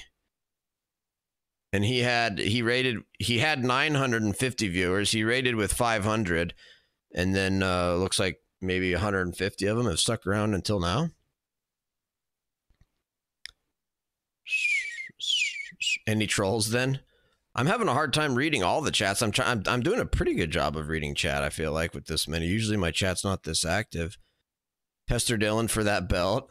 I think I should, right? Don't I get the belt? Doesn't Vouch have to ship it to me now? Lecture wins. That's right, guess. Only fair to raid the winner. Yeah, that's what Raj Royale used to do. I never got the raid from Raj Royale. But dude, when Raj Royale would have like 30,000 viewers, 40,000 viewers. So getting that Raj Royale raid, that was a big deal because that was like 30,000, 40,000. You get the pro-Trump belt. Pro-Trump. Anti-global warming. The Real Easy doing a great job with chat, especially after a raid. Thank you, Real Easy. Yeah. Yeah, TLS, do you remember that? You remember the Raj Royales would be like 30,000 viewers? That's how I ever got followers on Twitch in the first place and became known on Twitch in the first place was Raj Royale. Those were the glory days, man. The Raj Royale was the glory days of Twitch. I'm guessing Raj doesn't agree with anything we stand for. True, Prolaw. No, Raj is a leftist. I guess what's his name now? Austin. He's a left winger. He's all right though. He's hilarious. Number one, dude. Have you guys ever seen the Raj, the Raj Raj Royale funny? Oh my word. There's these videos out there. Raj, what was his name? He used to do this Indian accent thing that was absolutely hysterical. I don't know if I don't even know if you can still find it on. Is it Raj Patel? Oh my goodness. Is this it? No. Yeah. Interview Raj. Raj with 2 J's, or is that a typo? I think it was with 2 J's. Dude, where is that? There is a video out there. There is a video out there. Oh, is this it? Oh my goodness, this might be it. I'm mostly here because you have a really nice face, and I kind of want to sit on it. Oh. I don't know. I'm open to it. Oh, open. Really? Okay. They need to gang up on the topic. Oh man. Gosh, does anybody have the old videos when Raj Patel would do the Indian accent? Some of that stuff was hilarious. I'm not being able to find it here. All right, let me try to read chat. I just got disconnected. Patel's testimony goes against what the January 6th committee found, admitted Trump requested for the National Guards. I've heard of Raj Royale, never saw it. Oh, Sepson, it was several years ago, but it was good. He apologized for the accident. It was Patel. Oh, okay. The Austin show. Right, now it's called that. I know that he apologized for it, but it was a joke and it was hilarious. I'm guessing he pulled everything to do with his old accent. It looks like he did, because I don't see.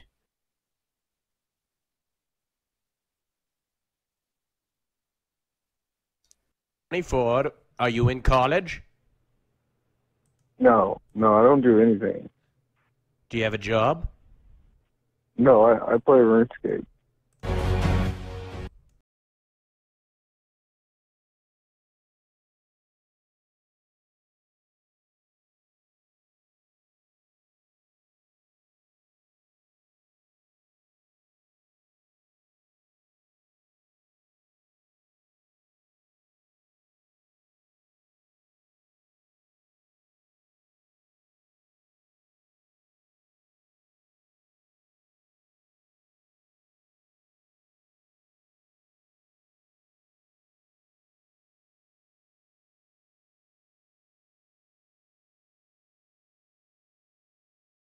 So basically, well, just let me hear yours. I want to hear yours. Okay, so basically, I don't want to tell the actual name of the girl. We'll call her Jessica. Okay, everybody will call her Jessica.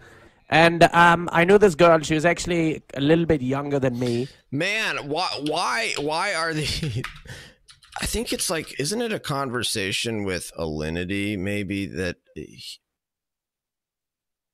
Man, you really can't find those, huh? You really can't find the old school Raj Patel Indian accent videos that were absolutely hysterical.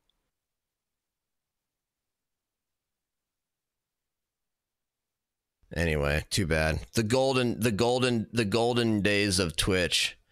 The golden days of Twitch, no big deal. Do you have a job? Trump approved for the National Guard to protect his followers, blah, blah, blah. Actually, it's kind of offensive now that I hear it again, plus knowing he's a white liberal saying this, but it's still funny. I don't know. I mean, I've never thought it's offensive to, like, make up an accent and, like, pretend to be a different... That's like the leftists. Leftists like to destroy a comedy. It's a joke. It's funny. It's a joke. It's comedy. These leftist Democrats don't have a sense of humor, so they don't allow it.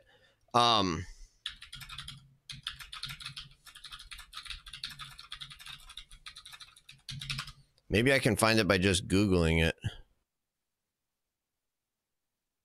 Oh, I think it was ST Peach. Yeah, it was.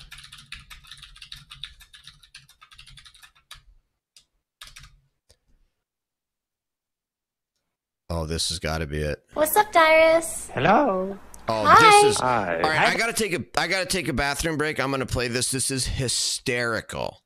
There, I'm Raj. Hi, nice to meet you. Nice to meet you. I think, should we go to private channel so nobody comes in here? Sure. Yeah, just in case, random people. There we are. Oh my goodness, so nice to see you. It's nice to Finally. see you too. Well, I was just sitting around, browsing around, and I was actually browsing the music channel because I'm looking for somebody with beautiful singing voice. And I found you. My goodness gracious. You are the best. You are the best. Honestly, you are so amazing. So amazing. Your voice is beautiful. So I love it so much. And I'm actually a vocalist myself, so it's so nice to see somebody with a beautiful talent. You know what I mean? It's Thank you. I would love to hear you sing as well. It's so beautiful. Well, I'm pretty known for my falsetto and everything like that. So, yeah. I mean, what do you want to hear? I mean, You want me to sing you some Chandelier? I mean, I've got a few people in here that might know. So let me introduce myself, because it's like you don't even know who I am, right? Yeah. I don't Okay, really so know. I'm a RuneScape streamer. Oh, okay, cool. I stream RuneScape. I've got a few followers. That's not a big deal or anything. But it's just like I stream a little bit. I used to run a show called TT Tuesdays. Twitch didn't like it, so Wait, they shut it down. But Titty I got Tuesdays? Huh? Titty Tuesdays? No, TT. Oh, Tuesdays. TT. Why didn't Twitch like it? Well, sometimes I guess they don't like. It was Titty Tuesday. We called it TT Tuesday. Okay. We used to bring on girls. In fact, if it was still in, you would be a top candidate for Titty Tuesday. It was an amazing stream. And nobody else, actually, I got kind of banned, but it was amazing. It ran for 18 weeks. We had beautiful girls on there like yourself. And see that emote, the Reg TT? That is the old emote, the TT Tuesday. Okay. But yeah, amazing. So yeah, we used to have a great time. But it got a little too sexual, so they said, not enough of that. Too much of that. So. Yeah, that makes sense. Anyways. But anyways, so you're in the music chat. What do you do? I haven't ever introduced myself. You haven't introduced yourself to me. I'm a streamer. I started out playing League of Legends. You're rapping. Yes. I am an improvisational rapper, so I can rap about something. I can rap. Fuck the beat, I go a cappella. Okay. This gets okay. So I'm going to rap about you. Okay. Right? I don't want to get too. You seem so innocent. What do you mean? Yes. Can you I just don't want to get too nasty. That's what I mean. Because I don't want to get too nasty with it. Right? You know what I mean? I don't want to get too situation.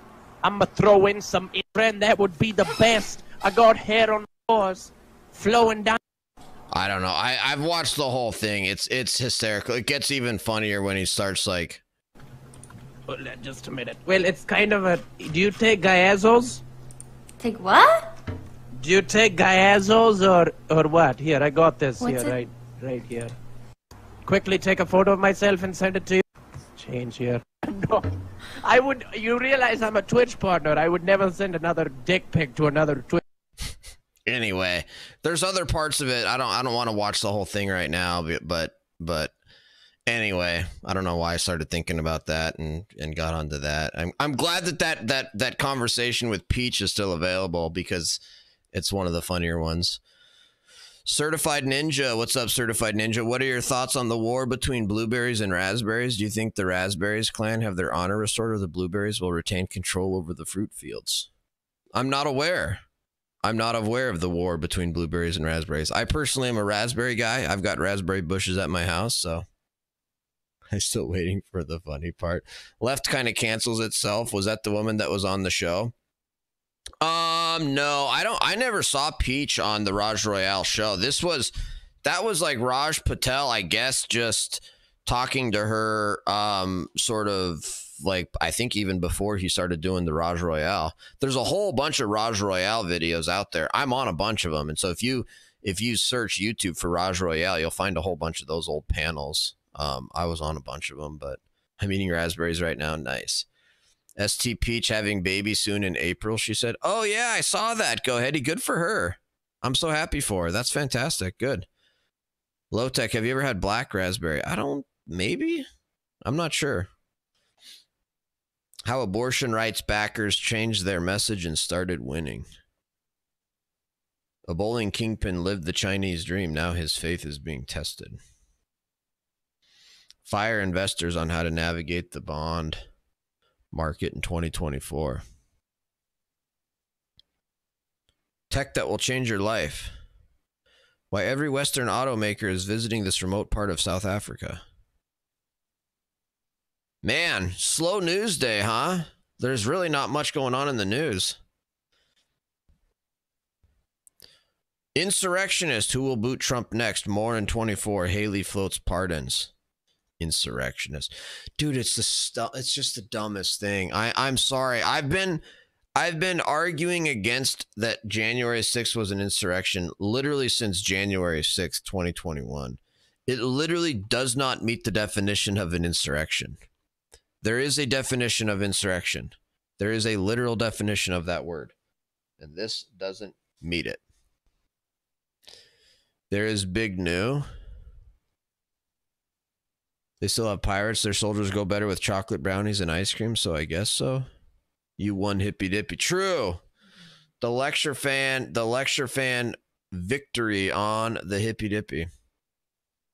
I have to say, though, guys, I've been live for 4 hours. I haven't done a 4-hour live stream in so freaking long.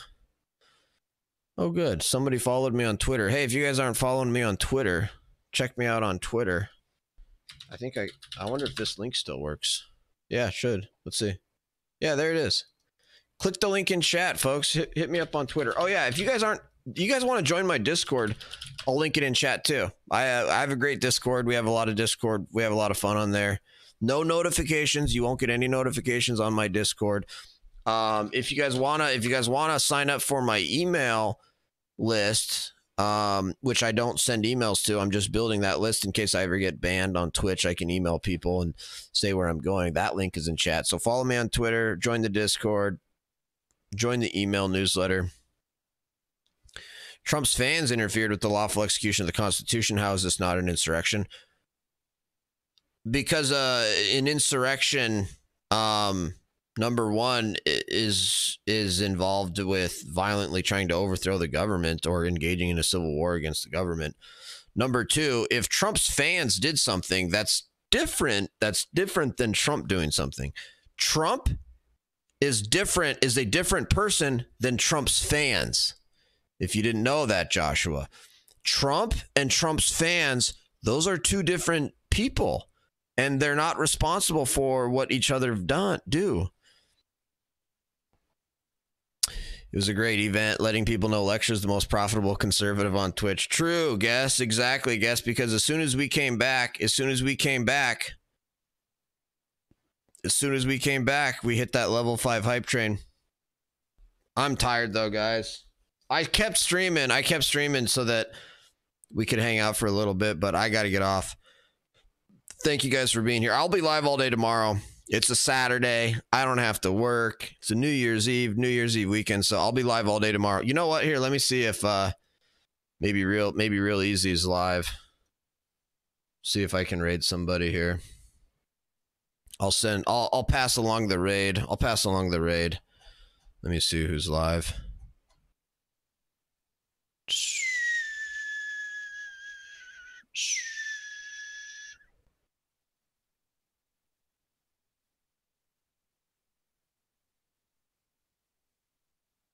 Oh, dude, you guys got to check out 30 Show. You guys got to go check out 30 Show. This guy's so cool. This guy's stream is so cool. Check out 30 Show. America's freedom. Smoke, and apparently it's different colored for you guys.